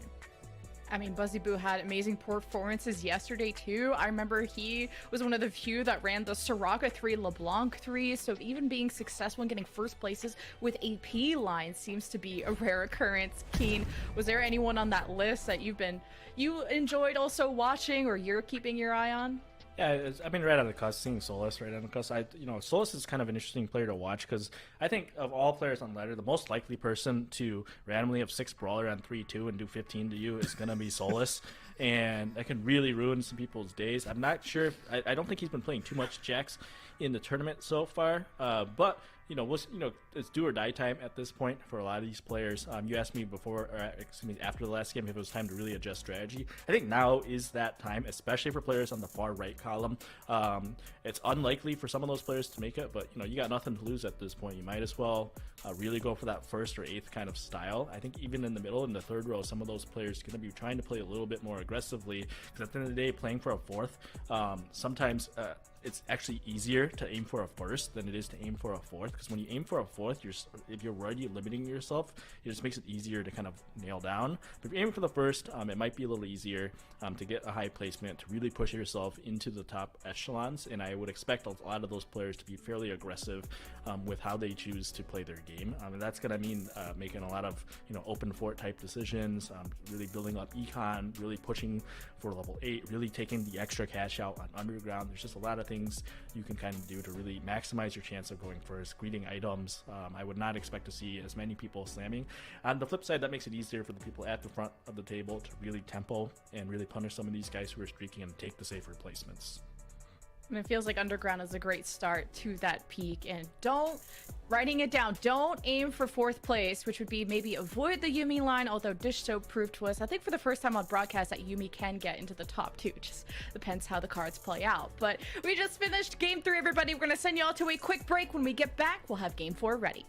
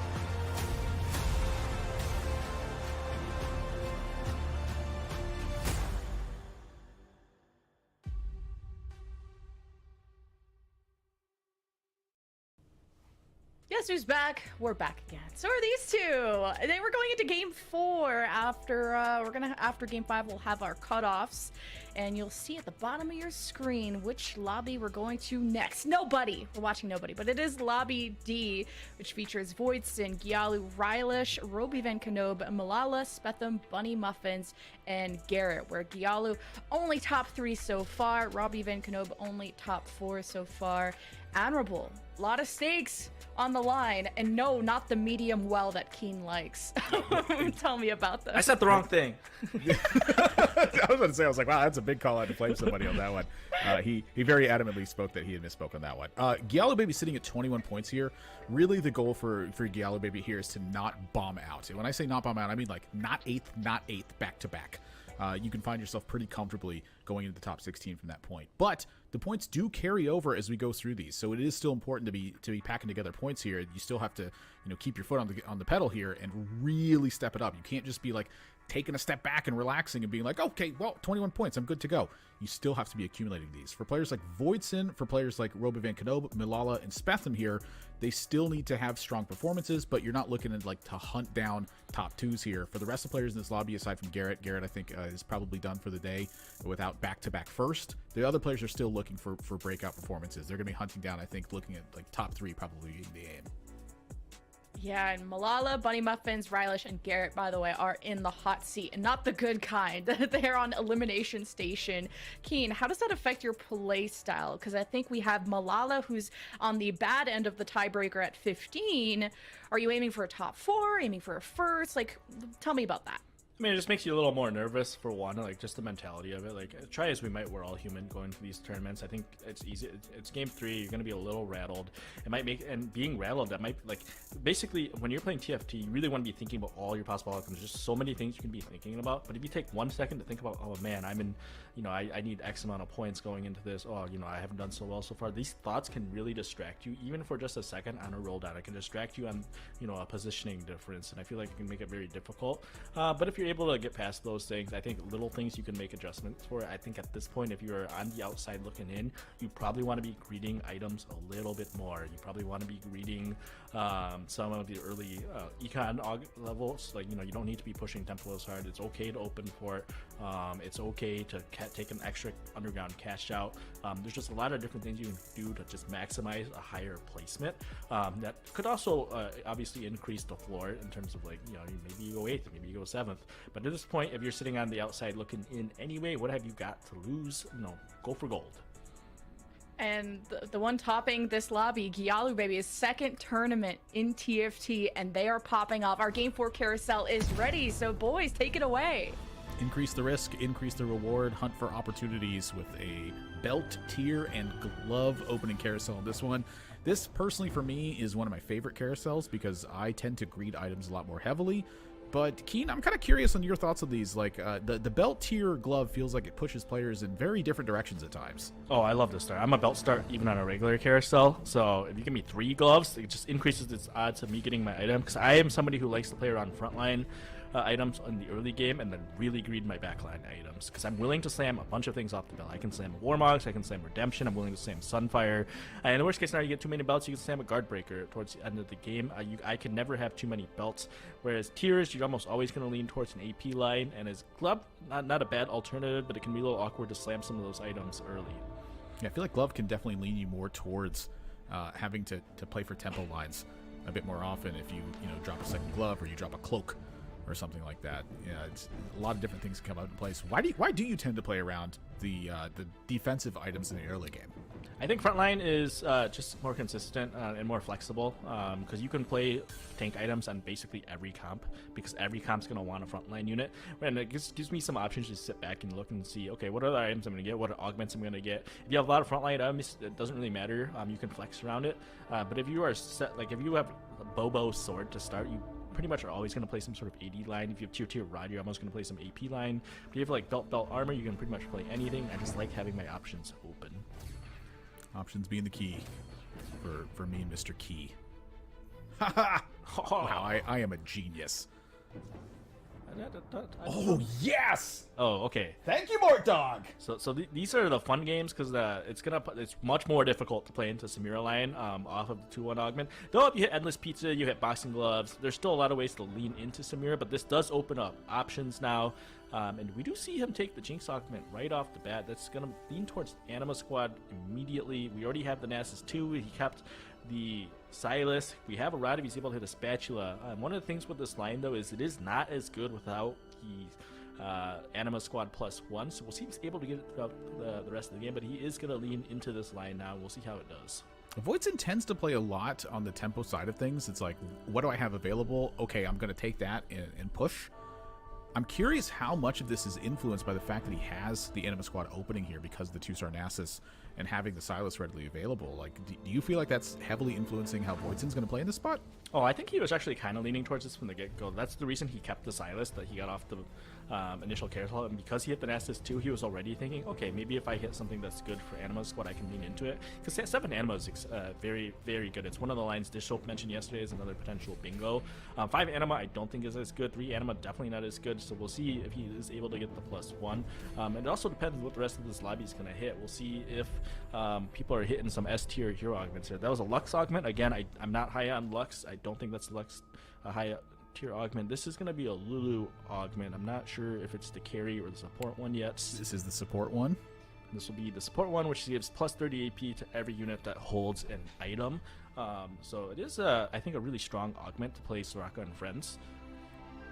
But there's actually a hidden tech. Somebody actually posted a comp on the competitive subreddit where you can hacker Lulu with a mech Wukong frontline.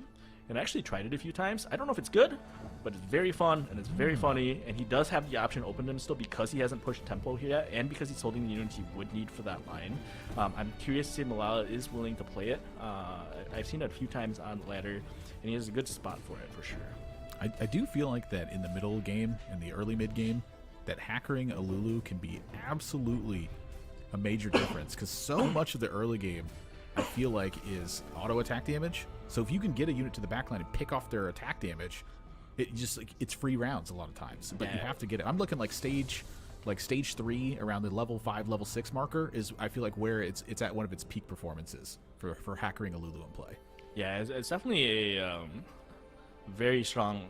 Like, it's really fun, and we do it. What's also very fun, I'm sure chat would agree with me, is cleansing Safeguard Lee Sin. We have 2 Lee Sins on board already. We have a Sona, we have a Blitzcrank, and Garrett is in a good spot. We saw the double.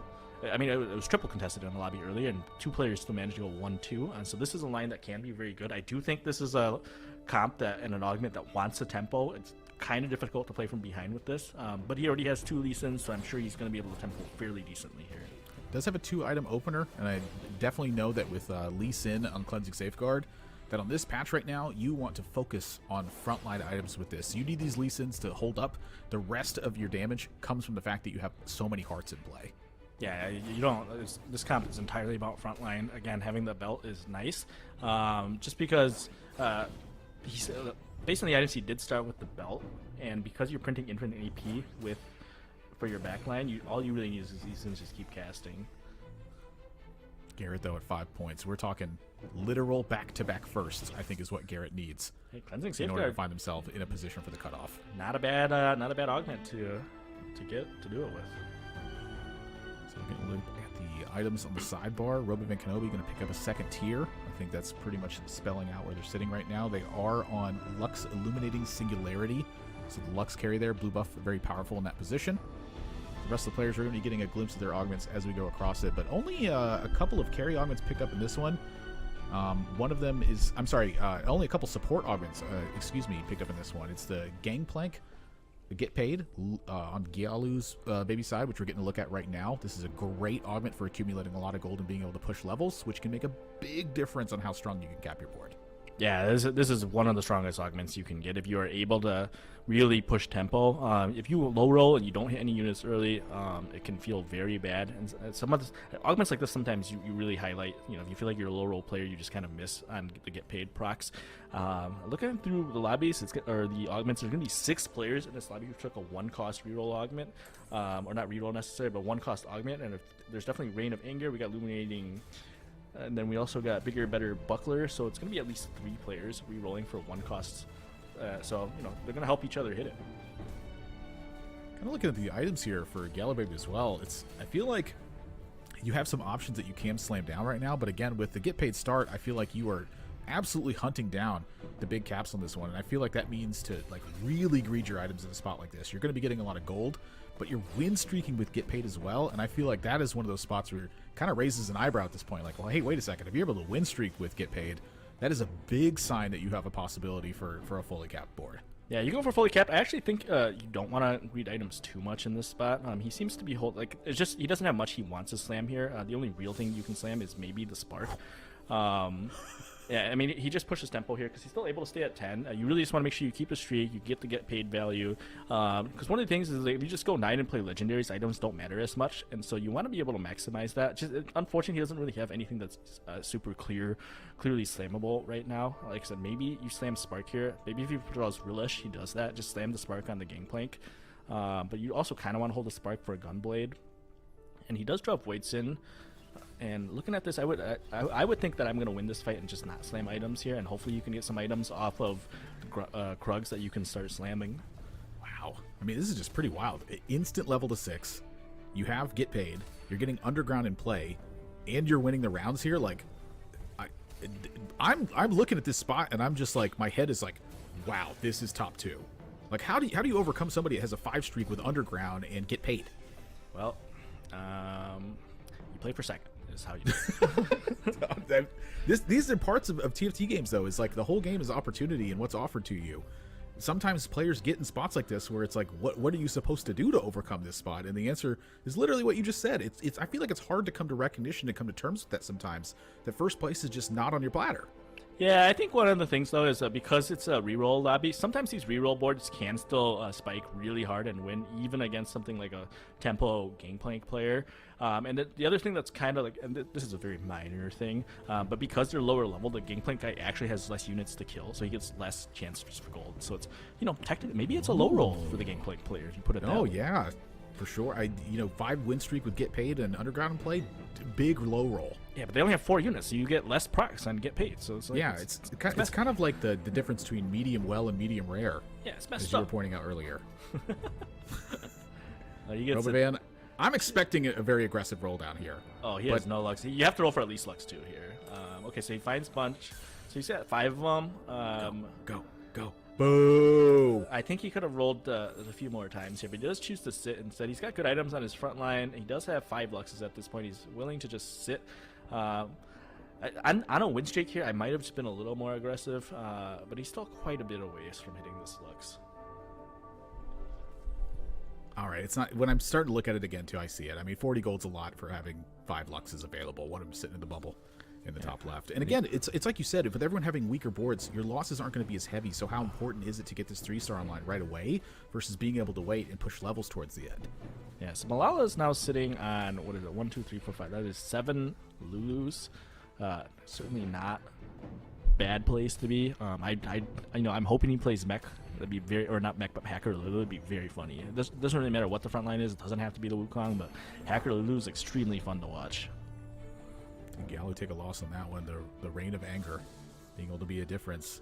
And Gold Augment comes up, so not quite as big of a spike as we saw in our previous lobby with this. Oh, he has Jolt Gauntlet. That is extremely good in this spot. So, I mean, at this point, if he's best able to get some rods, that's best augment he probably could have hit here. I think so, too. I mean, this is... At least in terms of combat, you could definitely argue, like, maybe like a trade sector or something. See, so this choose is to the ascend one... here. I don't really understand this. I feel like if you're willing to roll here, you should just roll last turn.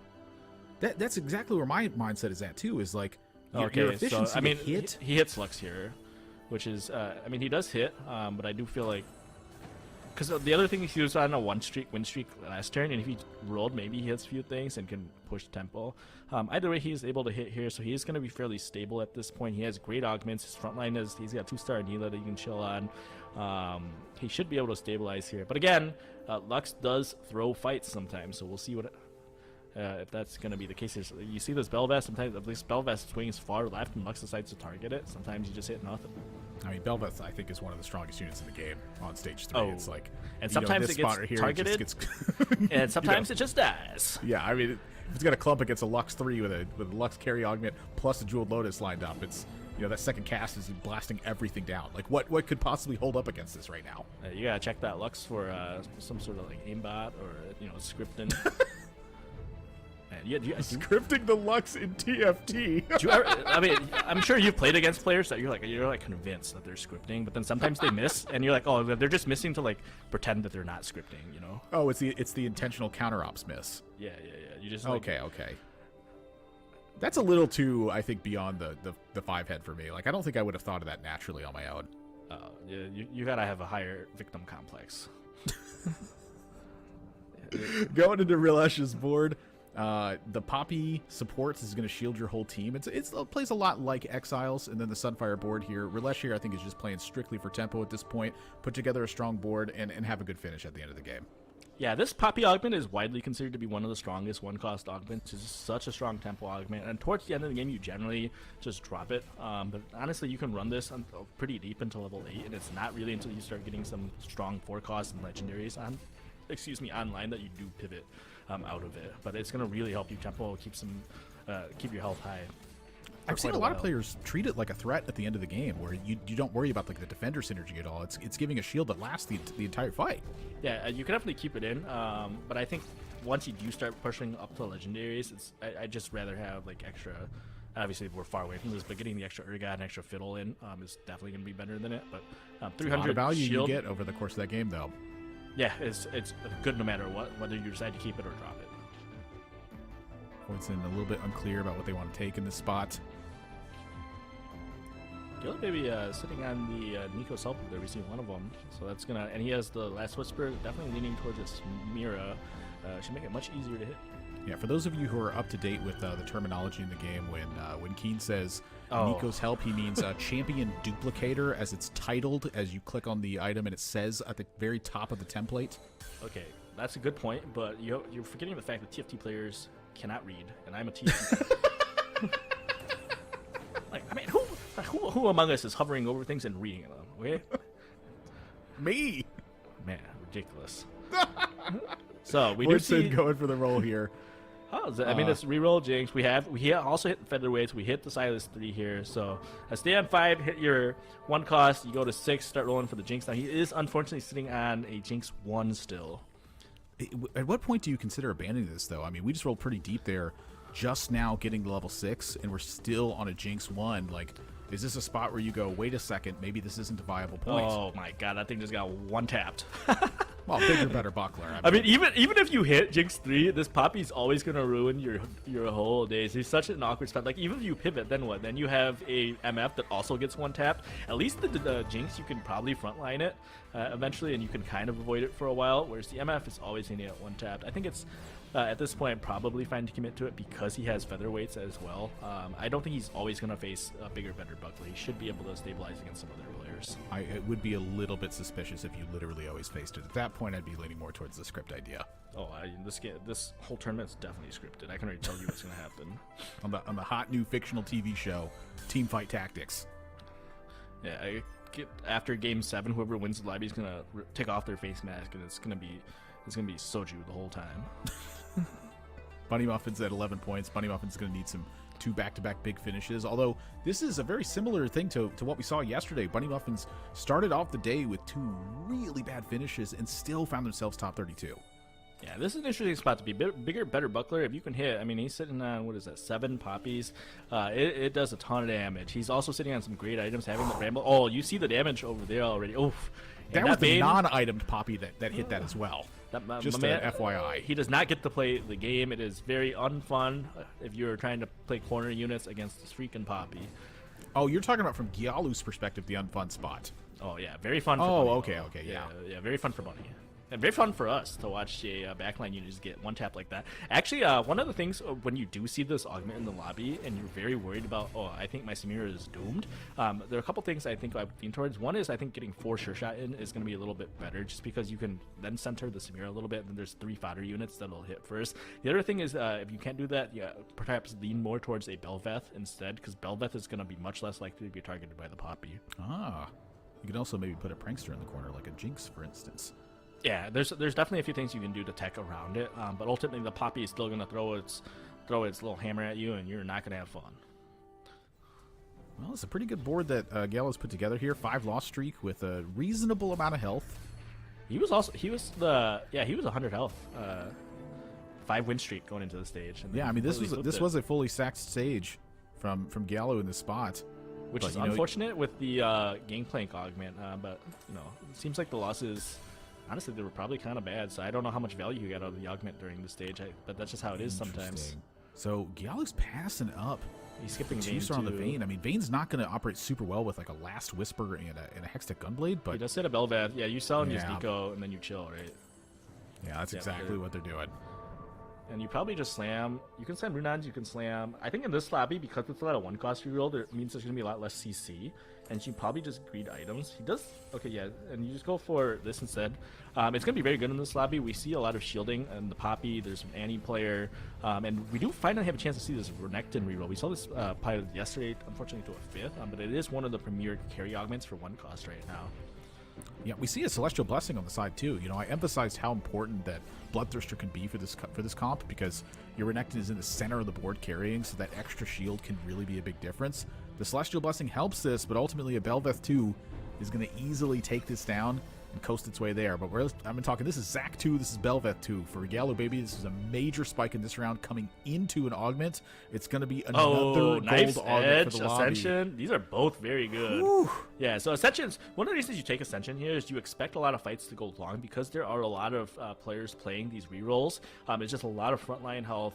You definitely could have made an argument for a Knife's Edge as well. So, I mean, the real difference is you look through the lobby and you say, okay, if I expect fights to go quick, you take Knife's Edge, because that's going to just instant power. But if you expect fights to go long, then Ascension's going to be good. Though, I think you honestly could have made an argument for Knife's Edge either way. I guess some of that depends on where your cap is and whether or not you're going to be staying on the Bel'Veth the whole game. I think it's hard to get away from a Bel'Veth 2 in this spot. You have no pairs of anything else that can 2-star and take the spot right now. So I think the Ascension at the end of the day keeps your options a bit more open. Like you said, though, it's just how quickly do you expect those fights to end? If everyone's on just a full damage composition, the Knife's Edge has a much bigger impact. But these are 1-cost rerolls. Some of the fights can take a while they try to take over the game. Yeah, and you can see this. And Bel'Veth's also going to be much better into this Lux, for example. You're going to see it just dash. Sometimes Bel'Veth can just bait one of the Lux ults as it's dashing and just ruins Lux players' day.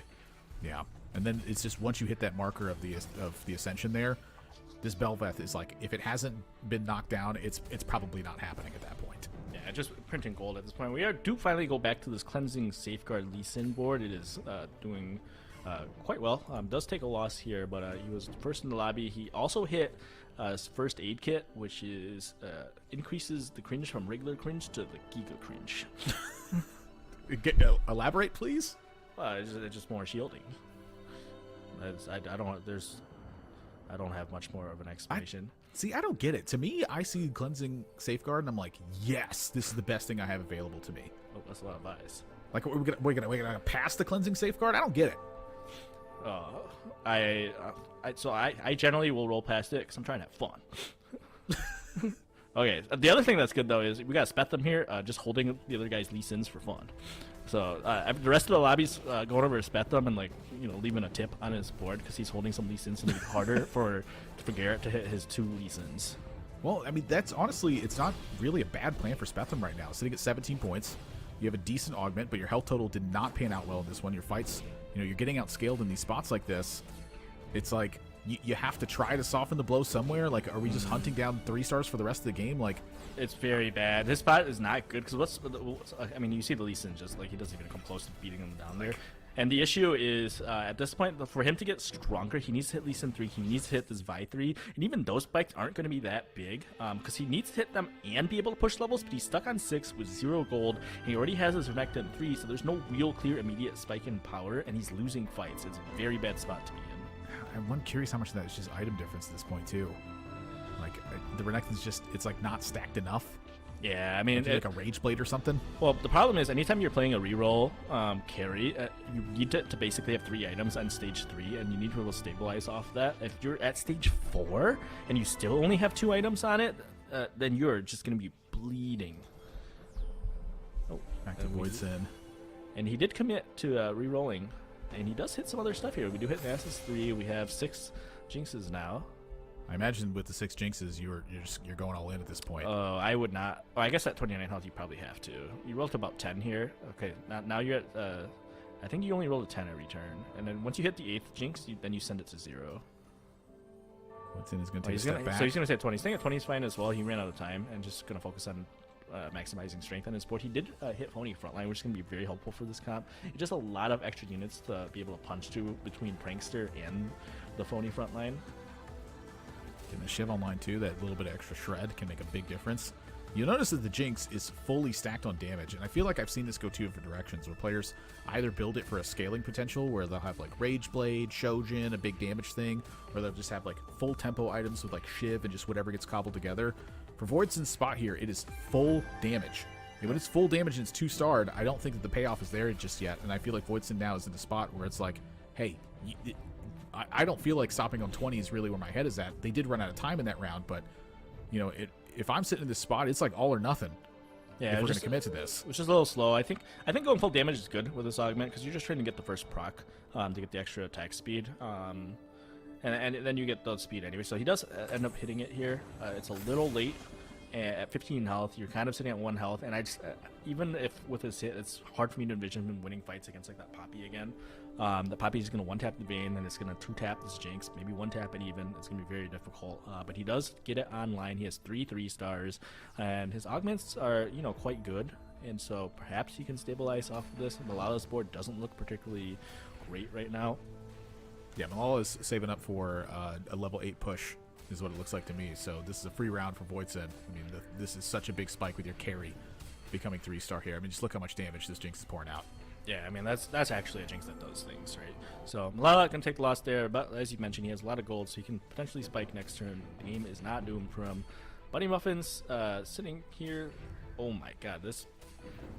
Yeah, I mean, that Poppy just not dying. Even against a fully stacked Belveth that has Last Whisper, it has Guard Breaker, it still cannot pop through that Poppy fast enough, and Bunny Muffins is sitting pretty right here. Just full streaking, going into neutrals, has everything online.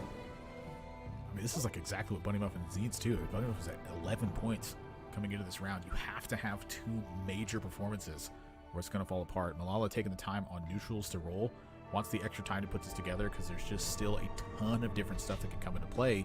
Your board is centered around the idea that Lulu is your support. You're trying to spread out your items and get very efficient items spread out across your team to get the maximum boost you can. Yeah, no, his spot's looking pretty solid right now. He just needs to. I mean, if you can hit this Soraka, you transfer items over. Let's see if there's a tier in here. No tier, so he's unable to get the blue buff, which feels quite bad. But that just means you're going to spread the items a little bit more, so your whole board can have an extra, 30 AP, which is nothing to scoff at. A lot of options open. Soraka 2's online. LeBlanc. It's put together. Going to transfer items off of this one. So remake the Zoe. Does hit the Echo too, which is quite nice. Echo's one of those units I think is very underrated with AP. The shield is huge, and you really only notice it when it's like Spellslinger Echo. Yeah, but we got Spark on front line. I would expect these two items to be spread. Probably a tier on Lulu, bow on Lulu, or on, excuse me, the Zoe, something of that nature. Feels a little bit awkward. I think the he slammed Shred. I don't agree with slamming the Shiv there. So you have this, you already have it, and I think because I don't think Lulu's a bad unit. It can really pop a few things for you and get a little extra AP on it. There's so much damage you get from the other side of the board. You get so much AP. And like kind of the natural front line with the second win there. It's like if your team doesn't fall apart, you have natural scaling, you have a bunch of items spread out, you have a big boost at the start. That's a pretty dangerous matchup, I'd say, for most players to go in. Spetham is going to go 8th, Voisin going to go 7th. Yeah, it was like I was saying earlier. His board was weak, and there wasn't any clear way to get stronger. It was just a doom spot for Spetham. Once you fall behind in tempo when you're playing like that, it's just over. For Lesh here, they're kind of in the same spot that a number of players in this lobby were, where you need back-to-back strong performances, or you're out at that point. And it's just, you're going to have to take bigger risks. You're going to have to find bigger rewards. It's going to look like at times it's like a what are you doing kind of play, but it's just, that's the nature of it when you're in a spot like this. You have to be hunting down big finishes. So even though the plays might look foolish, it's likely the right thing to do. I don't agree with this Leona play. I would have just played 2 Urgots here. But we do see he dropped the Poppy entirely. And is just playing down an Augment now. I think it's fine. Does have a lot of other things online. There's quite a lot of damage between this MF and this Belveth. And the Ribbon's got good items. He's sitting on... looks like his win con at this point, he's probably just going to... I would just probably eco up a little bit and then send it again. Maybe after the carousel, if you get close. Let's say you hit a 7th Ribbon, you can maybe push for a Ribbon 3. And then potentially after carousel, maybe it's MF3 as your win con. So you're looking for the roll if you were in that spot just now. You're not looking for like any chance at level 9. You're like, no, strengthen the board right here, right now. Yeah, you have no money. You're never making it to 9, and you have 5 MFs. The second he's holding those MFs, the decision has already been made that he's going to stay 8, and his win con is MF3. So Baroba Van Knob here, a duelist spatula on Italia. That. I mean, it's attack speed. Yeah. So it's just the spatula you're holding onto didn't come together, and you're like, well, I guess this is what I do.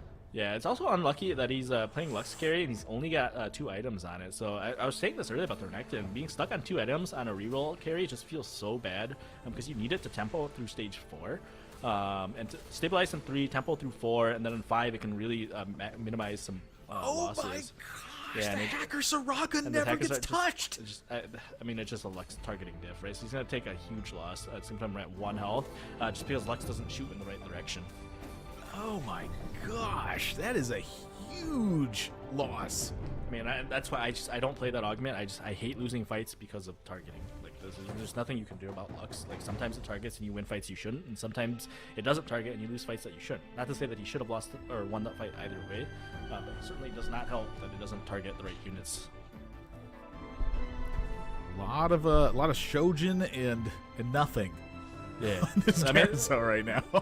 And like Robbie, he also does not hit the 3rd damage item for Lux. Now he's sitting on 2 mana generation items. Lux does so much damage on 2nd cast that it might still be fine. We'll have to see. And he does. Shojin's gonna be quite good here. How about another Shojin from the Gadgeteen? And I think he's thinking about sticking it on the Soraka. I think you definitely stick this Shojin on the Soraka. Just Which give us one? some mana. Just stick the one that's always gonna stick. Not the Gadgeteen one. You can see he's thinking. Yeah. Yeah, the Gadgeteen one's going front line right now. Says, you know what? I do want a Shojin on my Soraka that I'm hackering to the back line right now. He's going to go up against Garrett, who is clearly saving gold to push to 9. That's what the Cleansing Safeguard lets you do. It lets you greed a lot of that gold, play your mid-game safely, find yourself at level 9 and taking over boards. Hacker Soraka is right on the other enemy Soraka instead of being stuck on these Lee Sins. But it just dies. And that's the risk of hackering your Soraka. Sometimes it dies. The Lee Sins do die, Either way, just so much damage on Malala's board because of this Lulu augment, because of Stand United. There's just so much extra AP. If you look at the total augments between Stand United and Lulu augment, it's like an extra 50, almost 60 AP for everybody. I mean, this is like getting crazy tight in the middle of the pack here right now. Garrett took a big loss in that one, down to 29 and to 1 over 6 placements in this. So I mean, like these next couple rounds, like especially with the way the matchups are shaping out right now, like Robovan is never knocking out anybody here except themselves in certain spots. It looks like it's like the next 2 rounds are just chaos. Yeah, I mean, huge placement implications here. Young Baby sitting in his spot. If you're anybody, you're like Malala, very happy to be seeing him because he's sitting on 50 gold. He's trying to push 9. He's got to be one of the weakest players in the lobby right now. But Malala went to 9 in the previous round, yeah, I believe. Yeah, Malala quite strong. It's getting more Stand United value by leveling up. And you see this Raka hacker did still. And the Belvet's on the complete opposite side of the board, stuck on this Echo on the side for a while. It is still untouched though. It can be very difficult for these AP boards to touch or to kill this Belvet because it just heals so much throughout the course of the fight. It is finally getting focused down on the Soraka. This Sacker Soraka has been doing work. I mean, this has been dangerous. Rilesh finishes in 6th place in this one. That is not the finish they were looking for. They needed big back-to-backs, so Rilesh, I think, unlikely to find themselves in the top 16 at this point. But for the rest of the lobby, there's still a lot on the line. And when you look at the way the lobby placement is happening right now, Rilesh and Bunny Muffins are the players that are hunting down these top 2s no matter what. And Bunny Muffins is still in the running for this. It's 19-1 for 5 players going into stage 6. I mean, we're talking everyone's about to get tapped in these next 2 rounds. This is a rough spot to be in for Gold Baby because he's, obviously he's going to have a lot of money, but you're going to level and you're going to have to roll very quickly here. And he's going to have, about 40 gold to roll. 40 gold's hard to hit some 2-stars. He doesn't have anything on the bench yet. No fiddles. We don't have any Urgots ready. We have 1 Janna on the board.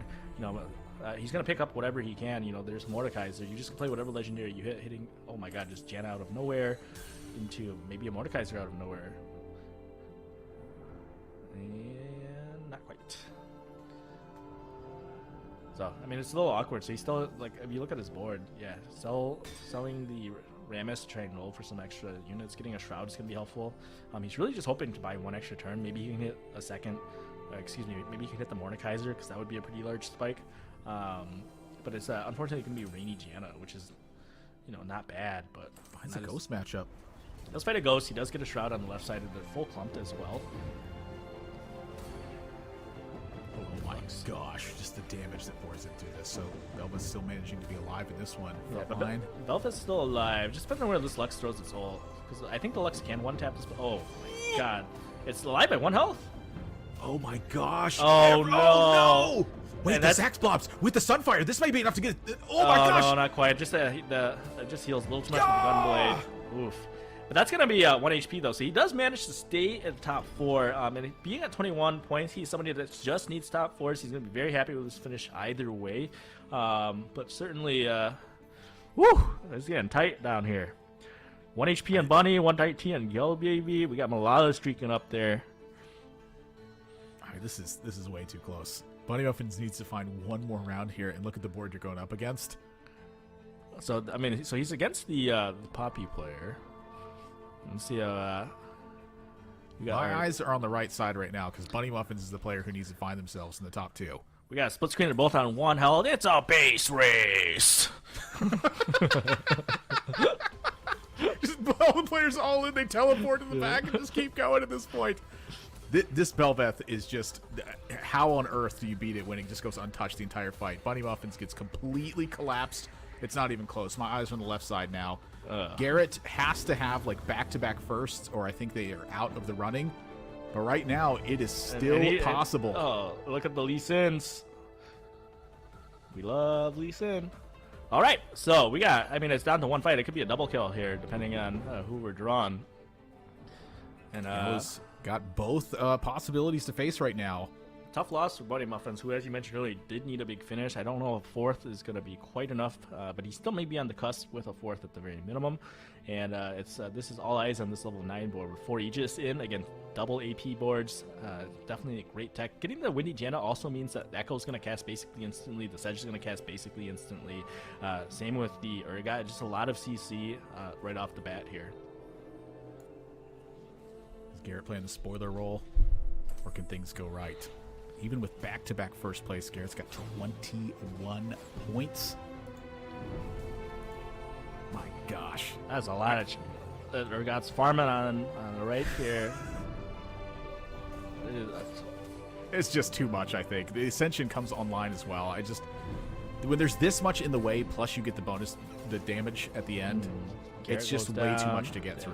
I mean, it's just for Aegis. I mean, I brought up this point earlier about teching in depending on the lobby. There's just so much AP, and props to Go the Baby for being able to read the line and say, hey, this whole lobby's AP. I need to be holding these Aegis units and sticking them in.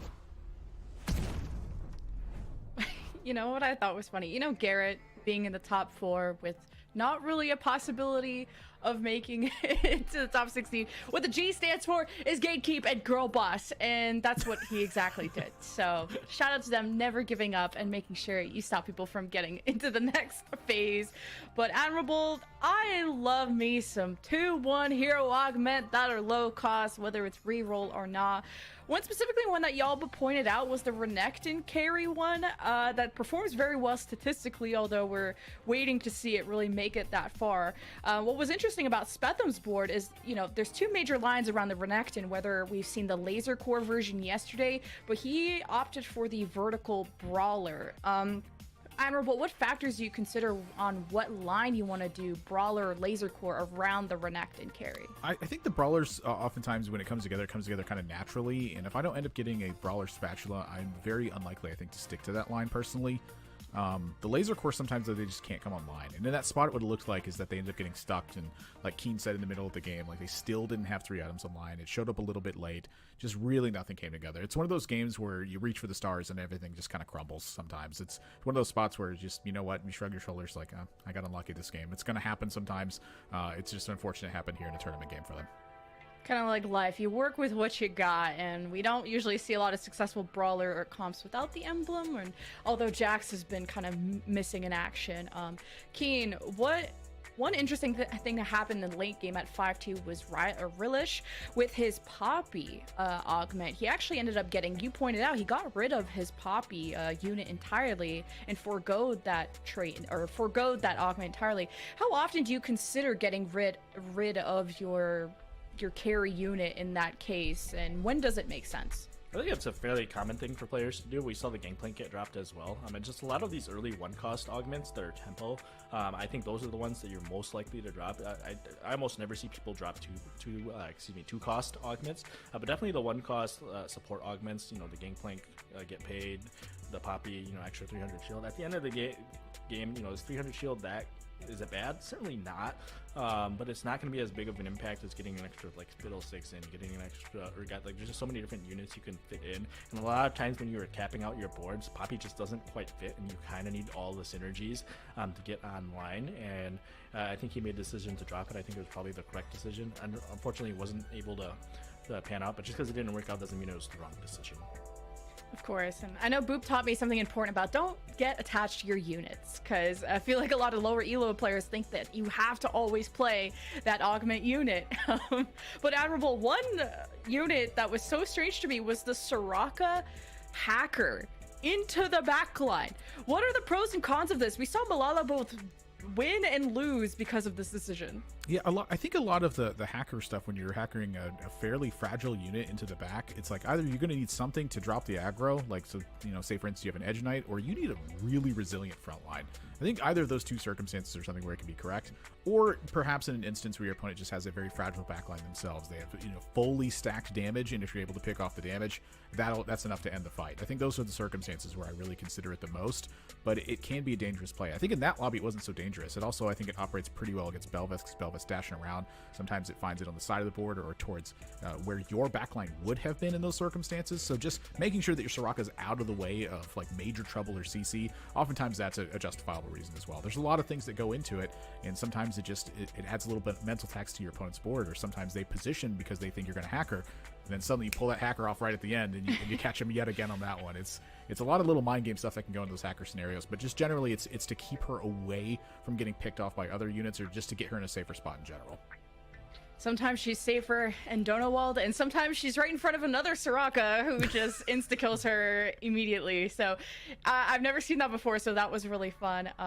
But before we go into the standings, just to highlight that Giallo, Spetham, Voitzen, and Robbie Van Knob were the 4 ones in that lobby that were in the safe zone, while as Malala, Bunny Muffins, and Rylish and Garrett were in the danger zone. And Spetham, Voitzen, and Robbie Van Knob all get bot 4 who were in the safe zone, so we'll see if that will affect their chances of getting into the next round, while as Garrett at the very bottom, gatekeep girl boss with that 2nd place.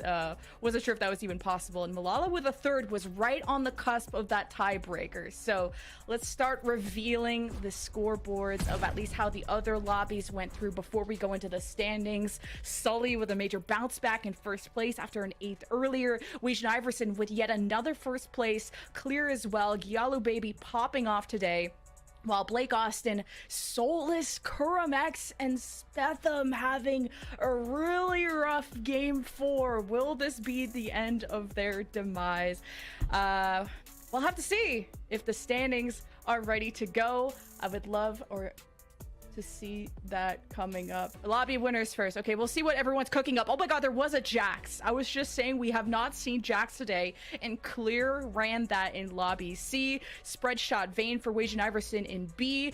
The vertical Anima squad Riven MF by Sully, and a Belvith carry by Giallo, which we saw. Admirable. There's a lot of variety here, because last time we looked at the screen, it was like 3 Samira comps. We talked about Brawlers and the strengths it has when you have a Brawler emblem, and I'm seeing Clear with 8 Brawlers there, but that is a Heart that's online in that spot there too, Keen.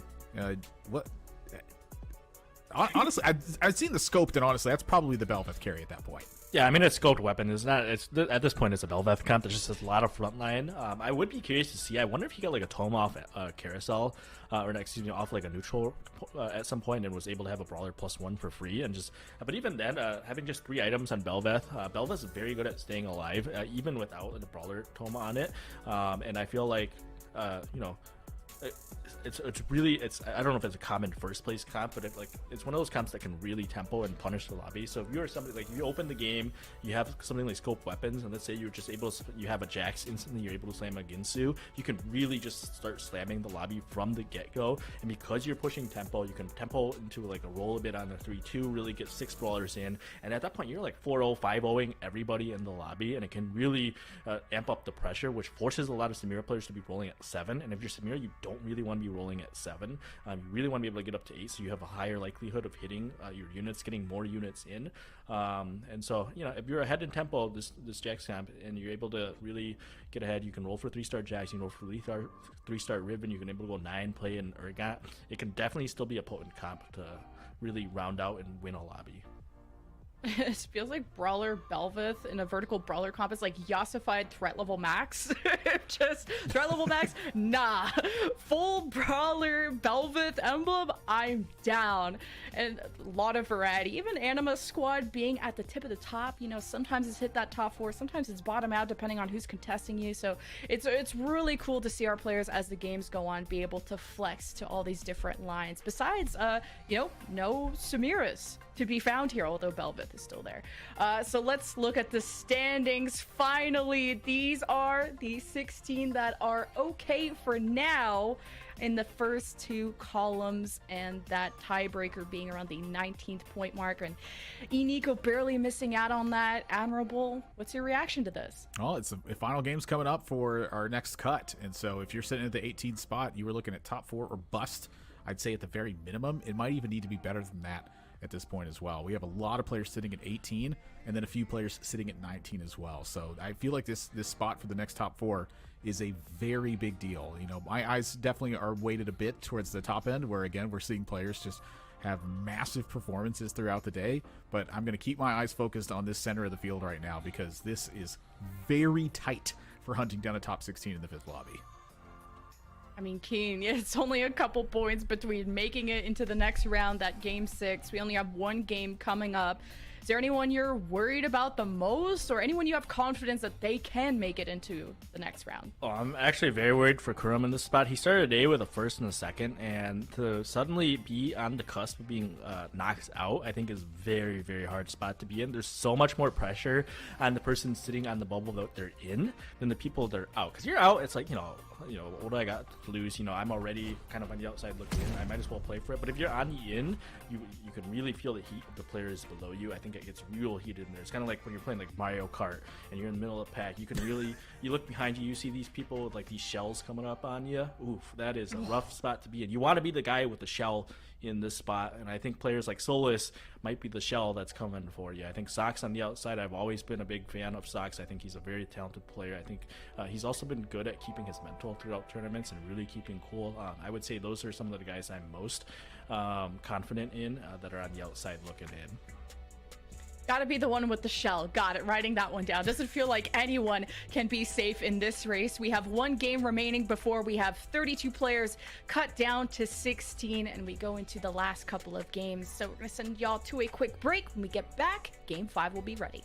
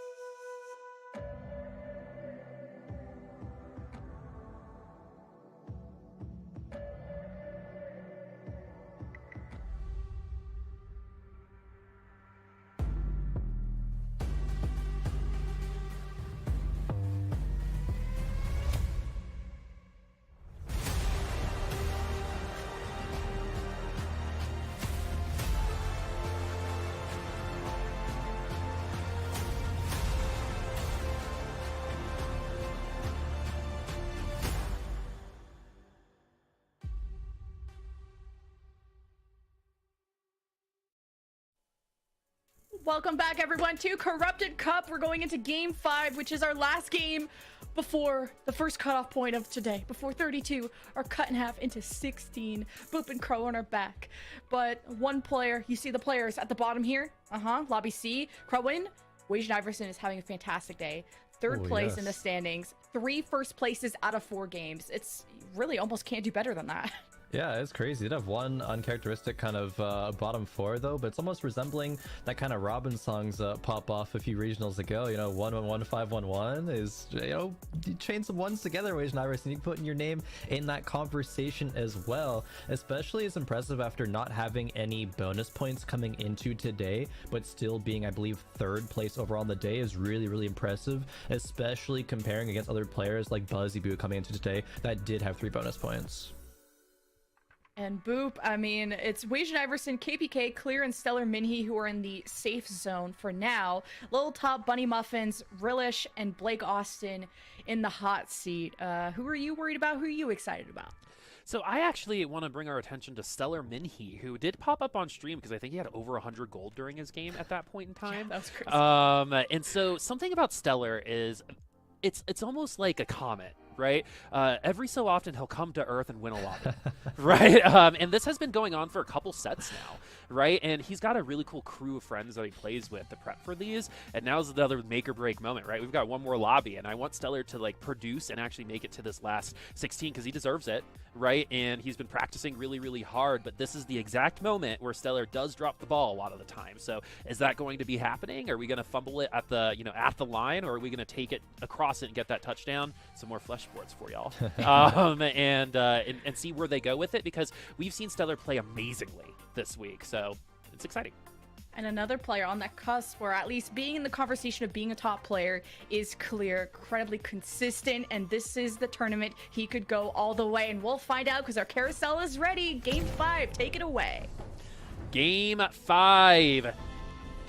Corrupted Cup and Crowin and Boop here, and Lemon Kiwi, the greatest host of all. Agreed. And that will be the last nice thing I say about her. At least there was one. At least I got one in there. I mean, that's impressive. I know, enough. right? Yeah. I know. Maybe I get one now. Yeah, we'll see. It's like a transactional thing. All right, Little Top now with the Lux and the bow. So that's going to be temporary just for now. But as we get our items, I do want to bring back a conversation that Crowin and I had, it seems like a year ago, when we were casting Game 3, which was this early game nuance is actually very interesting when it comes to streaking and losing and when exactly to commit to these win and loss streaks, right? Yeah. Because the last thing, again, is you want to see as a player at this point in time is the police siren, right? That means you're literally gaining and losing nothing extra, right? So it's probably a worse spot to be than any other type in the early game. So we'll see if that's going to be the case, if someone accidentally kind of wins a round and has to reset their econ, because it did affect a placement by like 2 or 3 in Game 3 from what I remember. Yeah, I think from Bunny Muffins actually was the player that we were calling out that pushed aggressively after, well, not pushed aggressively, but made a very strong board after going on a 2-loss streak, and yeah, it didn't end up actually going that well, so definitely something to be looking out for in the early game. HP is a resource, of course. We should always approach TFT with that mindset. As we now take a look at Lil Top, who is on the cusp, 18 points, currently 19th place. Again, after this game, like Lemon said just a few moments ago, we're gonna have our first cutoff, and that is only the top 16 that will advance. So Lil Top has is under a lot of pressure right now to have a good game. This is do or die time. Oh man, do or die indeed. We got the Aegis Duelist and Ascension. Aegis has been a popular frontline, but Ascension's also been just an overall really good augment. And at the beginning, with rounds lasting a little longer, you're going to get a lot of value out of it. So we are going to do just that, pick that augment, and level to 4. Yeah, no surprise to see Ascension come out here. Aegis, maybe if it like made a Vi 2 or something, you'd carry that and try to win streak a little bit. Duelist, I mean, we know Duelist isn't in the best spot right now. It can maybe get getting to the top 4 on a good day, but Lil Top having that last Whisper Slam and the Ascension is going to just be primed to go into one of these Samira compositions, maybe even Philios Flex if it is a good enough game to do so. 2 Civilian even at the early point is not bad. Giving Sivir more casts does heal the front line to have it have a little bit more staying power, and that's gonna be important against this matchup, especially against Clear here, who's rocking a KO1 backline with a Triforce, but that Poppy is very tanky front line for Clear.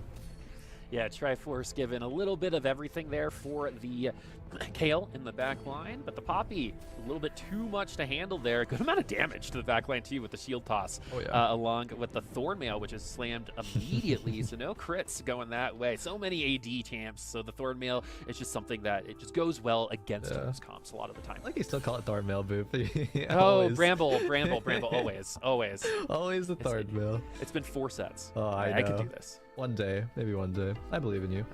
I know, my single brain cell is really struggling. All right, so the Bramble is going to be a good idea there. Looking over here, we got Bunny Muffins, 22nd place. Could potentially sneak their way in, depending on how the rest of the lobbies go. We have an early Anima squad now, which, in terms of tempo, is exactly what you want to see. You want to see the early Anima squad. You want to get ahead with it. You want to develop those stats. A Riven would be very nice right now, though. A little bit deja vu here from game number 3. Bunny Muffins once again leaning towards Anima squad. And I like that I'm saying this because it brings up a point that I was thinking about over the past couple of games, which is really, when is 7 Anima? If you're able to push into that, going to win. And obviously I mentioned earlier, when you're contested, it's not really good, but that's specifically because it makes it very difficult to get Riven 3. And Riven is a unit that I think this composition really hinges on, especially with the Riven augment. Both of them are okay, but I think it's definitely going to be better to get Reverberation, where Riven casts her ability on the lowest health ally. That is huge in this Anima composition, gives it a lot more frontline. It allows Misfortune or Jinx, whoever you're kind of rerolling, and getting to be your carry, a lot more time to finish off the rest of the comps. All right, we got some fun augments here. Wajin with Three's a Company. We got Blake Austin with a Prankster Crest. So those are going to be going a bunch of different directions, I'm sure. And I want to point out another unit that I think has been overachieving a little bit. It's been the Capped Out LeBlancs. Seem to be doing quite well in getting through some of these front lines with the Giant Slayer. So that seems to be another out of an option if maybe the Soraka's is coming a little too slowly. It seems like you can itemize the LeBlanc and take her a little bit further than one might expect. Definitely. And noticing how in most of the TFT community stands Gunblade as an item, but you stand Giant Slayer, Boop. I can tell. You've been talking item up all day. You love it, especially on LeBlanc. And yeah, it does help her, especially when she gets stuck on those tankier front lines. Because yeah, Giant Slayer just overall is going to be one of the most impactful items you can have in that situation. All right, so we also have a little item list right here. Still, and he does have that short shot emblem as well, so that's going to go one direction. Great band. I think low-key they were really good, and they were just a product of their time, so why we hated them. I have no opinions on this matter. This might be the most controversial thing I've ever said. All right. I don't know. I think Keen said we were trained to dislike Nickelback, so that might be more controversial. That's true. I think actually Keen was spitting there. He actually had a good point. I do agree with him on that one. I will say that. All right. I see where your loyalties are. Wait, no, it's not about you, Boo. All right. We are on a 3-game win streak here from Clear, so losing this would be not our favorite thing in the world going into these neutral rounds. It's such a good board. We expect to win because we've got 9 gold in the bank, so we're just waiting. Yeah, 9 gold in the bank. More importantly, 4 defenders online, especially going up against a AD composition from Wajin, even though it features a last Whisper. 4 defenders is so much armor. This Poppy's going to tank for so long and allow Kaisa the time. And I think if you take a look at the stats of what's like the best 3 items for Kaisa, like tactics.tools, Triforce shows up amongst like the highest win rate of 3 item combinations. You're probably gonna want to have, you know, Triforce, Shiv plus Gunblade in there, and it's gonna be doing so much damage. Clear, obviously just demonstrating why even now just the Kaisa 1 with the Triforce really good. Does 100 HP win streak, looking to carry it one more round into Krugs. Okay. I mean, when you think about Triforce, right, you're going to be wasting some stats. Not everyone can get everybody. I think Riven might actually be one of the best who could use all the stats, but you're going to put it on someone like Kai'Sa because the stats that she can use, right? Attack speed. There's really nothing that gives attack speed, attack damage, and AP. Right? Yeah. And that's all stuff. Like, if the initial auto attack from Kai'Sa just does more, right? Think about just how much more often you're going to get that kill after the ult versus when you don't have it, when you don't have those stats. And we're going to get those stats elevated by putting itemization with it, right? So the Shiv's going to help. Guardbreaker is actually really good with Triforce for that same reason. Oh, yeah, definitely. I'm really curious to see how kind of Cap Clear can make this board. If anyone's going to contest as well, because we've had some situations today, Boop. I know we were talking about it a little bit off screen where Dude, I'm still mad for a Nico. yeah, Nico tried to go Annie. You already knew. You knew frame one what I was referencing. Yeah. Nico tried to go Annie mech for like the first time that anyone's ever tried that and got Annie contested. Like, it almost never happens. So you really got to be aware of what other players are playing in your lobby, making the value of scouting, you know, just that much more. You can't understate the value of scouting, really.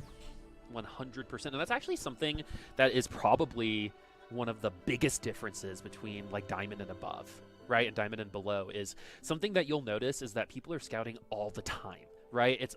TFT is all about context, right? And one of the biggest advantages that you can get in TFT is just having more context than other people, right? So scouting is going to be one of the best ways to be able to accomplish that. Exactly. And even if we talk about it on a bit more of a specific kind of level, you got to think about how much time you're dedicating to scouting, because there's not a lot of time in each TFT preparation phase, especially when you're on turns with like big roll downs, augment choices as well. You have to really leverage how you're spending your time. Is it going to be mostly scouting?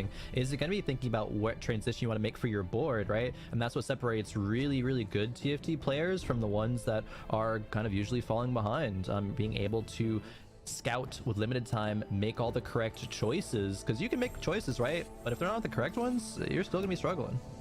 Yeah, and another really good example I think that can help people understand this point even better is that, like, you put a gold player and you put a grandmaster player together and have them scout the exact same boards, the information that they take from it is going to be totally different. Oh yeah, right? And so like how you're scouting and the information that you're prioritizing is really important, because this game is actually beautiful in this way. There's a lot of extra information, right? And so you don't want to lean into context that's not really going to help. So the way that you can filter that information too is going to be huge. Someone who does really well at that is actually TQA. Oh, 100%. I actually want to take that point a step further and look at, say, if whoa, we're on 5 steps now, man. We're take a lot of steps. Yeah, I wanted to say, if you take a grandmaster or like challenger player and you have them scout a gold player's board or like another challenger player's board, the things that will happen are so different depending on like the caliber of player that you're playing. The gold player's board, they're like, oh, they should do X, Y, or Z thing. They might do something completely different. Whereas, you know, oh, this is a challenger player. This is a specific player that I know what they're comfortable with. Good point. Yeah, the end game board for those players is going to be vastly different. So it's so many layers of context there that you're able to gain. Oh, Reverberation was there, but we picked the Senna. Yeah, not the spot for it here. Yeah, different comp right now. But yeah, that's super interesting, actually. I think we could probably talk about that for another 10 steps. Maybe we'll circle back to like, it. Yeah, or because go ahead if you want to, yeah.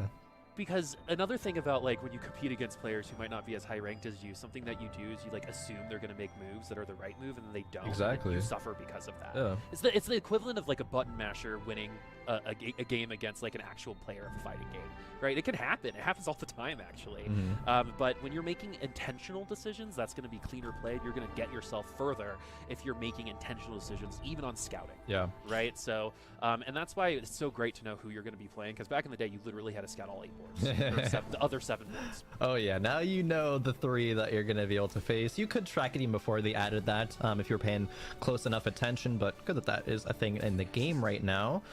Stellar Mini, the player who takes Sure Shot Crest on 2-1, gets offered a Senna with the corpse formation that is really, really good in the Sure Shot composition.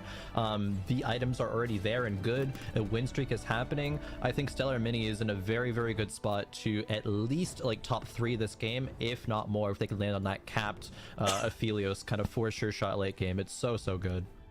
Yeah, I wonder if anyone's like saving anything for the next lobby. I feel like we've played enough games where you can't really save anything. Yeah, no, you're pulling out all attack right here. It's day 4. everything, right? But I wonder if someone is like maybe holding on to something or might kind of bail on this game a little bit, so maybe they're not as paid attention to in the next lobby. There's always that kind of thought process when it comes to tournaments too, right? Because your last result's going to be the one that people remember, so that's going to be how people look at you in your next lobby, and that's going to change the way people play, right? Because I know, like, when people scout people in like gold, they'll literally change their comps. Yeah. Because like of the pressure of someone knowing. I do think, however, that it's the only time we're probably going to see that is if the player hasn't been presented in that situation. There is a lot of niche lines that you can go depending on what like hero augments you're presenting the opportunity for. And so if we haven't seen a player pull it out, it's just because they weren't gifted the situation, I think, mostly. Interesting. God, I love casting with you, man. Anyway, I feel like we get into really good chats. Lil Top does get the Rilesh win there, so the pillow fight, as I like to call the bottom four when they face each other, is going to go Lil Top's way. Let's see what item we're going to go as we do switch over to see. Wow, 4 Hextech Gunblades, shocking. But Shocking, we do have clear. no one. I know, right? And we do have clear with the Triforce and some front line, so it does seem like the Triforce might actually be doing just enough right now for in terms of stats for the Kai'Sa, which actually makes sense. How many items do you think Triforce might compensate for Kai'Sa here at the beginning? I mean, like 1.5, probably. That's good though. Yeah, for like to get the extra half, right? Yeah, no, it's really, really good. And I actually, looking at the items there, I want to take it a step further and say we have a lot more context out of the Gunblades, just because Gunblade's a very universal item, right? Item agnostic, it can be on AD AP, but there were 3 players who had slammed a Last Whisper, Lil Top, Stellar Mini, and Wajan Iverson, so we know those players are all looking for Aphelios or Samira, and we saw Bunny Muffins with the Shojins, and we also have previous context of Bunny Muffins, and we see on the screen right now, is looking for that Anima squad carry, has found the Vayne augment. It is going to be the spread shot, so that's even better. The Shojins is not the hidden tech anymore. People know Shojin's Vayne is real, especially when paired with this hero augment choice. Yeah, Vayne's actually, I mean, with the augment, has won 2 lobbies today, or 3 even. Relentless Pursuit, I think, is the augment. So, and the Shojins has been very good on this particular unit, and we're going to get those stacks too. Stacks on stacks, not just for Nasus, right? It's for Anima Squad as well. Yeah. Oh, clear. Oh! Streak comes to an end. It felt close, but it wasn't, right? Kai'Sa had that in the, not Kai'Sa, Jinx had that in the bag at that point, and it's going to be Blake Austin, who's gone full send LeBlanc when it comes to their augment choices. Got the LeBlanc aim assist augment, as well as the Prankster Crest, and we got Spread Shot here. That's the augment there with the Vayne. Yeah, ability fires at 2 additional targets. The damage output, especially with the Shojins and casting so much, is going to deal a lot of freaking damage. It's really, really good, especially if you're able to hit Vayne 3 and a 3-star frontline like Riven, like I was talking about earlier, the Anima squad, especially Vertical Anima squad, really clutches on. I don't know if Bunny Muffins is quite in the spot, but in an ideal situation, yes, this is when the comp kind of caps out and is able to go first place. All right, this Triforce, man, it's just, oh man, so much extra damage just at the like outset with those auto attacks. And then we've got the spread because of the augment, so we're gonna develop even more attack speed quicker, more, I think, assuredly, as well as Bunny Muffins sitting at 40 HP. Bunny Muffins used to cast, right? That's a good question. I feel like he did, like, for a hot minute. I think it was with me. It might have been, I think. Yeah, I casted. I'm actually being told I was the one that casted with Bunny Muffin. Yeah, you should be the one remembering that, Boop. Yeah, interesting. You usually have a good memory about these things, so yeah. I usually do. I think I actually talked about it yesterday. You did. That's why I was like, wait, where's Boop going with this one? Yeah, wow. The human brain works in mysterious ways. It really does. So, especially Bunny the TFT now, brain. I know, right? 22nd place and a champion duplicator. That champion duplicators, I think, in this kind of spot, and especially with so many Samira players, can be a little bit more beneficial than in the past. Yeah, not going to want to be stuck in a situation where you're champion duplicatoring for a Vayne 2. Maybe, okay, there we go. Hits the Vayne 2, not considering swapping items over to the MF because that spread shot augment is there, so the Vayne is going to be the primary carry. No Rivens, though. I don't know if Bunny Muffins is just not finding the Rivens or has passed up on any. I haven't been paying that close attention, but it's really just this Zac that is going to have a lot of heavy lifting to do, being the kind of not solo front line, but those are only one costs that are tiered up, and there's an Echo right there. The front line is really lacking overall. And the front line is going to be absolutely destroyed with this particular team comp, with the Vayne and the Jinx. The Zac's going to be helping a little bit, but we're getting to the back line, and then that's going to be for the MF. This is actually going a lot better for our friend Stellar, on the other hand. I mean, it's going to be the Ashe and the Sure Shot. Yep. Sure Shot Ashe still carrying even into stage 4. Yeah. I undervalued it, that's for sure. Yeah. And that was fast. another game with no prismatic augment poop. We are actually cursed. Unlucky. Oh man, I think we are 0 for 6 now. Something like that. For the tournament. I think maybe 0 for 11 in the history of our games. Yeah. For any context, folks, Crone and I have been casting for a hot minute, and even when the prismatic emblem was like 33% for like the for fun patch, we still didn't get to cast it. So maybe that's a good thing. Some people don't like the prismatics because it's too wonky. It is a little bit wonky. Okay. Where in terms of this backline positioning would be best? Is there anyone who's kind of like helping another unit more than the next? Like, is positioning Jinx next to a Misfortune gonna keep her safer than, say, putting, like, we saw Dish Soap put a Rel back there to help with a hacker? The Jinx is towards the front line right now because of like Prankster. It functions more as just more front line, which Bunny Weapons does need in this composition. It's going to usually dash closer towards the back line. They have to go through that target W first and allow time like this MF cast to come through and the Vayne to deal damage. So this is kind of perfect case scenario actually with Bunny Muffins positioning, especially it being very keyly in front of the enemy Vayne, as there's 2 spread shot players actually here. All right, and the Shojins is going to be really nice there. I mean, remember, the ult is true damage, right? So every time that you get that extra third attack on that Shojins, you're going to be spreading that true damage even further, right? Because true damage is hard to come by in this game at this point. And that's why we've seen that particular Vayne Cop win lobbies today. As we look at our third augments, Hacker Crest for Blake Austin. That comp's probably really fun. At this point in time. Anything else to note? Jewel Lotus was picked 3 times. And Ancient Archives for KPK. Yeah, that's interesting. Blake has the had the Prankster crest and now the Hacker crest. The hero augment is going to be LeBlanc's aim assist. So LeBlanc, a unit that you were kind of talking up a little bit, especially with the Giant Slayer. Really excited to see where that will end up, especially because Blake has preserved a lot of HP. Perhaps the admin can be good there as well.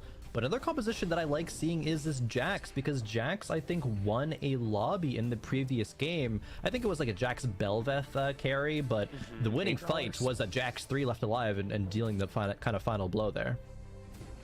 Okay, we got the RFC, we got the Hextech Gunblade, and some AP. This is shocking. Jax. I bet only 10% of people knew that was going to happen. Maybe. There's just so much going on with the Belveths, and you don't really see... I mean, Jax apparently looks great in the hat.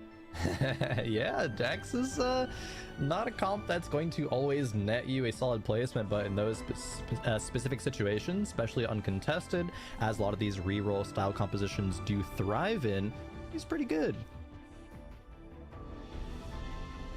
Okay, looking at some more itemization. Right now, I believe Blake and Clear are in the lead. Still have the duplicator available for Bunny Muffins. Weijian, though, in last place. That is not a position that Weijian is used to being today. Has had a very good day. I don't think Weijian's had an 8th all weekend. Yeah, has been really consistent. Had 1 bot for today, but it was like barely a 5th. All the rest of the games have been 1-1-1. 20 HP. It's enough to recover. I don't know if it'll be enough to get another first place, however, as the weather is sunny, so we know that the Janna has been providing shields to the front line. That's kind of why she's all the way up there in the front line. As Stellar's kind of forced to go all in on the gold at level 7 on 4-5. That is a scenario that probably dooms you from ever going first place in this lobby, especially being stuck on a 1-star frontliner and a 1-star Samira. It's really unfortunate. All right, our front line with this Jax is going to be tough to survive. Maybe the split's going to be enough to get this Jax down because of the Samira. Oh, looks like that Yeah. is going to be the case. So it's going to be the Samira comp coming through, and that's like a race almost, right? Can Jax get through the front line faster than Samira? And at that point in time, that was not the case. And Jax is going to be way more vulnerable to range anyway, so he's got to walk 2 more hexes to get the Samira versus Samira, who has access to him the second he enters their half of the field. Yeah, that was also a matchup where Stellar Mini kind of spent all gold, and Rillish did not spend any gold. They were still on 50 gold level 7, so they'll be able to spike a lot harder later on, as thankfully Stellar does hit 1 upgrade. The Zac frontline is going to be a big deal. Excuse me. And yeah, that Janna shielding, I think, is going to have a lot more impact here as well. Allow the redemption more time to tick onto the Zac. So I love this Janna skin. I play it all the time on the Rift. One thing though, that microphone has got to be like 30 feet tall. It is the size of like her whole upper body. next time you see it. I've never noticed that actually. That's a me thing. Yeah, You know it definitely a you thing. Yeah. All right. So we got to the back line anyway. Oh, it's Samira versus Oh, nice. Samira. All right. I'm so sorry. It's okay, Boop. I'm sure it'll forgive you. Rillish taking a big loss. Down to 18. Wajan Iverson, it seems like, has stabilized. 20 HP. Move back over to Bunny Muffin. 72 gold. Very far from reaching Vayne 3. Only a singular Riven as well. I don't know how much longer Bunny Muffins can kind of stretch this. Only 32 HP. You gotta choose, do you want to roll down right now and try to hit the Vayne, which you're probably not going to, and like maybe hit Riven 2, or push levels? And it looks like, I mean, obviously Bunny Muffins just spent a lot of that gold pushing levels. Is going to go to 8 instead. Something to note too about the lobby, no one running away with this lobby right now, so everyone's still kind of in it. If you hit, you hit, right? We talk about bingo. This is a good opportunity to play it.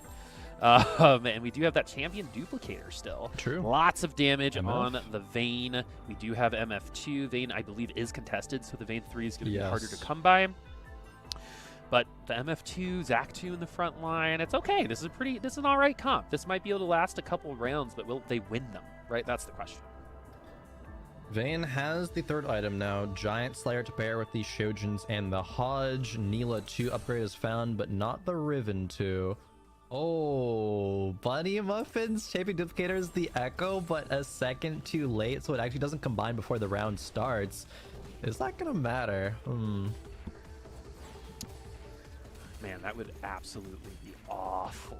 Like, that's like the worst kind of way to lose. Feels It bad. looks like it's going to be okay. I think so, yeah. Yeah, the Jax is definitely starting to fall off for Rilesh. We want the Jax 3. We are only 2 away, but we sold the Urgot, so we're definitely not that close. Yeah. when it comes to getting that Jax 3. I really wonder why Bunny Muffins decided to go that route, because if they had just needed like a 7th place or something to advance, sure, I can understand it, but they are 22nd place currently. They probably, I mean, there's argument to consider greeting a lot more there. And sure, you're not going to be going for Vayne 3, of course, but you still haven't upgraded the Riven, so could have waited until finding one of either Echo Riven and Duplicator the other one. It might not be like a big deal, right? But just something to call out, to look out for in that situation. Having 2 Kaisas here. You're not seeing double. They're going to be cornering out. We do have the shield breaker on the Kaisa as well, so they're going to help stack each other if they are attacking the same unit. But with this augment, there's 4 potential units that are going to get tagged by these attacks. This is probably one of the best ways to get rid of that double Lee Sin, maybe. Yeah. If that was in the lobby. Oh, Kaisa. still going to be Kaisa there. It's crazy how some of these fights, everyone's on the board, then it's just Kaisa. Yep. At the end, 1v1ing someone. Another good Vayne win there. We do have our first elimination, and it's pretty surprising. It's going to be Wajan. Wajan Iverson, uncharacteristic 8th place in this tournament. They are still chilling. However, they will most likely, I don't think there's any way they actually don't advance to the top 16. The thing is, this is still a marathon, right? This placement will still matter when it comes to that cutoff between 16 and 8. That Wajan's certainly not feeling very happy about. Has to really clutch up in the next game if they want to make it past. Yep. But Clear is 1 away from the Kaisa. Not finding it. in 2 lobbies, we're going to be eliminating 3/4 of these players. Yep. Right? So when it comes to the top 16, they're going to be eliminated, like Lemon said, in a clutch or kick situation, right? With that penultimate lobby. So you really want to set yourself up, right? Just like Keen said, you want a shell. Yeah. Right now, right? You want to be with the shell. You don't want to be the person that might get attacked with it. So, and Wasian now might be someone without a shell. We won't know. I wonder how much this is going to affect final placement too at the end of the day, because it's not like a 6th or a 5th. It's a full-on 8th. Something to keep in mind for sure.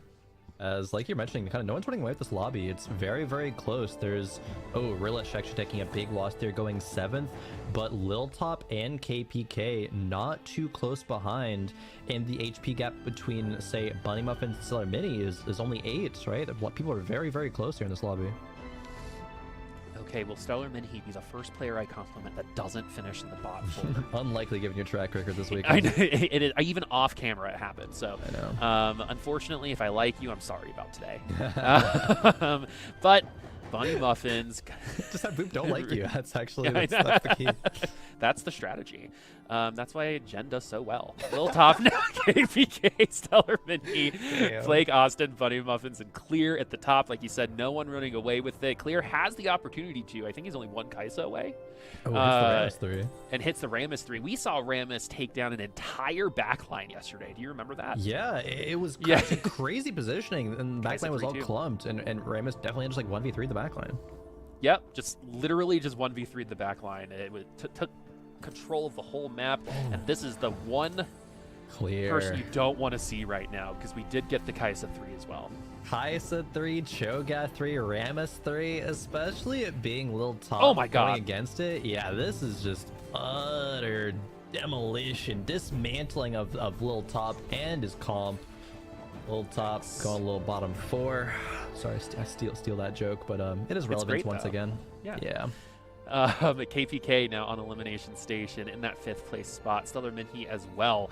But now I feel like it's the avoid clear show when it comes to what your matchups are. There is no comp on this board, in my opinion, that can beat that at this point. Yeah. Maybe a Samira, like this would have to be a Samira 2 with some help, right? And maybe with some like insane CC where the Kaisa doesn't really attack, but she's a recon, so she's going to be running away. So it's going to be tough. I would really not like to see Clear right now. Yeah, actually, talking about Clear, it reminds me that like Clear has done so good in set 7, kind of starting to make a name for themselves. And so it's really great to see Clear carry that momentum forward into set 8. It is definitely one of the names that we could be saying, talking about like the new blood that really rises up again, like this, like the Appies and Asa and like the Rain and Kyvix. I think Clear is very much on players' radars, and for good reason.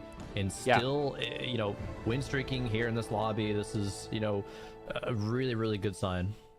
Stellar breaks the curse. But the other thing about Clear that is really notable is that he's like a player's player, right? The players really respect him, is something I've noticed as well. And what's actually another thing that's really cool about Clear is I think it might have been a false narrative, but he came out as like a Varus main, if you remember. And then now is just considered like a really good player. And I actually don't know anyone who is like a mono player back in the day that is kind of producing like Clear now, just generally.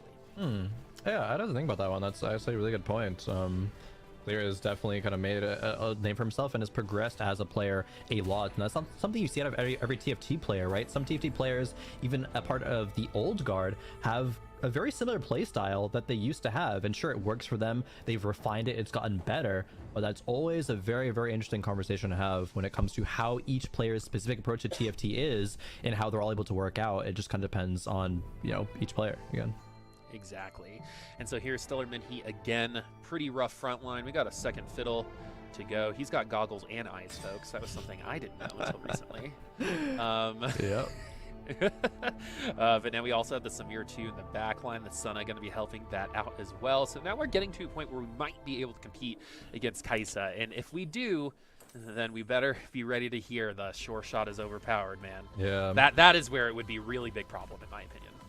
Oh, the double Shojin Shiv MF backline, and then the triple item Vayne as well. But it's up against the Samira 2 from Stellar Mini. Stellar Mini has made a great composition out of a bad scenario, but it might not be enough, especially with the Vayne still full HP alive in the backline. And yes, Stellar does go out in 4th place. However, that might be enough. They're on the cusp. They were 19 points in 14th place coming to this game. So there's going to be some really tight standings after this game, Boop. I'm really excited to see who makes it forward. And also, there have been points left on the board. I'm getting word that Fuzzy Boo got 8th in the lobby. Really? So, Fuzzy Boo. So that means that there is literally like points up for grabs. So while Stellar might have felt good if that was not the sentence I just said, True. right? There's more points and opportunity available for other people. Same thing about Weijin here, exactly. right? So Weijin left 7 more points on the board. He's been taking all of those points. So who is gonna be able to get those up? It's probably clear right now with that particular comp.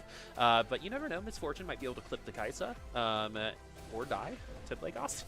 Tying to a Talia, perhaps. Of course, the LeBlanc is the thing left alive at the end from Blake Austin, but wow. A board featuring Talia in the top 3. I don't think we can say that much this weekend, so we gotta call it out when it happens. All right. This is intense, man. It always feels like these lobbies have like the flip-flop, right? Where the spoilers come in and all of a sudden have their best games, right? And then the points become super even for this cutoff. And while people like Weijin and Buzzy are probably chilling, right? Even with this 8th, it does kind of make everyone fight a little bit harder for what's left. Because then there are people like Blake Austin who have 13 points, I believe, total. 11 points total. 11, which cannot make it, but... Yeah, is currently still competing on this lobby, right? So they're gonna steal points from him too. Always playing the spoiler, Boop. We always see it every single time. Not for too much longer though, as it looks like the Ghost of Clear absolutely destroyed Blake Austin's board. Bunny Muffin's taking a big loss to Clear as well, but we kind of knew this would be the comp running over everybody else. 51 HP on a win streak, hit the Kai'Sa 3, Rammus 3 in the same turn, and is just running away with the lobby. Yeah, one of the few steals lobbies. the shroud though. Metabolic OP right there. That's the reason why. You know what? I respect it. I respect it. You know you're probably gonna have a little bit of a hard time in this round, right? You know you're looking at an uphill battle. Why don't we just cause some discomfort? It's to seal the shroud as well. That's the biggest rat move in TFT. I love it. Will it make the difference? Probably not, unfortunately. But hey, you gotta play to your outs. Urgot 2 is in Bunny Muffin's shop. I don't know if he can sell anything though. Maybe no. Yeah, I don't know. He has to pray to win this round and log for it, but I don't know if that's gonna be the case. Yeah, we're going to need some help on this round. That Kai'Sa 3, Rammus 3, Cho'Gath 3 in the front line. Is this going to be it? The shroud does hit the Kai'Sa. The Kai'Sa's hitting that front line. All it takes is those 3 auto attacks. Uh-oh, Misfortune. Kai'Sa's going to need to look over there in just a second. She's going too soon. Oh, but the Zac is going to keep things a little bit interesting, but the MF ult the second time around was not in the right direction, and Bunny Muffins gonna take the second. Didn't look that good actually from the beginning, but does get the second. We're gonna get some extra TFT, folks. It's gonna be lobby B, and we have Asa at 1 HP and 22 HP. A golden egg situation here for KC2. Another lobby where 2 of the lower performing players in the entire lobby actually are in the top 2 spots in the entire day.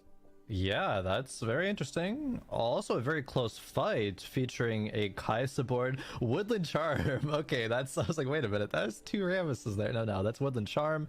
Rammus 3. No Cho'Gath 3 on this board like we just saw from Clear over in the other lobby. But this is still really, really big. Apparently KC has lost 2 rounds in a row to Ace's board.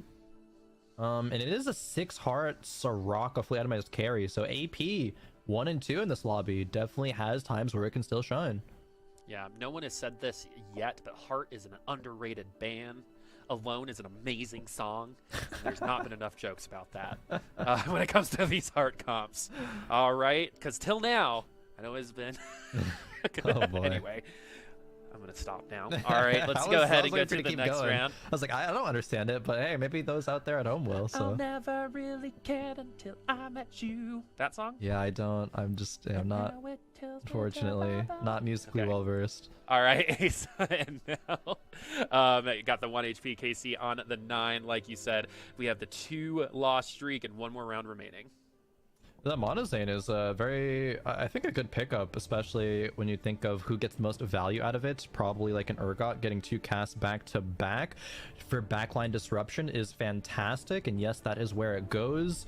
It won't. Oh, actually, double Zephyr on both of Lee Sins. This could be exactly what KC needed. You know what? If you have an issue with the front line, just fly him in the air, right? And we have the Gold Collector on the Fiddlesticks too. Is it going to be doing enough damage? So much shielding, man. Oh, it's so hard to do any execution with shielding. Yeah. Monozane cast again disrupts the backline a little bit further, but the Lee Sins, man, they're just so good. They cleanse themselves, they shield themselves. The Kaisa just cannot get through them. Nah, that augment. Oh, actually kills one of them. But no, it's going to be a KC falling. Asa 1 HP claims the lobby victory for Game 5 in Lobby B. Ooh, we were sweating there at the end. Maybe Casey could do it, but no, not quite, Lemon. At least it was exciting, the 1 HP dub at the end, but another Laysin abuser. We're gonna get him next patch. Congrats to Ace and Lobby B. You gotta do what you gotta do, because this was the last game before the cutoff, but we'll kind of return our minds to Lobby C, where Clear was the clear winner, Kaisa 3 carry, Bunny Muffins with a Vayne spread shot in second, Blake Austin with LeBlanc Prankster line in third place, and Stellar Minhee with a Samira for sure shot. But Boop, we rarely get to see Kaisa Recons make a first place. Like, it seems like a top 4 consistent, depends on you're getting contested, but for like a dominant first place like that is a rare occasion. What made it so clear to you that Clear's board was the best amongst the rest? I am so glad you asked me this, because this is exactly what I'm thinking about right now. So it was lobby dependent, right? We mentioned, right, I think the round before he got the Kaisa and Rammus 3, wow, no one's running away with this lobby. Everyone's kind of even, right? And then the second we said that, he started sprinting. Right, he just got so far ahead that the time it took for anyone to catch up, they just didn't have any HP remaining. So when you race a comp that much and you get that far ahead, it's just easier to push the lobby down, because you're also winning by a lot of units because you're that far ahead, right? And I think we ended in stage 6 with Buzzy Boo and that Kaisa. So I do think that is the case there. If it was kind of like an even lobby where someone else was hitting their tier 3 units, I don't think it would have been that easy. But literally no one else, I think, had a tier 3 unit or a good one to carry on that lobby. Yeah, the timing of hitting that carry and also the pressure he put on the lobby was just too much. Yeah. But let's see who was pressuring all the other lobbies. We got our scoreboards ready of how the other lobbies did. We witnessed the end of 2 there. Malala first in A, Asa A+ in B, Clear, you saw the top of C, and Spetham with an important first place in D. We're Buzzy Boo, an uncharacteristic 8th place after we, Boop, I think you are cursed, because every time you wanted to say good things about Buzzy Boo, and look what you did. I know. I literally was like, I feel like we've been giving like drive-by compliments to Buzzy Boo. Let's talk about him. And so we are right now in 8th place. Yeah. Sorry, we'll have more time to talk about Buzzy Boo, because they're advancing, right? They were doing so good earlier. It's okay to have one bad game. True. At least it's now. At least it's now. And Baymax, Wajan Iverson with another. At least Wajan Iverson was in like 3rd place before this, so we'll see if that really affects his chances. And Socks with a weird 8th place for him too. But I'm curious to see about the winning boards. Did we get any kind of variety? At least in the one lobby we saw spread shots and different things. Mechafilios, Mordekaiser carry, 6 Soraka, Lee Sin carry, no surprise there. 4 Recon Kaisa for Clear, as we saw, and a Neela Yumi supers. Spetham proves it can apparently win lobbies. It was the Neela, it was the Neela augment. But I did say before this tournament, I went, I bet a Yumi is going to win a lobby today, or not today, in this tournament, and it finally happened. It only took a bunch of lobbies to get there. I think Dish Soap won one earlier with the Yumi comp as well, unless I'm insane, maybe got 2nd or something. But yeah, it can be done. Well, there are some people who got it done and some people that didn't. We have a cutoff point now. Only 16 making it on to the next round, and you're looking at them there. That 24-point tiebreaker is a killer. Oh, no. And a few missed out. Robbie Van Knob missed out on that. Boop. Who are we most sad about? Robbie Van Knob. Oh, yeah. Obviously, right? Man, when you lose in a Tiebreakers. tiebreaker situation, because you wait, I think, until this moment to find out a lot of the time, and holy mackerel, I would be absolutely like gassed at this point. Bunny Muffins, if we won that lobby, maybe we could have snuck in, right?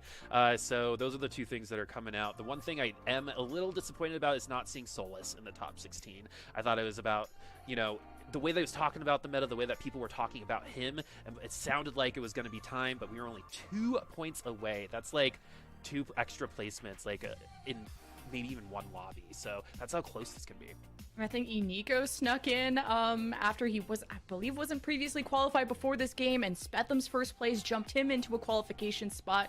Kron, what's your reaction to this player list? Yeah, Nico clutched up, got a 2nd place last game to sneak into this top 16. It's really, really impressive when players are in that do or die situation and do get on in there.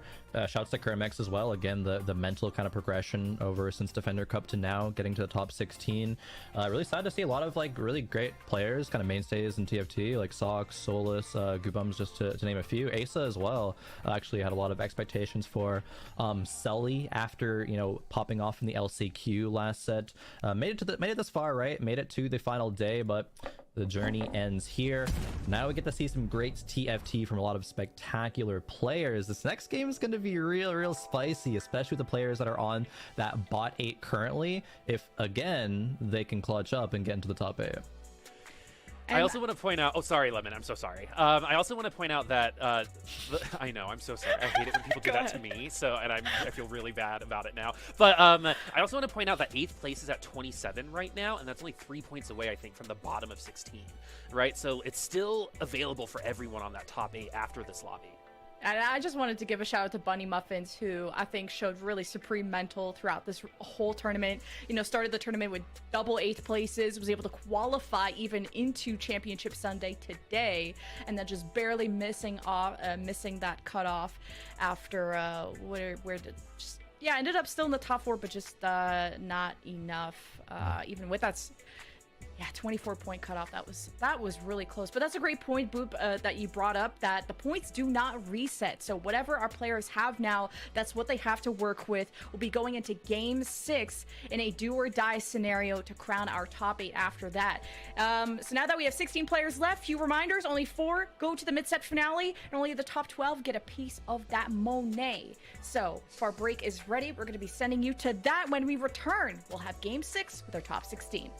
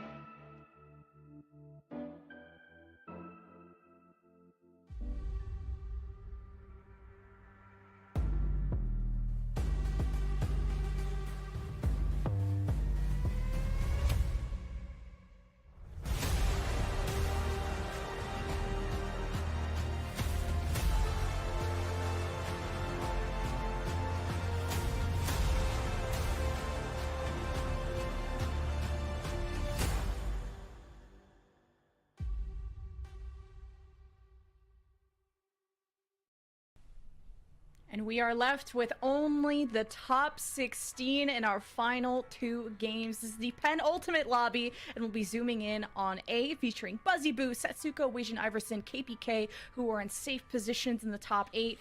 And we replay Iniko, Phoenix, and Ripple Overdrive in the hot seat. I mean, from 24 points to 33 points, only 9 points admirable is between the top and the bottom of this ladder. Yeah, what you're looking for here at this point is the top 8, though. And for a number of players, this is like do or die scenarios. Like if you're sitting in Kuramex's spot, Stellar Minhee, or Ripple Overdrive, they're all at 24 points coming into this next lobby that we have. So this is like first or nothing. If it's not first, you just really don't care about the rest of it. 1 point above that is Phoenixa and Iniko. They're sitting at 25 points. They're looking for top 2s or better, and that's it. And so the way that this ends up spreading out is it can create some pretty crazy stuff because these points continue to carry over into your next spot. So for a number of players here, it is literally like all-in risk, high-risk strategies with super high payoffs. And to me, this just creates a crazy tension in the lobby when you start to look at how this can really lay out. Because for a player like Clear coming off back-to-back first-place finishes and finding themselves at 28 points, you know, maybe then they even continue that sort of streak, and it really pressures the players who are at the top that are not playing for these first place style strategies. So some crazy mix-ups can happen when you have these things in effect, and it's something I'm really looking forward to in this lobby. Yeah, I mean, the bottom 8 is 24 to 27 points, the top 8 27 to 33, and a reminder that the points do not reset, which is nice. It accounts the performance throughout the day, whether that's good or bad to you. But Keen, you only have 1 game to catch up to that top 8. Yeah, I mean, if you have 1 game, you're obviously just hoping for a quick underground early. That would be the easiest way to be like, okay, this is going to significantly increase my odds of a first. If you're not getting the underground early and you don't have pairs early, like you don't make matches, I would expect to see players. Hopefully they're familiar with playing a full open style, because the worst thing that could happen to you in this spot is to go win, loss, or loss, win through stage 2. You either need the 5-streak win through stage 2, or you need the 5-streak loss through stage 2 if you're looking for the first place right now. So I do expect to see potentially a couple open forts here. Augments like consistency are going to lend itself to that. Any of the econ augments are going to be great pickups for any of these players. I think it's much easier to guarantee a 5 loss than to guarantee a 5 win. So I do expect to see quite a few open forts from these players at the lower end of the standings. Buzzy Boo was at the top but finished on an 8th place, so we'll see. It doesn't feel like anybody is safe, but we're going into game 6 to find out who's going into the top 8. Indeed, we are. Game number 6. We have 1 more game coming up after this one. And I'm noticing something here, Keen, is that we have another belt tier glove opener, and that we have kicked off our last 2 games with 2-1 hero augments as well. I'm feeling a bit of a pattern right now. The other thing I think about when I see this opener is, even if I'm going for belt, I'm already going to index a little more heavily towards Aegis, because 3 people are starting with tier, and every time you start with tier, you do lean more towards the AP route. And so, you know, I do expect to see quite a few Aegis players. And again, because people are playing for first, everybody knows that the premier comp in this current patch is Samira, so there could be a significant contest for that here. I want to express appreciation of your ancient Greek pronunciation for the roots of Aegis, which is Aegis or Aegis, depending on which root you are using. All 3 are technically acceptable terms for that, if you're speaking American English anyway. For Buzzy Boo, despite the fact that Buzzy Boo had a not so hot performance in their 5th game, they're still sitting at the top of the standings at 33 points. Buzzy Boo has had just an incredible couple of days here in Corrupted Cup, and I think this is really starting to stand out in my mind, where it's just, you know, these kinds of things, they definitely can happen from time to time, but against this heavy of a field that Buzzy Boo has been facing against, I feel like this is a pretty big accolade into this kind of performance. Yeah, it's been a really great performance. I don't think many people knew who he was going into this tournament. Though he did just take an 8th. This could be the beginning of the end, and well, maybe all his gas is out, and we're gonna go 8, 10 today. not to curse you or anything. I'm rooting for him. The anti-caster curse. Yeah, there's no way he goes 8 3 times in a row to end the day, right? That would just gotcha. That would be infeasible. Ooh, there is an early LeBlanc when he has a tier star. You do love to see that. You have a couple Lulus in the shop there. There is a Recon crest, emblem, which would give you potentially you're a couple bows away from having really good Kaisa items. So he does choose to lean away from it. And preparation is probably the best. Either. takes Hacker. Hacker That is so it's an extra 2 gold, and early gold is just very strong. The Hacker emblem does at this point indicate he's going to lean pretty heavily into this LeBlanc. I would expect to see him just, at this point, he's just trying to avoid like really bad placements, and I think the LeBlanc has proven to be pretty good at just getting up to like a third or a fourth, and that's really all he needs at this point. A couple thirds and fourths, and that could be enough to secure a top 4 for him on the day. Yeah. Hacker emblem I don't think is super good early on, but it does have a lot of payoffs towards the end of the game. Like if you're going to be playing a composition that is centered around using a Hacker emblem, this is an omni-vamp item at the end of the game. So you can build out a secondary carry, and the Hacker emblem effectively becomes your omni-vamp source, so that unit doesn't just completely get wiped off the board from a few AoE splashes. So emblem that I think is a little bit weak early on, but can have some high payoff later on in the lobby. We see a Nico open up with a Recon emblem, already as Shiv slammed as well. I feel like that line is a bit spelled out from their perspective, but this is the power that these gold augments can have early on. Seeing replay sitting on some rich get richer over on the side there with Wasian and Iverson looking like they're on a phony front line. Taking a look at the augments that are across, and let me tell you what, there are quite a few econ augments on the 2-1 here when you look across the board. Yeah, I mean, we got two Rich Get Richers, 2 Threes companies. That's 2 people getting an injection of 12 gold right off the bat. We got 2 true 2s as well. So it's a lot of people just going to be trying to econ up, trying to get to a really strong position. Then you got guys like Nico. Hey, let's just take the recon augment. I'm going to slam the Shiv. He's got a Kaisa early, and maybe just play for tempo in this lobby. For Nico, they need a strong finish here as well, coming in with 25 points. And Nico is hunting down a top 2 in order to really secure and lock that spot for making it through to a top 8. And if you're sitting in the other player's position right now and you see a Nico holding a Recon emblem and sitting on a Kaisa already and needing a top 2 finish, I feel like this greatly increases the likelihood on the NA server, at least, for a Nico to be contested here. I mean, people do love contesting recons from spots that you're. It's like they have like 3 Samiras. It's Samira 2, and then they sell the Samira to make Kaisa. People will do weird stuff to contest the recons for whatever reason. But I think it's probably not going to happen in this game. People did scout around looking at the rest of the augments. At this point, it would be very weird for somebody to... and as I say that, I believe I just saw another Kaisa over there. That looked like a Kaisa 2, and indeed it was. This is 4 Kaisas that Ripple Overdrive's got loaded up. This does look like 2 Kaisas, and it does look like a lot of money. And if you're looking for the first or the second from a Nico, you're looking at this guy and hoping his internet cuts out. Well, Ripple Overdrive, I definitely think hit these off of the Threes company that's sitting on the side there, but it's really tough to turn down this many Kaisas early on, even if this doesn't end up being your final composition right now. So I think Ripple Overdrive sitting on a belt and a sword. I think your options are open. Your eyes, I think, definitely on this very powerful 2-star unit that you have right now. But, it's not locked in, I think, from Ripple Overdrive's spot. Yeah, it's kind of a very bad situation because he's also somebody who needs probably a first to honestly get to the next day, and so he also doesn't really want to be contesting this Kaisa because the second you contest Kaisas, you're both probably going to hold hands. It's unlikely for you to go 1-2. There's potential for like a 4-5 or something, but if you need a first, I would look at this spot and be like, okay, this other guy's got Recon Augment. There's no way he's pivoting. I probably need to pivot eventually, but the Kaisa can definitely just hold Kaisa items at the end of the game.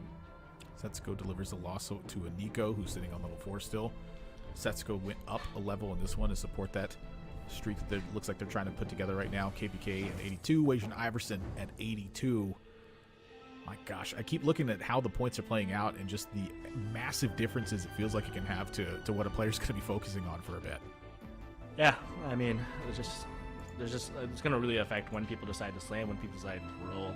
And it'll be good just to keep an eye out on what kind of items are being slammed throughout the game. Like Phoenixy over there, we see slamming the Runans instead of slamming a Last Whisper is a really interesting angle that generally means you're probably leaning more towards a Zed. We'll have to take a look at his board in a bit to see if he's leaning towards the Laser Core or not.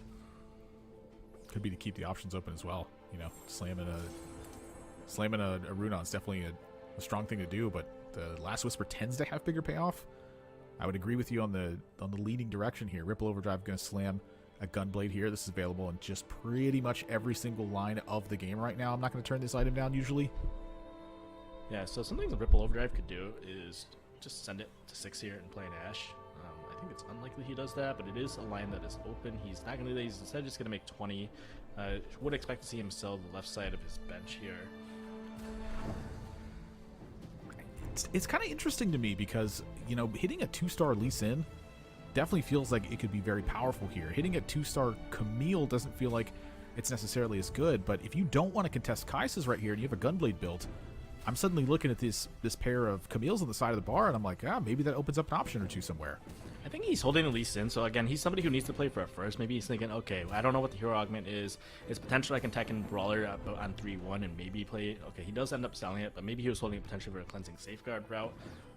And a lot of this just comes down to what augment is offered on 3-2. If it's something like a 3-3-3 shop, somebody like Nico is going to be absolutely ecstatic to see it.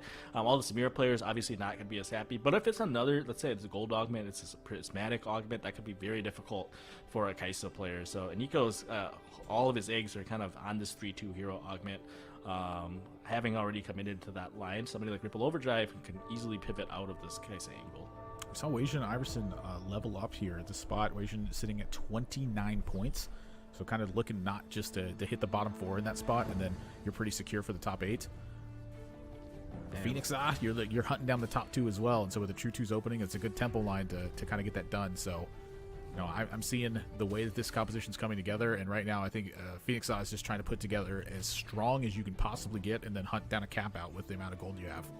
Yeah, it's interesting. He does slam the Runons while he's playing the Vayne. He's holding a few. It's like it's not clearly a. I mean, it's probably not at this point a Z line. He does lose the fight barely. That is unfortunate, but it is great for Ripple Overdrive, who is able to go into neutrals on a full streak here. One of the things that could help Phoenix on this spot is if he is able to hit a spread shot on the Vayne. It is definitely one of the premier augments for Vayne. You could potentially get first off of that. But this could also be a Draven angle. He's holding supers, and I think a lot of this is going to come down to the hero augment on 3-2 here. Yeah, that's like an interesting spot to look at as well. I don't think that like Runon's is like, spectacular on Draven by any means. Yeah, I don't like it either. It's still but open. It's fine, and he does have a lot of supers here. So yeah, you have a Gunblade component. You can go like Gunblade IE. Runons, Gunblade, Last Whisper, Runons. It's like not the worst item on Draven. But he does hit the Vayne 2 here. So he's going to pop off the item. This is a pretty solid spot, I think, all things considered. You know, it's pretty rare, I think, to get this many 2-stars. The unfortunate spot, I think, really was losing on that previous round. I felt like they were pretty likely to win, and just losing by a hair on that spot, I feel like it really hurt the tempo effect that Phoenix was getting in a spot like this, and suddenly it feels like so much more is boiling down to the augment because of that one loss. It's so much coming down to augment here. Like he could slam guard breaker, save the rod for a Gunblade. Everything. This is an early Samira hit on KPK when he's seems like he went 5 loss streak into hitting a Samira on a Richard opening. He's probably sitting maybe at 70 gold, 80 gold almost over on that side. One thing you can do is actually go 7 on 3-2 from a Richard spot and then send it if you're trying to stabilize. I think a lot of it just comes down to what this augment is going to be. And we'll have to see. I mean, if it's a 3-cost hero, there's spread shot open for Phoenix, so we can get Kai'Sa augment on Nico. But if it's not, these Samira players, crossing fingers, a lot's going to come down to whether this is a hero augment or not. Wow. It's just that the tension feels so high in a spot like this. Like, just having seen players in this position before, it's a 2-2-3. It's 2-2-3. I mean, that's the players rolling for 3 costs. They should still be able to hit. The 2 is not a bad spot for some of the Samira players, like I was talking to you about earlier in the or off air. I think Boxing Lessons is fine. I think Endless Pizza is fine. If there's any AP players, this is a chance to potentially hit Cleansing Safeguard. I know we saw Buzzy Boo leaning towards AP earlier, and so he does re-roll here. You just gotta greed here. I think at this point, if you need a first, you have to hit a good premier augment here. 16 seconds left, 3 rerolls available. I would keep re-rolling. You could 12 seconds left. Something's got to happen. He's probably thinking about Boxing Lessons, potentially. Let's go Samira, and he does take Boxing Lessons. This does indicate a Samira line, so the Vayne is just going to be holding items. Yeah, 4 brawler from this spot, not bad. Yeah, I mean, it would have been really risky to roll, because at the point, if you're rolling to potentially find a spread shot Vayne, that would have been your other out. But it looks like he doesn't want to play spread shot Vayne. I do then question the fact that he didn't slam Last Whisper. So if you're going to lean towards this route anyway, you're now down a bow, you're down a glove, you don't have any Last Whisper components. If you happen to run into somebody that has a Bramble Vest, has a lot of armor, it could be it could be a death sentence for you. It's really hard to take first without Last Whisper in this comp. Just feels like so much is at stake. I'm seeing replay on. Oh, and we do see Ripple Overdrive hits a Kaisa augment, so he is going to contest the Kaisa line. Feels bad for a Nico who needs the first. I mean, so they both need it, and so I mean to choose to contest Kaisa in a spot where you need a first feels very bad. But sometimes that's just the line that's offered to you. It's not like you can't go first being contested. It's just significantly harder. Yeah, that's exactly the point on that too. Is that it can in theory support two players. You can both end up hitting that direction. It's just the likelihood of it comes so much lower when two players are hunting that down. And so when you take a look at the way the augments are distributed at this point now, there are 0 carry augments in the lobby from that position. I'd say that like the 2-2-3 from this spot, it's a lot less likely that you're going to be hitting like the ideal augment that you want in a situation like that, unless it is pretty much exactly boxing lessons or cleansing safeguard. Yeah, I mean, it's tough. You see that augment there. A lot of these Samira players aren't terribly happy about it. Obviously, you would have loved to see a 4-2 hero augment to get the free Kaisa or a Samira potentially. Something like Daredevil could really help you win out. But now you're going to be facing some of these Kaisa players. Like, Nico was already strong, and then he's able to hit a good augment for himself there. He looks like he got into the night from Vayne. So one of the things that Nico could actually do is actually pivot away and not run Kaisa as a carry. You just say, okay, this guy has five Ripple Overdrive, he's saying, has 5 Kaisas. I can just play for a different carry. With the free Edge of Night and a Recon Emblem, you can really lean into a Bel'Veth carry instead. Yep. And, maybe you can have Vayne 3 to supplement that. You can still hit 3 stars on the front line, and there are definitely other ways to take a first without contesting the Kaisa itself. And look at the items in the sidebar as well. And Nico's slammed another Edge of Night on top of that as well. So, the dual carry option is definitely open. Yeah, I mean, just having 2 Edge of Knights already is quite good for him. He's sitting on a spare tier, spare Negatron cloak. Just kind of looking at Setsuko's items as well. He had 2 gloves open, just picked up a sword as well. KPK going to send it to level 7 here and start the roll. Oh my gosh, it's this is so much. Yeah, he's finding a lot of stuff on these rolls already. There's an L-Star, a Sedge. I mean, these shops, almost every shop is giving him something. I don't think that, you can't take that Zed there. It definitely would be a bait. You see on 2 Samiras, you hit a Cho'Gath right now. And he hits the Samira just on the roll here. What a roll down for KPK. Just roll. Just roll, just hit. Not a bad spot to be. His items are looking good. He slams a Vow. He spikes. He's about to do some terrible damage to Wage and Iverson. Unlucky for him to be rolling into that at this point in the game. This is really big too. KPK was sitting at 27 points coming in this round with 2 other players, Replay and Dish Soap. Dish Soap's not in this lobby. For KPK here, you are hunting down a top 4, and ultimately you would like to find yourself in a top 3 that would likely lock your spot and put you in a great position going into top 8.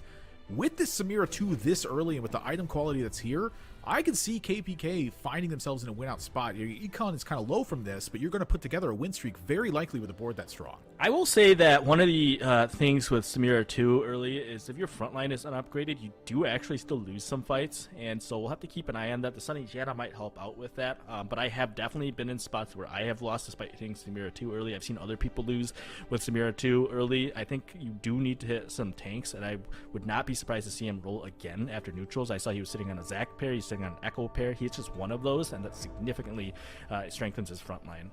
For Replay here, Replay needed a pretty strong finish in this one, sitting at 27 points as well. You're trying to not only secure top 8, but put yourself in a good position afterwards. I feel like this 6 duelist right now is a temporary aspect that Replay is looking at, because if you need yourself in a top 4 position, sometimes this is enough to get it done. But the health total sitting at 65 right now, like this 6 duelists can drop off really heavily and easily bleed out from a spot like this. So you're kind of playing it from behind, not entirely. You are at level 7 with 40 gold, but I feel like that these duelists are very likely to get replaced with just stronger units at the end of the game. Oh, I think his spot's very bad. I think 6 duelists wants to have 2 combat augments to supplement along with the hero augment. Like, it's a good hero augment, but a rich gets richer into this duelist is very awkward. You can definitely pivot off of this super easily. You don't have you can run the Fiora all game. It's not an issue. You can get a Philios in that gives you Ox Force, and obviously Vitality Ox is just giving extra healing. It's never a bad thing. But if he commits to duelist from this spot, I think it's very unlikely that he's going to have a strong finish. it's just gonna fall off way too hard. Yeah, I totally agree with that too. I mean, this is a composition where you have to just be like hitting across the board what feels like all the time in order for it to work. And so if that's not going to end up happening, that's not a line that I want to commit to and follow through on. We've there's just seen it no flash lock so badly.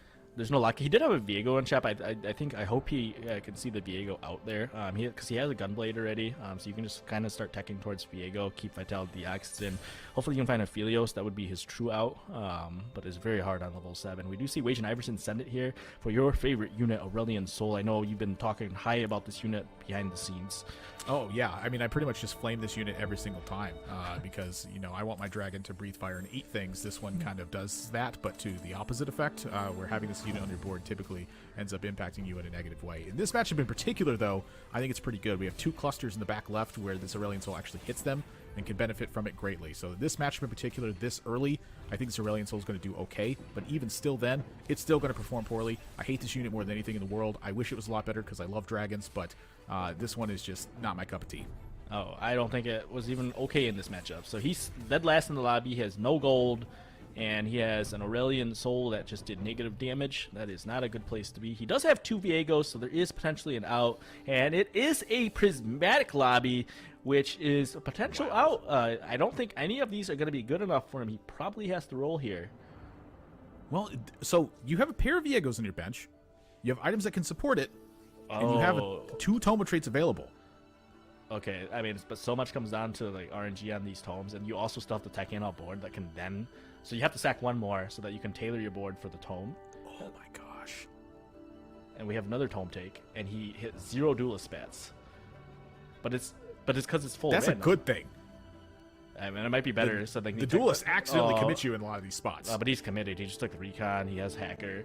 So it's Okay. very unfortunate. He was rolling for duelist. He hit 0 duelist here. Unfortunately, you don't get to tailor for your augments until I think 5 traits are active. So it's like completely random, and he just does not get duelist. Just a little unlucky, or I guess not even unlucky, but it's just full RNG at that point. It does not quite hit. What kind of emblem going on the Kale? Yeah, this board is it's just made of paper right now. Yeah. Like Replay is gonna need some upgrades here. This is not good enough, I don't think. I think he needs some upgrades, and then he needs to get a item reforger. Except the item reforger needs to somehow reforge his augments as well. And then I think he might be okay. I was wondering where you were going with that. Then, I guess it kind of made sense. Yeah, like at this point, you know the League of Legends client's kind of known for bugs. You're just kind of hoping for some bug that like rerolls your augments for you. Oh, Asian Iverson is a 2-star Viego. None of the tomes did anything here. He cracked them both. Oh, well. It is a sure shot emblem with a Samira though. You hit Civilian, you hit Sure Shot, and you do find a Samira finally. But like we saw earlier, KPK already hit a bunch of them. This is not good for Wage and Iverson. He was sitting in the top half too, but then 8th here, and it's looking like it's. I mean, if this is not an 8th, then I don't know TFT. I think you can get out of this spot. Oh, he has 0 gold. Excuse me, that is 19 gold, All his units are 1 star. except for the front line. I think you're underrating this spot a little bit. Oh. The health total is scary. There's no doubt about that. I But mean, if it's you possible. hit like a couple good units here, it's possible. It's We're possible, going but to he's carousel. Your last place, Aphelios. 7 HP. Okay. You know. All right, the Aphelios isn't here, so I'm now very worried. Okay, maybe if you can find Soraka from last set and start healing 2 HP every turn. Does get a last whisper for Wage and Iverson here. What I'm saying is, it's not impossible. Oh, possible. By dictionary definition, there are definitely ways out of this, but I don't see it happening. Doubter's gonna doubt. I'm a doubter. Which isn't to say I don't hope for the best for him, though. Oh my gosh, KPK. Oh, he hit level up as well. Wow. All right. So right. KPK had a major roll down on 3-5. And he found 3 Samiras out of thin air. And not thin air. He actually hit a lot of money, so, you know. Yeah, a lot of money on the roll. But it is. Now you've hit level up as well. So this is like a coast to 9, and KPK maybe finding himself in like a pretty strong win out spot here. Yeah, it was quite a high roll though, so still hit the Samira too. He is holding the extra Samira now, kind of griefs the rest of the lobby. I would expect, I don't expect him to take terrible losses there. But his board, you saw, already took a loss, so somebody's catching up to him at least in this lobby. And we should still see him push 8 though, or excuse me, 9 on 6-1 or 5-1, and hopefully he can find a couple of Helioses, start finding Urgats, really tech up. He's still in a very good spot.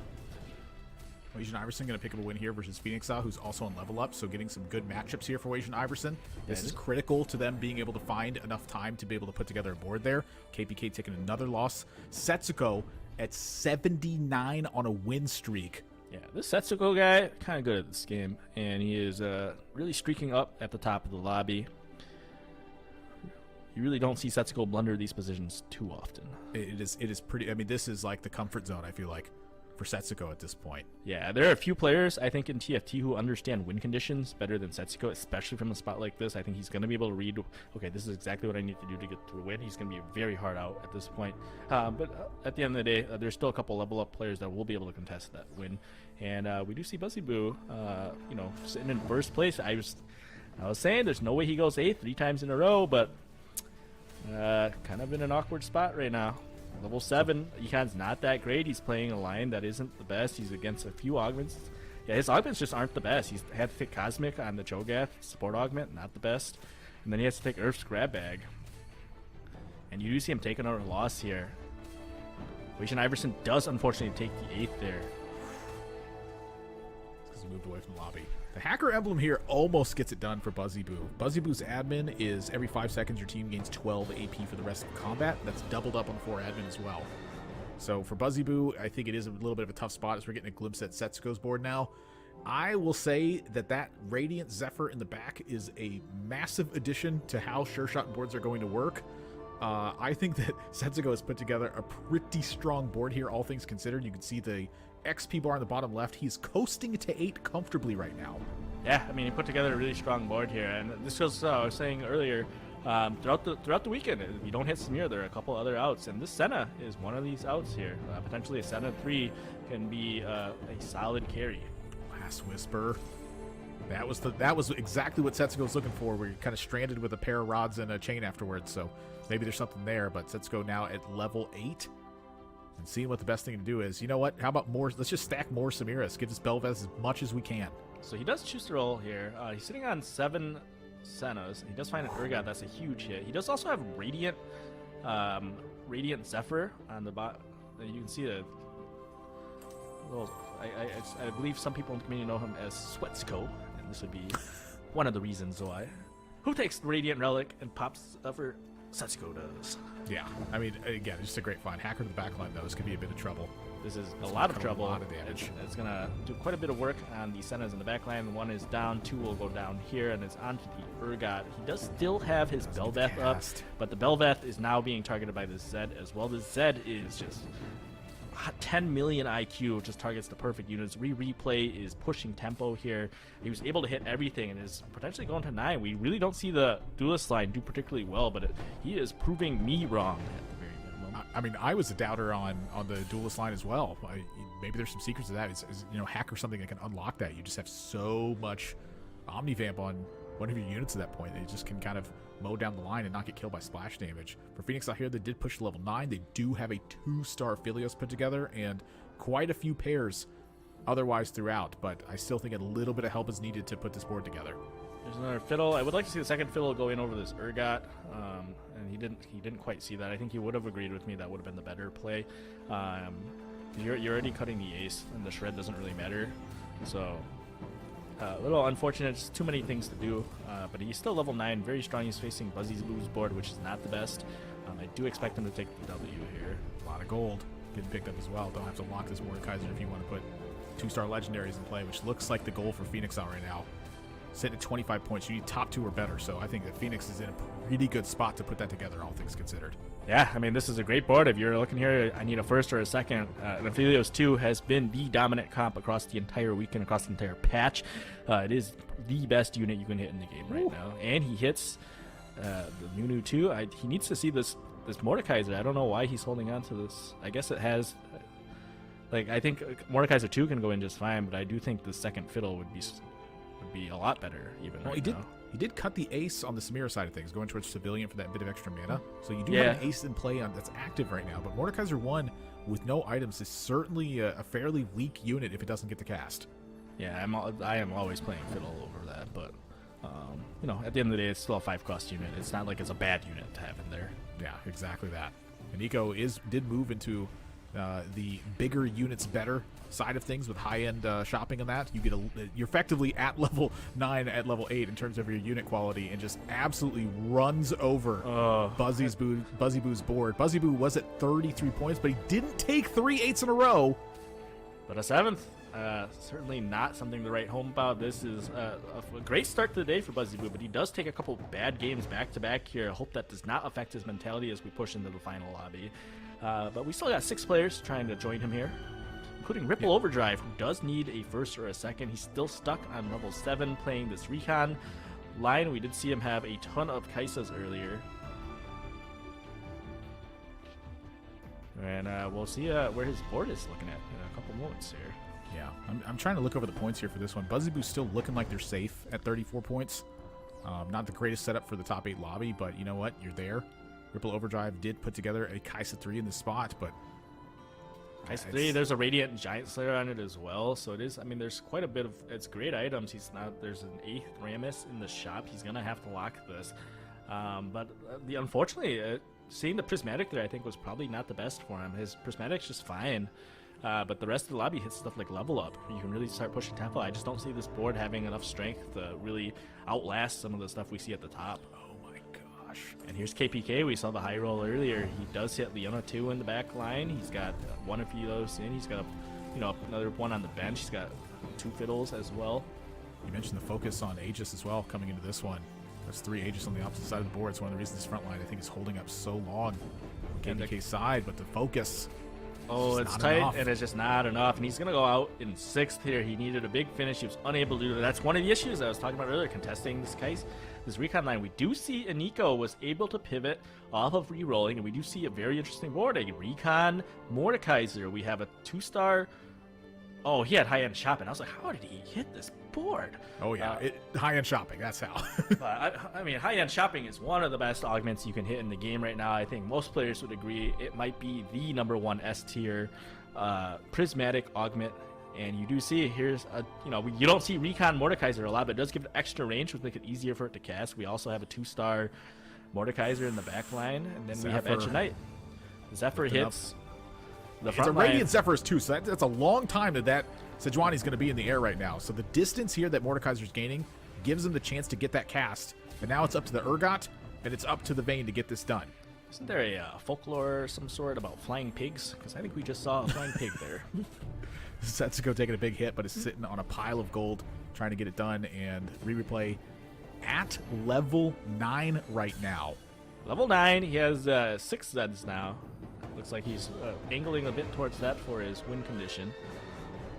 But kudos to him, making the Z line and the duelist line work. We were both a little hesitant, and I think he didn't hit the augments he wanted off his Prismatic. He certainly would have liked to see a duelist, but it just didn't come up. So for Setsuko's spot here, let's say the Senna 3 comes up. Are you moving the items, or are you keeping them there? Oh, I think Senna 3, my general rule of thumb is Senna 3 probably worse than Aphelios 2, but it's better than Senna 3. I mean, excuse me, better than Samira 3. I'm misspeaking. It's better than Samira 2. Do the items come off of the commands from your bench this way? I'm not sure. And it does not. Uh-oh. So it doesn't. I don't think he's unhappy to have items on Senna 3, is what I will say. And he does hit Urgot 2. That's a nice hit. A lot of the lobbies contesting the same units at this point. So at this point, everybody's just trying to cap out boards with legendaries. That would be stuff like the Urgot, be stuff like the Fiddlesticks. We already saw quite a few Fiddlesticks gone. Setsuko would love to see one. It's going to be difficult to hit it at this stage in the game, though. I mean, Aphelios has got to be on your radar for this, too. He does have a you do have to be careful, though. He was smart in watching it. Because it is Ornn items, somebody could easily grab a Blitz Hook here. And it could really ruin some lobbies. He didn't have the time to go around and scout. I think that's one of the strong things about Setsuko is he looks around the lobby and he figures that stuff out seemingly right away. It feels instinctual to him when he's scouting around. He's very fast. The Zed does instantly go on this Senna though, so the Senna does go down, but now Zed is stuck on this Urgot that has the Zonus and will drop the aggro. He still has Samira up and alive on the other side, so this duelist, as we were saying, does get outscaled, and we're starting to see it now. He does have 8 Zeds on the bench though, and a couple rolls in a dream. I guess you make it. Sitting at 1 health though. It is a top 4 as Phoenix goes out. I think he was sitting. Aphelios 2 takes another 5th. That's a couple of Aphelios 2. Just haven't been able to hit it. It's just the power of prismatic lobbies.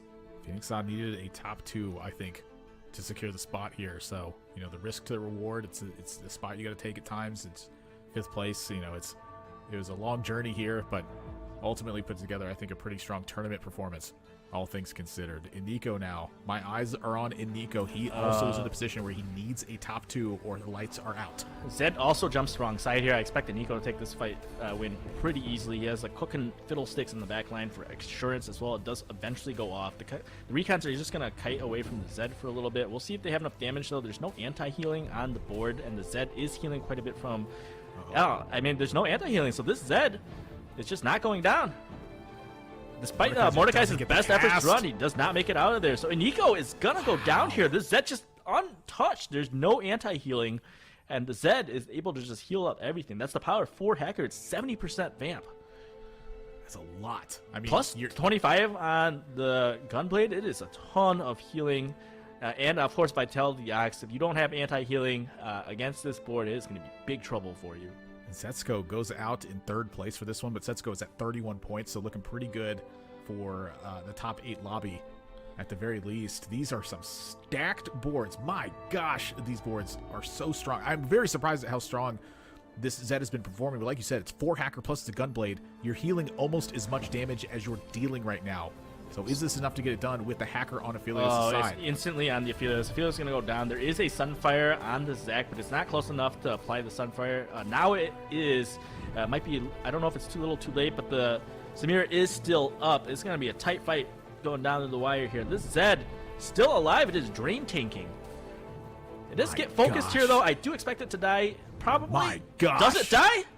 It is not dying. It doesn't die. Oh my gosh. Okay, this Fiddle... Okay, overtime Fiddle cleans up. Yeah, wow, that's 2 health, so that Zed just refused to die. Holy moly. Zed I do think... Carousel? Zed's on the carousel. Oh. Does KPK see that? Oh, he doesn't see it! You just gave up Zed 3! What? How are you not scouting that in that spot? Oh no. My gosh, Re-Replay gets the Z3. Re-Replay was sitting at 27 points coming into this lobby. So sitting on a top 3, you're pretty secure with this one. But now the Z3 online, we saw how close it was last fight. I don't think it's close this fight at all. You keep that 1 point in mind going into our final lobby here. 1 point might be the difference, and hopefully KPK does not come back to regret this, because all he actually has to do is move his Sunfire into the corner, and as long as Zed jumps onto the Sunfire, you will win that fight. You just full corner your whole comp, and you Sunfire in the back line, and you instantly apply it to the Zed. But now it's a 3-star Zed. You are not going to win this fight. It is unfortunate. There's a lot of things you have to do at the end of the game.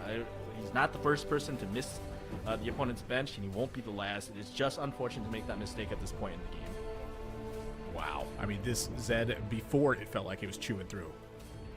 This thing feels unstoppable at this point of the game. Yeah. This is... that is free. Ain't no way you're beating that one. It was, I think it was also just kind of bad positioning on the previous fight. You really have to be cornering against Zed. I think it's just misreading and misunderstanding what you have to do to win there. Unfortunate for him, but congratulations. Both of them will advance to the final lobby either way.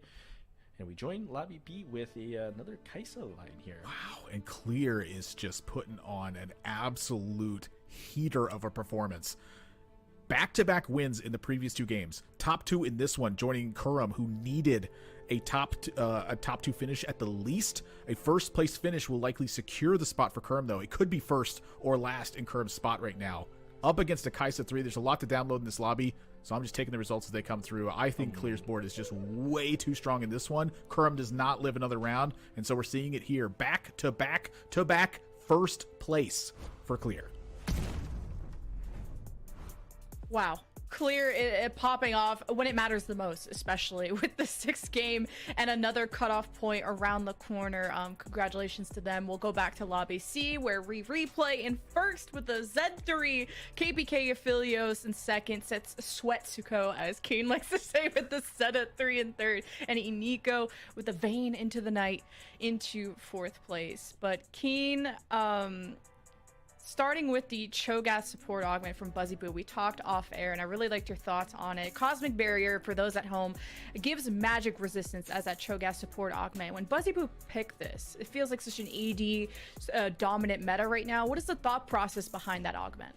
So you take that augment when the other augments are worse. And sometimes it happens. It's not the worst augment to get. I think in his spot, I don't understand what led to that spot, because he was leaning towards AP. He has LeBlanc side. I don't know. Maybe he re-rolled 4 times and looking for a LeBlanc augment, just was unable to hit it, or even looking for a Zoe augment. I would love to see the spot again to see what actually led to it, because you definitely don't want that Cho'Gath when you're playing that line, because I feel like on a 2-2-3 hero augment selection, you should be able to find something that's playable, whether it's Annie, whether it's Zoe, whether it's Sona, whether it's LeBlanc. There's just a lot of options. I don't know what happened that led him to the spot, and it just obviously wasn't enough. He ended up taking a 7th, playing a really, I think, underwhelming augment in a comp like that. I think the Cosmic can be fine if you're playing a Samira line, if you're playing like a generally a Samira line is the one that can maybe make it where just get the extra MR on your board. But clearly in that spot, not a good take for BuzzyBoo. Again, sometimes you get screwed on hero augments, I get it. So I don't want to flame him without seeing the spot, but it is unideal, and we saw the 7th as a result. Yeah, just that AP line with the LeBlanc and Hacker Crest start. I was hoping, it's hard to see all the boards and figure out what everyone's thinking at once. But yeah, from a 1st place into the standings to a 7th place in terms of the game, we'll tally up the scores in a bit. Admirable, we had, before we get into the standings, we gotta talk about the Duelist board, okay? We were all a bunch of haters about replay's vertical Duelist with the vitality of the Ox augment, not even hitting any Duelist emblems on the double emblem archives. How, from his journey, from what you can gather, how did he turn that into a 1st place? Well, the big one is like kind of like what Keen pointed out, is just like how much the 4 hacker ends up stacking up at the end. You know, you have a Gunblade, you have a QSS, and you have 6 Duelist in play with something that's reaching the backline of it. With the Gunblade stacked on top of that with 4 hacker, almost all of the damage that unit deals, it is healing that amount of damage up, and it really emphasizes how important cutting off your opponent's healing can be. You know, having something like a Sunfire cape available, or having a Morello that can splash on the board, those things can be extremely relevant at times.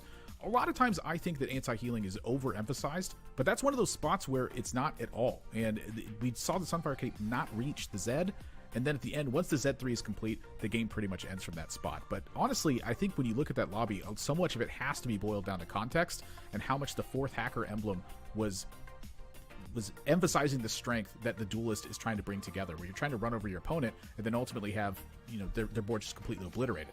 In this spot, it takes the opposite stance, where the 6 Duelist is all focused on supporting the Zed, and the 4 hackers with the Gunblade is what's doing all of the work in that composition. The rest of it is just paper. It's thrown together. You're hoping it works. But you stack now Vitality of the Ox on top of that. He's healing even more in a spot like that. It's just kind of crazy to see it work, because I think that window is very narrow. I think that it's very rare, but it really speaks to what knowledge can actually do in spots like that. I would have never guessed that team was going to put together a 1st place finish until the Z3 was made. That was it. And so before that point, seeing that the 4 hacker plus all the healing stacked up can lead to a spot like that is something I think you have to experience. That's not something that you're likely to do off the fly unless you've seen someone else do it before, or you've heard somebody else that you trust explain this line to you. Just pretty crazy to see at the end of the day, and honestly, just a very impressive finish if you ask me. That was a really fun last fight with the single-digit HP and the mental games, whether it was grabbing the 9th Zed off carousel or just putting stuff on the bench to hopefully not get hit by the Zed, whatever it was. I know that there was another lobby going down at the same time. Let's check in on the final scores, how everyone did. We only have 16 players left, 2 lobbies at once. Replay with another first. Clear with the first. Invasion Iverson and Spetham at the bottom. So we kind of saw the tail end of that in Lobby B. Let's go right into the lobby winners with a Recon Belvith Kaisa getting another first place and a Vertical Duelist Z3, which was so fun. We never get to see duelists go to the tippity top, especially in a first place, and hitting those 3 stars is just that extra edge. But what really matters is the player standings. Who is making the top 8 going into the final lobby? Kuramex misses out. Keen, give me your first reaction. This is a heartbreaker, but kind of a disparity of 34 to 31 points. Yeah, I mean, it's such a feels bad moment for Kuram. He had such a strong start to the day, going first, second to open, and you would expect, like, oh, here's a player of his caliber who's been playing well all weekend. You would expect him to be able to close out from a 1-2, but that's just the nature of TFT. Sometimes you get some spots that are very difficult to play, and he was unable to clinch it out. Being 9th is definitely nothing to, be ashamed about, but it definitely feels bad relative to how the day started. And Nico Dish Soap being another big name. Yesterday we saw he was dominant, even having to plus 3 points, unable to piece it together today. We saw a lot of middling finishes to start the day. He was just unable to replicate the same first that he had yesterday. I guess from his perspective, couldn't quite hit bingo. An admirable from 34 to 37 points is our top 8 as we go into the final lobby. Is this really anyone's game to go to the mid-set finale? It's 37 to 34 points. That's the difference between like a top 4, bottom 4, or like a first place, 5th place sort of thing. I mean, this is pretty tightly packed, all things considered. But once again, we're seeing that the bonus points have yet to really have a tremendous effect on the outcomes in terms of cutoff so far.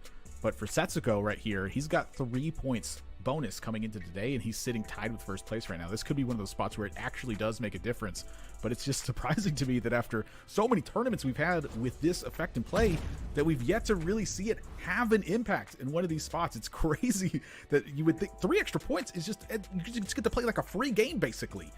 And you had kind of a bad finish, but you got to play basically a free game. It still has had the effect. Is this going to be the one for it? And honestly, it would be so fun to see for this, because Setsuko has still been hunting down these top finishes in tournaments. We all know it's there. He's been dominating the ladder for years at this point.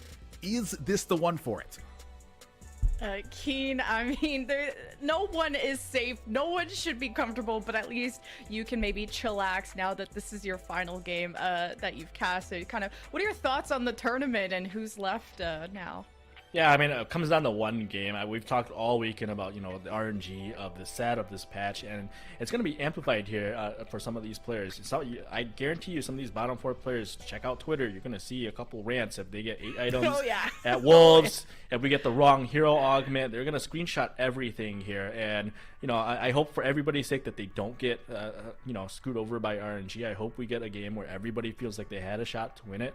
But even then, sometimes it just comes down to when augments are offered. Like in the previous game, we saw a 3-2 hero augment. A lot of those Samira players, what happens if that was instead a 4-2 augment? Then you're looking at Daredevil on the board. You're looking at Style and Flare. If it's a 5 class, you might be seeing lock and loaded Aphelios. And that would have completely changed the nature of the lobby. And so a lot of it's just going to kind of come down to that. Let's see when the hero augment is offered, or if it's offered at all. And I think that's going to really dictate how the game is going to finish based on what people decide to commit to early. Hopefully they can keep a more open line so that they can flex around what is offered, but that can be difficult in a one game situation. Sometimes you're just offered something, you have to play it. I'm having the complete opposite idea that Keen is having right now. I hope that right now we experience a bug where there's 3 hero augments offered. I hope that Frozen Heart is put back into the game somehow, and that everybody only gets Tears and Chains for the entirety of the game. I'm wanting a crazy finish to happen in this one, because frankly, the 3-star Z at the end with 6 Duelist and 4 Hacker being the one that takes down that lobby, I want something crazy to happen personally, but I'm also not playing in the game for to make it to a mid-set finale here. So I imagine in their minds they're taking the line that Keen's taking instead. Yeah, give me a triple prismatic, spat, carousel. I don't know what it's gonna be, but I want it to be wacky, and we have 2 of our wackiest casters ready in the booth to bring you through our final game. Thank you so much for all your work, Keen and Admirable, and I'll be hanging out with you while we watch this game. And for everyone at home, we'll see you after the break for our final game of Corrupted Cup.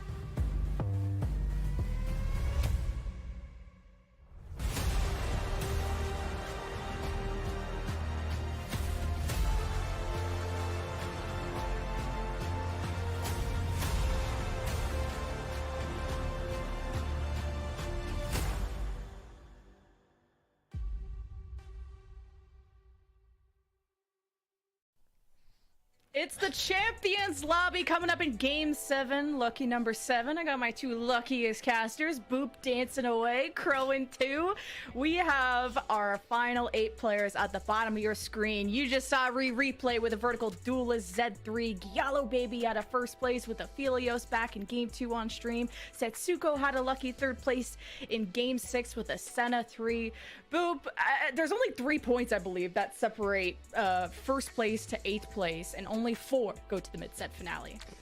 So statistically, right, that means everyone is still eligible to potentially top 4 here. I think Setsuko's bonus points might be the most effective bonus points we've seen so far in a TFT, to be honest with you. If he didn't have those 3, he'd be in a much different position right now. He'd be in this lobby, but he'd be closer to KPK, right? So knowing that top 4 also go means that the line is a little lower than what it might be. So you might play a little bit more 1st or 8th, or search for, you know, quote unquote, the bingo a little bit harder if you're on the lower side of the leaderboard. But overall, when it comes to this day, that it comes down to a lobby that anyone can get top 4 in, that's exactly how we want this to end. Yeah, this is some of the closest I think we've seen in a final lobby, talking about the point differential, right? And I think that's a great point you brought up, Boop, about the bonus points. That really is rewarding of your consistency throughout the whole tournament, especially players who've grinded here from days 1 and 2, right? We got KPK among others, and KPK is in a really, you know, not a rough spot, right? It's still, their fate is in their hands. We might be seeing some riskier play, like you were alluding to, maybe like Underground. Dare we see a 6 Underground again come through? How hype would that be to come and win a lobby, qualify for mid set, which, you know, this is a big deal, this tournament. It qualifies your mid set, which then can get you towards like the world championships. That's what every single TFT competitive player is going to be aspiring to. The top 8 has all as well gotten a piece of the prize pool, so shout out to them, right? You gotta, if you want to be doing TFT for a career, earning money as well is a very, very nice thing, especially with that 12.5k prize pool. Real nice to be here, enjoying some great TFT. And it's so nice to be here with y'all, but we have our final carousel ready to go. Let us know in chat who you're cheering for. Only 4 go to the mid-set finale. I'm so stoked. 4 days. Over 100 players starting off, and now we're down to the final 8. Crowan, this is the last lobby of the Corrupted Cup, and anyone can take the top 4 here. There are some players that do need some help just to start. KPK, a new name coming in here, competing in a couple different cups, but today showing up in the final of the Corrupted Cup. We got to see a little bit of KPK in some previous lobbies get that top 4, but KPK is definitely one of the ones that needs to push a little harder at the beginning and make sure that we get that top 2 finish in order to feel good about ourselves. But here's another player, Setsuko, Crowan. Yeah, Setsuko has been grinding for so long now, but the tournament performances usually come up short. However, he did have a great finishing at the Defender Cup. Not top 4, but 6th place in Defender Cup is some of his best tournament results that we've seen in a long time. It may be ever. I'm actually not sure about that one, but Setsuko now getting into the final 8 again. This is a new and improved Setsuko. We are finally seeing the Setsuko that can back up this ladder performance, and I think cannot be in good faith just called a ladder warrior anymore. Nope, especially with the 2 previous cups, but this one specifically in a very good position to get that top 4 spot. The difference in the, you know, the top 4 is going to be prize money, but the top 4 do get that invite to mid-set. So yeah. Setsuko's sitting in the 2nd place right now. What that means is if you're in the top 4 currently and you finish in the top 4, you can feel pretty good about yourself. So Setsuko finishing in the top 4 would probably get him into that mid set as we get into our first augment. Again, a gold augment. It's just par for the course. It's never going to happen, man. Maybe this game. We'll see. There's still Keenan, a chance. I think Admirable have gotten, 80% prismatic augments in their lobbies. We get the gold, but we still, again, 2 more opportunities. We're going to leave the Rel in the pack for now. Rel in the pack, however, I think Setsuko might be tempted to buy this and slam the Sunfire Cape. Maybe put a Rod on the Rel, maybe go like Ionic on that later, just to get value out of the Cybernetic. Doesn't have to go that route, however. Setsuko has all the context, is scouting the rest of the lobby, so knows, is upgrading this rel going to be worth it? Am I going to win streak with this and slamming items, or is it just going to be all for naught? As, you know, like you mentioned earlier, going win-loss is not where you want to be at in stage 2. All right, so we're going to have Setsuko get that front line going. Talon is a unit that can be moderately easy to deal with if you scout it out. Just don't put your carry in the corner, which is not the case right here and right now. The Ashe is going to get up close and personal to the Talon. And this Talon should be able to bring that Ashe down in just a little bit of time. Yeah, this is a good Talon pickup. If something, every single item can be the difference, right? Even just the rod, the AP scaling on Talon's ability is going to, you know, help net that kill, heal back up, and get the round win. Even with Setsuko only being level 3 versus KPK's level 4, and Setsuko even goes a step further and levels up to get the next shops being just a little bit better.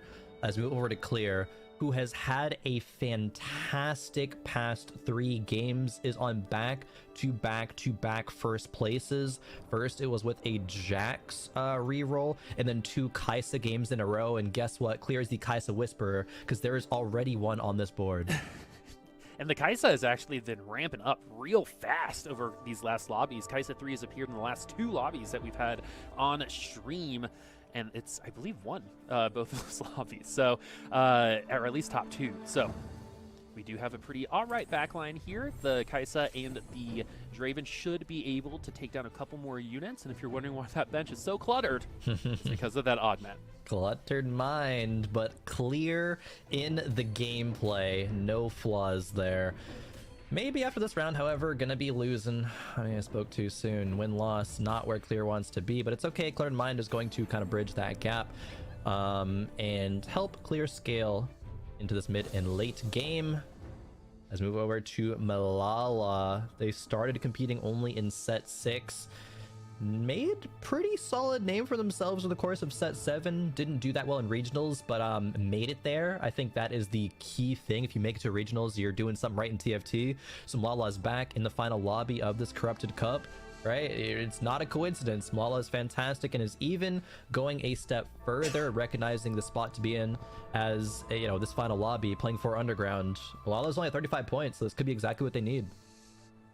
And Malala, I want to remind everyone, I think was on the first broadcast of day 3 and 8th, right? And has come all the way to the final lobby at this point. What a journey. Yeah, you're right. Right? Yeah. And the other thing about Malala, too, is Malala has gotten 6th a lot in these tournaments, right? Performs well in things like LC, the Last Chance Qualifier, for example. I remember Malala from a couple sets ago playing Yordles at a certain point as well. So, like, there's been opportunities for Malala, but have they been as great as this one? I don't think so. I think this is their best chance so far to qualify from one of these tournaments in the top 4.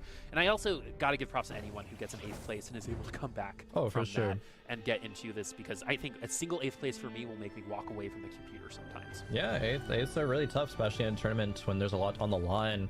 Just a bit more context. Malala did make it to day 3 of Defender Cup, but then got eliminated, got day 3. But this tournament is definitely a big step in the right direction. A huge improvement. I think a lot of players have shown a lot of improvement from the Defender Cup, especially even though Kerm isn't here, right? It's a player we've been talking up a lot.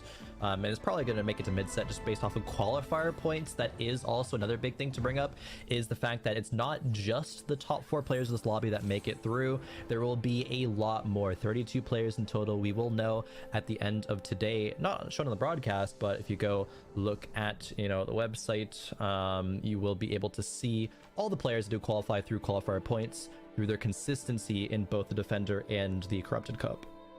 Thanks for bringing that up. And now we're riding along the leader right now, Yalu, who's having no doubt the best performance of their life in a tournament atmosphere, and maybe a couple $1,000 or $1,000 of some change might be going to their wallet as well. So Yalu finishing in first place would guarantee a first place here, but depending on the type of play style here, if you're Yalu, a top 4 should be enough as well. So you might not go as hard, but if you want to win the whole thing, you're in the position to do that right here and right now, and also go into mid-set with some bragging rights as one of the cup champions rather than just a qualifier. Yeah, definitely. And just before I forget as well, I mentioned the website to check out the qualifier points. It will be riot.com/NA TFT Esports. We'll probably bring up later, but just so you know, to keep your eyes on.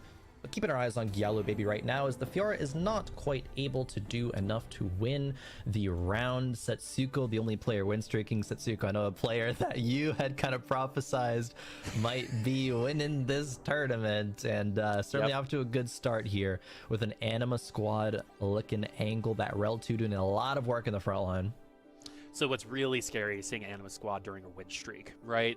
And now with Cybernetics, you can spread the love in terms of some stats. So the Riven's going to get a little bit of extra stat boost from the Sunfire along with the Vayne. So this is a pretty good comp so far. And Rel 2 at stage 2 is really good in front of a frontline tank. And you can't underestimate the Fiora either. A couple ults and she can start lifestealing pretty well. But it's really all about this Riven in the front line, enabling the rest of the team, and also developing those Anima Squad stats. Yep, Duelist as well, not a synergy to, shake a stick at right now as this Vayne's kind of popping off, really dismantling DQA's board. That is a 5-0 loss. The power of the Riven, the Sunfire holder, the Rel 2, everything coming together hugely as we see the matchup between Buzzy Boo and KPK does go Buzzy Boo's way. And there is another underground player, so really people feeling the pressure, thinking they got to play high risk, high variance TFT, and I love to see it, Boop. All right, we have the gatekeeper right now, DQA. We've always been talking about how good of a tournament player DQA has been. When he doesn't perform well, that's when he gets eliminated on day 3, right? Not necessarily any other time. And DQA also, I don't think we've brought this up, had a fire drill at like 5 in the morning before the games yesterday. Yeah. So he's probably still recovering from that as well. Hey, he's young. Almost he every as much, almost every fire drill from my college was due to Easy Mac. Really? That doesn't surprise popcorn. me, actually. Easy Mac and popcorn. So I wonder what it was. It wasn't a drill at that point. It was a real fire. So knowing DQA and exactly how he plays, though, something about DQA that everyone knows about, has the fastest hands in the West. Probably DQA is one of the fastest scouters, can move the board really quickly, will roll down super fast as well. DQA's brain just works faster than mine, and that's why he's here and I'm here. Zoomer APM, a great brain as well for TFT. DQA is one of the few players who has been to Worlds multiple times as well, and that is a huge deal when it comes to competitive TFT players. This is just kind of run of the mill for DQA. He's been here before. He's been around the block. He knows how to play in these high stakes, high pressure situations. And it might be around a Yumi composition. What do you know? What a full circle moment that would be for all the stuff I've been talking about for this. And if anyone can do it, it is going to be at DQA. We've got some good items on that Nila as well. So we'll see if this is going to be more of a unit situation, and it is for DQA getting those down.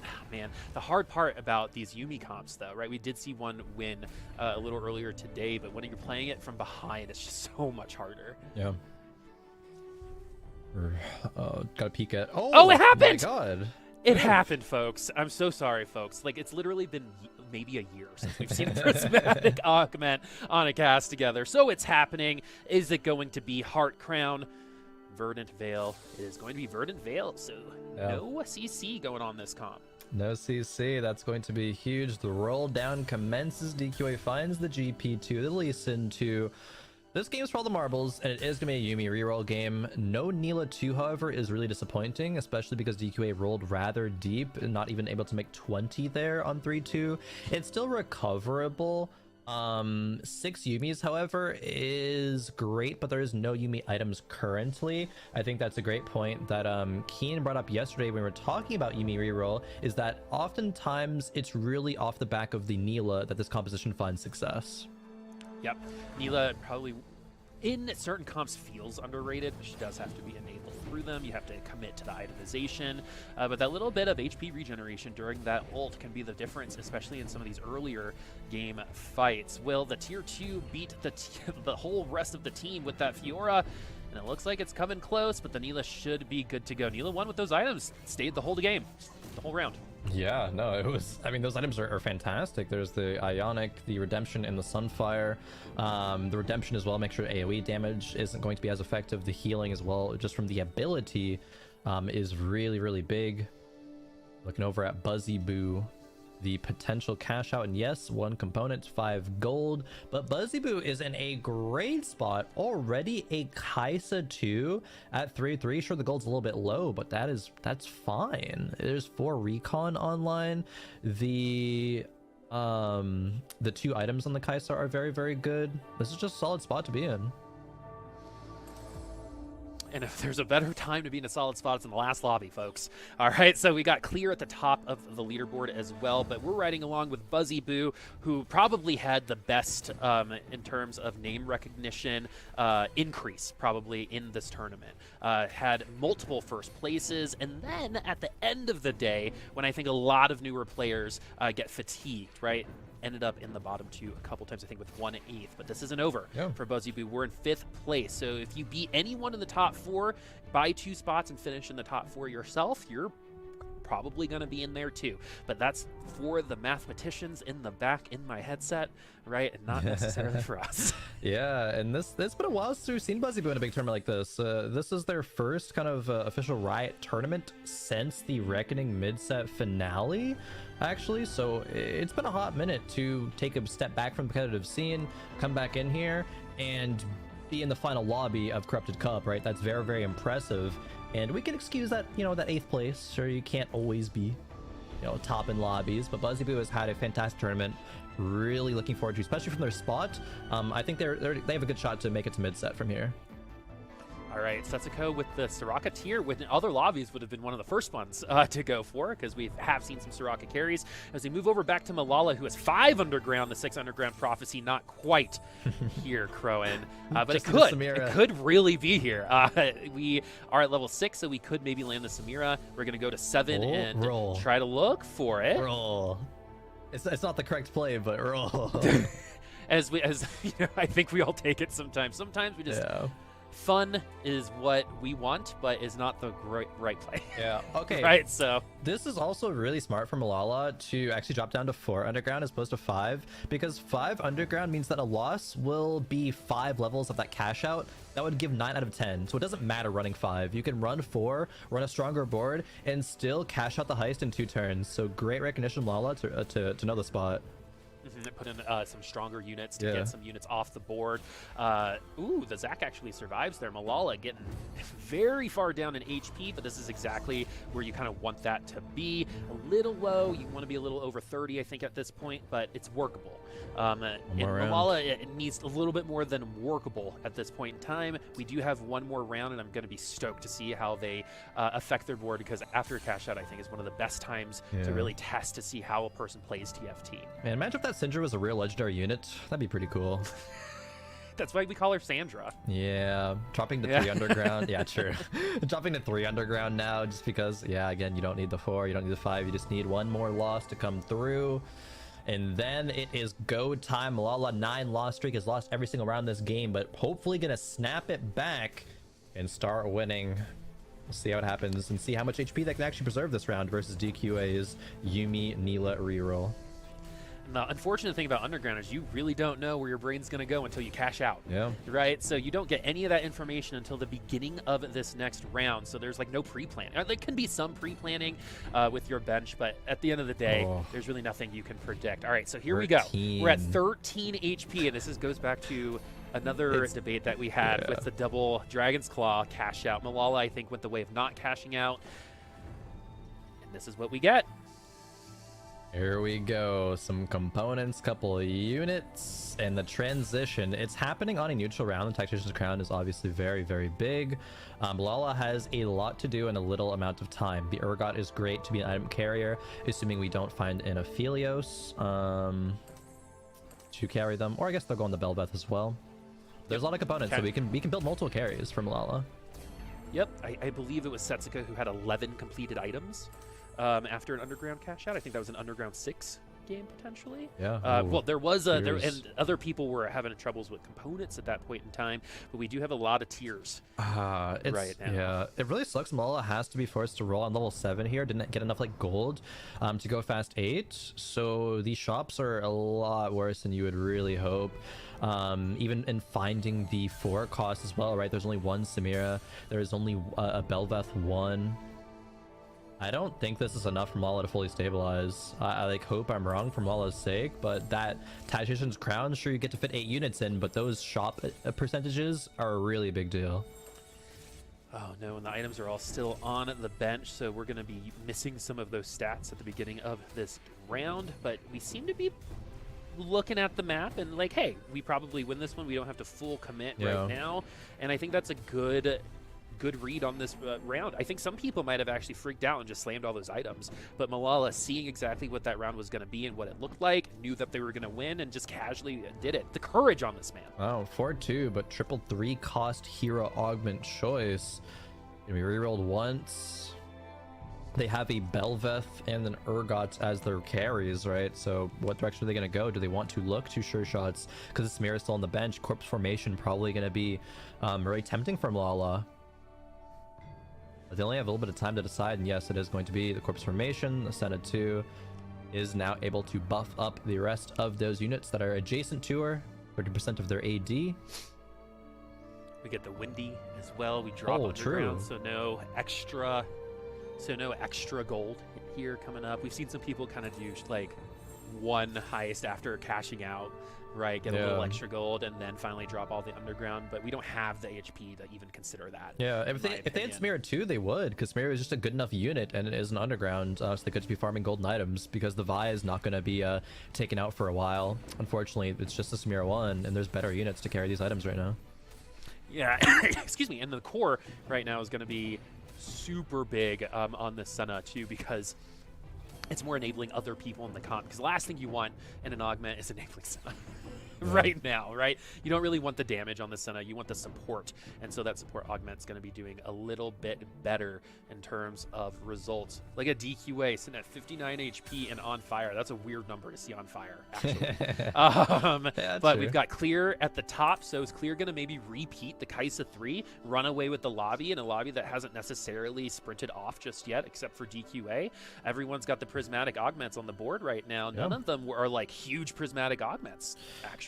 Maybe the level up, right? But the Verdant Veil getting neutralized because two people having it facing each other, that's not something that they're going to have to worry about. But what do you, in terms of prismatic augments, what is something that you don't necessarily want to see when you see the other people's augments? Oh, Future Sight, because they're rats and you got to be sweating out of your mind in the final game of Corrupted Cup. Obviously, yeah, Future Sight's going to be decent to punish players, but everyone's playing their peak TFT right now, or maybe, you know, they...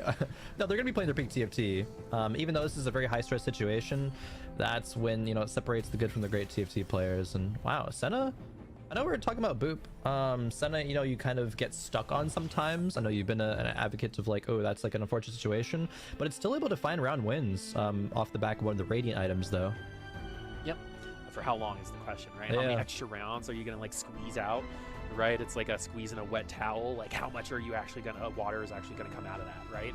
But we do have all of the items on the board right now, and it looks like KPK has the 3 completed items and 3 components at the moment. So in terms of itemization, I think most people have at least 3 completed items, and they do. Yeah, 100%. Also, an interesting thing to point out is 4 players are running Corpse Formation, the Senna hero augment. So we're gonna be seeing a lot of sure shots, a lot of going back to what we expected in the tournament around the Samira, around the Aphelios to cap it out.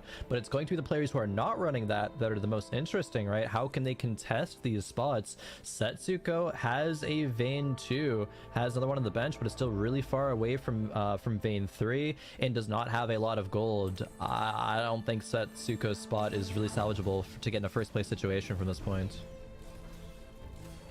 All right, we'll see if you're going to eat your words based on, you know, sometimes you just hit. Yeah, sometimes you get everything you need, right, when you're not expecting to. And the way that Setsuko has been playing today, that does seem to be the case at times, as the Misfortune ult only gets through the Senna the Santa. And now the Vayne is going to chew through the rest. Clear is going to take that L. Malala now on that win streak, 13 HP. I think a lot of people would naturally root for Malala because they went the riskiest route, right? Just like any Merc player or Fortune player in a final lobby might feel. Malala representing right now for the high risk, high reward. Something I say all the time is leap and the net will appear, ... hopefully. And Malala now is in the leap stage. The net looks like it is appearing with Samira on that tier 2. Every single roll that comes through from Setsuko and doesn't feature a Vayne is really saddening. There is, I believe, a Vayne in the orb as well, so just needs 2 more Vaynes. Doesn't have a lot of time to do so, though. That last round winning was really fortunate with matchmaking. But look at this round, KPK, right? There's gonna be a Samira 2. There's a set 2 with good mitigation, as another good point that Keen brought up earlier. If you want a set to actually have staying power as a front line, you want them to have things like a D-Claw and like a Bramble as well. It's only gonna be a 2-unit loss, it looks like, for Setsuko. Oh, 1 unit, in fact. Wait, Vayne? No way. Okay, that was way... No, wait, he actually does it! Oh, man. That's huge. Game of inches, TFT. My friends. Replay now in 7th place, needs a first. Pretty much to really feel like they have a chance at the top 4. We went with Sleepy Time as our augment. No. Why is it an no? Why was that such an immediate reaction? Because it's just not the augments that, or the hero augment that you wanted, right? It's just gonna be one that you have to play in your board, giving no other synergies. It's not even highly regarded as very good. It's like fine, but that's about it. And for replay, definitely wanted something that would actually fit in this composition. Trying to run Laser Core, especially committed from 2-1. Which is really risky considering the fact that this is a do or die time. Replay was in 7th place, 35 points. Laser Core is usually not going to be the one winning a lobby. Maybe it was like, okay, I can get a 3rd if I high roll. Speaking of high rolling, 2 Zeds in the shop. That's solid. Finally, we're actually going to get use out of the Zoe because of the hacker online. It only took most of the game. Getting into 5-1, and now that we're going to get into the back line, we're going to switch it around. I love those kinds of texts. Keeps everyone guessing. Makes everyone kind of just have to assume what unit is going to be going into the back line. We do see that Zoe augment going right now, but only like a quarter health on the Urgot gets taken down before he's able to attack again. And then the Zed dies.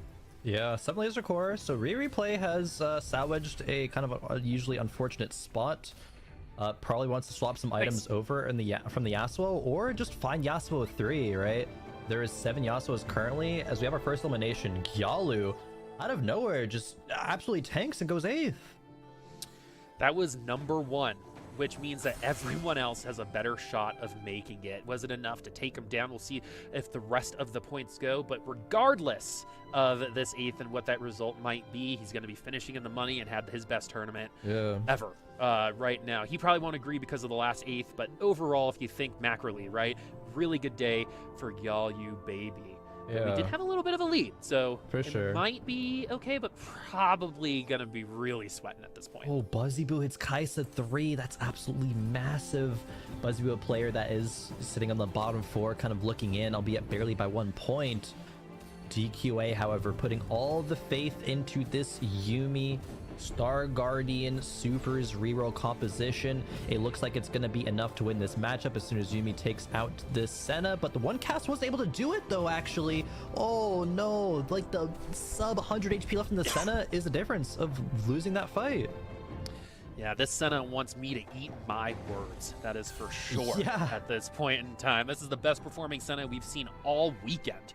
No doubt about it. Look at who we're on right now. Just 1 loss. So we were able to survive that 1 loss, but now we're on our last life. Elimination Station is here for Malala. Is this going to be the last stop for Malala? Hopefully not. Windy weather we see on the screen. The scaling ADAP is really good for this composition. The 4 sure shots just have additional scaling as well. Zephyr is going to be a huge deal. Where's it going to land? Lands on the front line. But the Samira's in the corner, not attacking anything for the first couple seconds of that fight. Oh no, that could be a brutal mistake, but are we going to be able to compensate it? Because sure shots are in a good spot. Right now, probably be one of the fun. sure things right now is seeing some sure shots in these lobbies in the Samira with the IE Last Whisper, Hextech Gunblade. Ooh. Going to put KPK on that 1 HP. Wow. Man. Elimination Station's coming for 4 players right now. DQA, Oh, boy. Replay, Malala, KPK could all potentially be eliminated on this next round. And it's unavoidable for at least one of them because 2 of them will be facing each other in this next round. This is a crazy game, Boop, having 4 players in single-digit HP when there is so much on the line. This is peak teamfight tactics right now, baby. I'm loving it. Carousel has a lull in the action. I'm Defender for nervous, dude. Setsuko. I am too. This is a lot on the line, right? Going to mid-set versus not could be just your TFT career kind of going bye-bye. Or are you sticking around and becoming one of the greats? Yeah, and then with Galyu getting 8th place here really opened up it for everyone. Now now Clear has 1 point, I think, cushion at this point, right? That everyone else can use because they don't have to worry about first place stealing extra points. Exactly. Right? Helps And when every in single other this- player. Yep, in this situation, it helps everyone else. So everyone probably going to PayPal him in just a second for this. I don't think he'll accept it because he's probably really mad right now, especially after the day like today. The last thing you want to do is finish.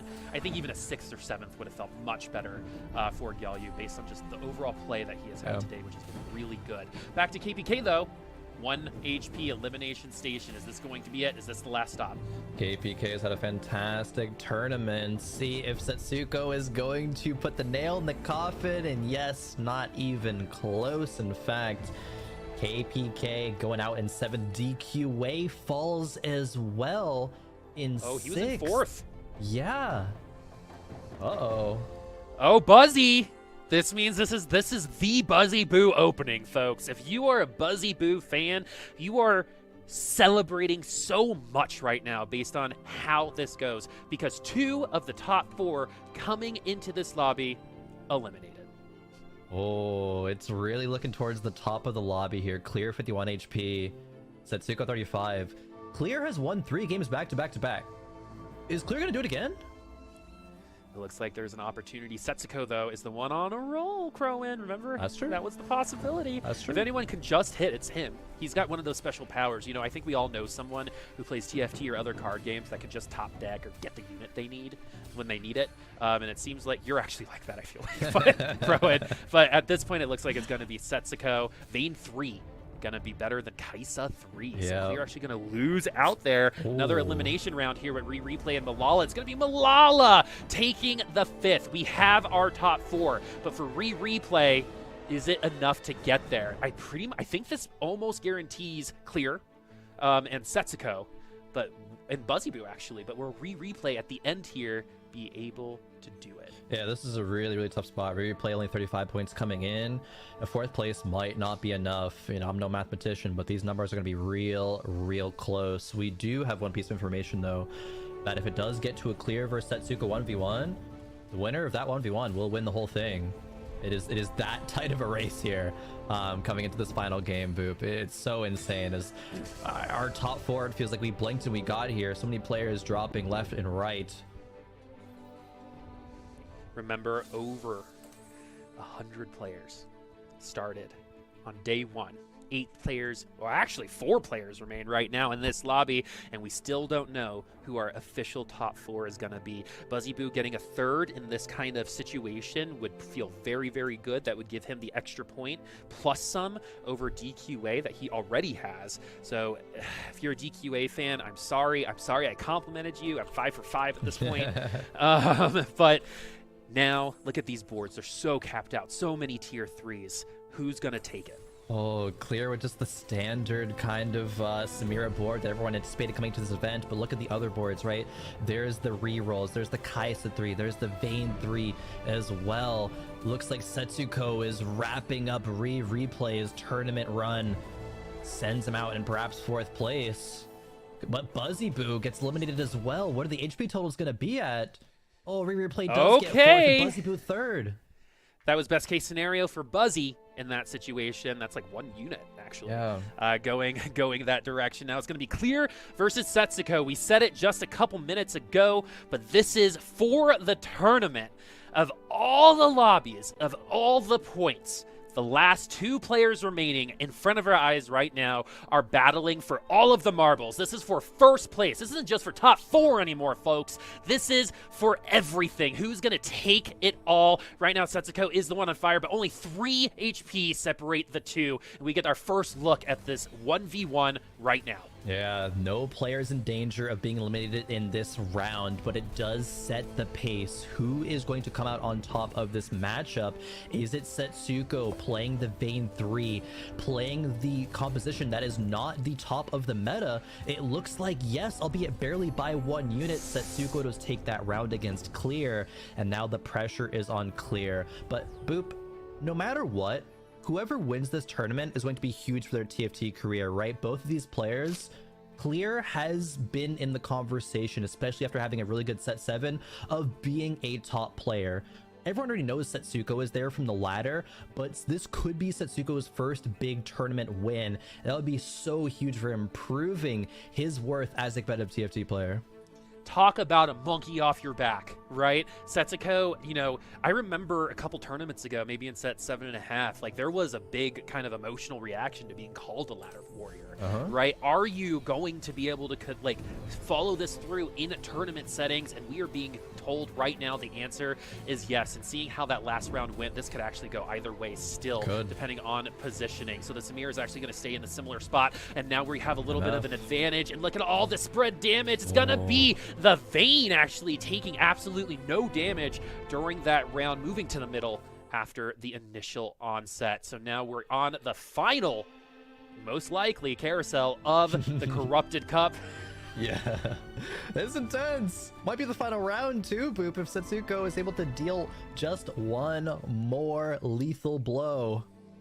Shojin for the MF is huge as well.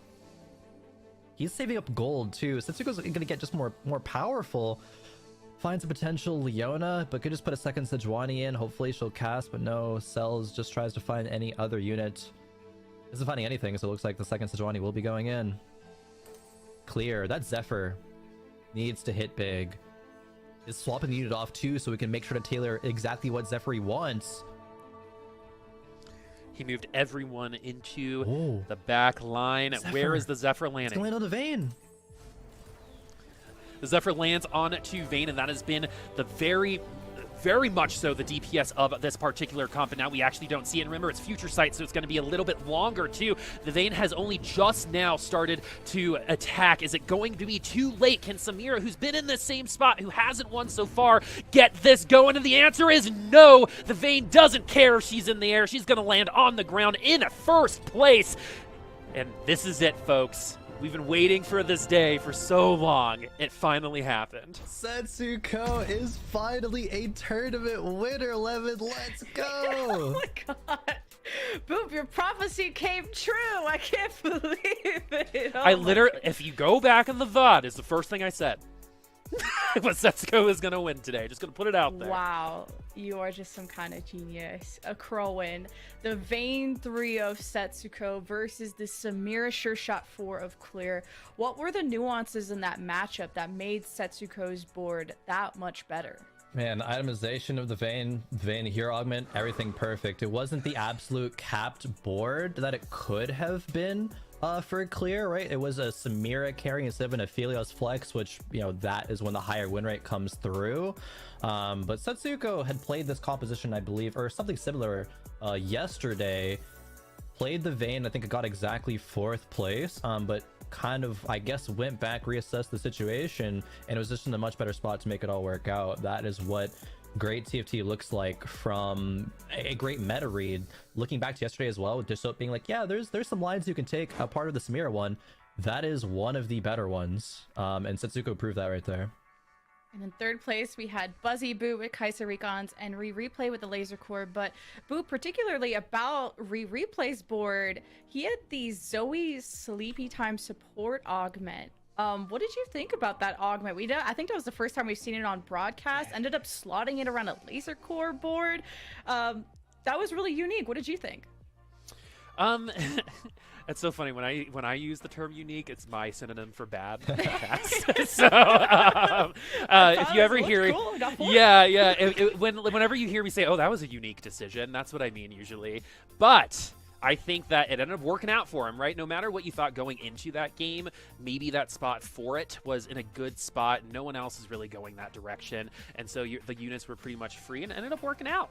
Yeah, I mean, it kind of feels like a free Zephyrish type of setup, and I was expecting to see kind of a hacker board around it, but like you taught me, Boop, don't be attached to your units, don't be attached to the trades, and with these support augments, you can kind of slot them in wherever, but let's zoom in on the players making it to the mid-set finale. Y'all pointed it out. Congratulations to Setsuko in first place at 45. Joining him is Clear, Buzzy Boo, and Replay, who qualified to the mid-set finale along with Cottontail, Dish Soap, Liquid Robin, and Zhao Dan Dan, who were the top 4 of Defender Cup. Boop.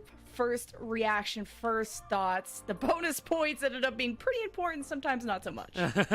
Actually, the bonus points got Setsuko first place. Yep. If you take the 3 away, he's actually in second. So I don't know if this is weird or something, but I'm getting a little emotional for Setsuko right now, man. I've literally casted him in so many different tournaments and had so many different kinds of results, and to see this happen, everyone knew it was gonna happen eventually, and to be lucky enough to be a part of it this time, I feel super awesome about that. I'm so proud of him. He's a young kid, right, and he's just only gonna get better, and the weight that this is gonna take off, he's gonna feel like he can eat like 100 pounds of food because he has just nothing weighing him down anymore. Cloud9 is waiting for you, Setsuko. Have some fun up there, right? And really, really take advantage of this victory because you deserved it.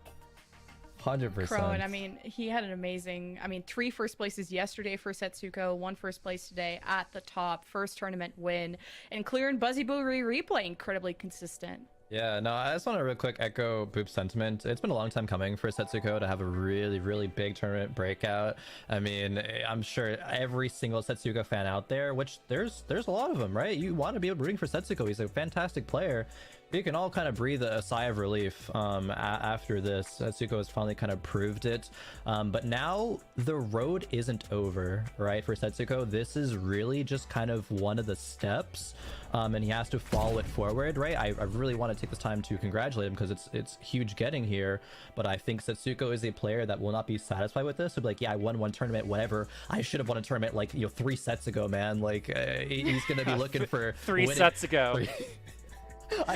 Sorry. Oh my god, wait. It was not I thought you did on purpose. It was not Sorry. intentional. I'm just, yeah. Anyways, yeah, he's going to look to carry this forward in mid-set. I think he's very much a player that can do it. Also, not to distract from everybody else, right? Especially the people who qualified, Clear, Buzzy Boo, Replay. Especially impressive players like Buzzy Boo and Replay who have not had the most time in the spotlight when it comes to competitions. But I opened up yesterday with the fact that this is really a tournament that we could be seeing the new blood of TFT shine through, right? I'm always really, really excited about that. So it's great to see those players show up big. And especially Clear, who had kind of those mixed emotions after yesterday, obviously not happy with his own performance and ended up just qualifying to the mid-set finale anyway. So congratulations to the 8 we've sent. And don't worry if your favorite player hasn't made it through. Qualifier points send another 24 players to the mid-set finale and helps pave their way to the regional finals and maybe even worlds to represent North America. You don't want to go anywhere though, because we'll have Setsuko on the line for an interview to bring us through all of those thoughts and especially those emotions of winning his first tournament, so you won't want to miss it.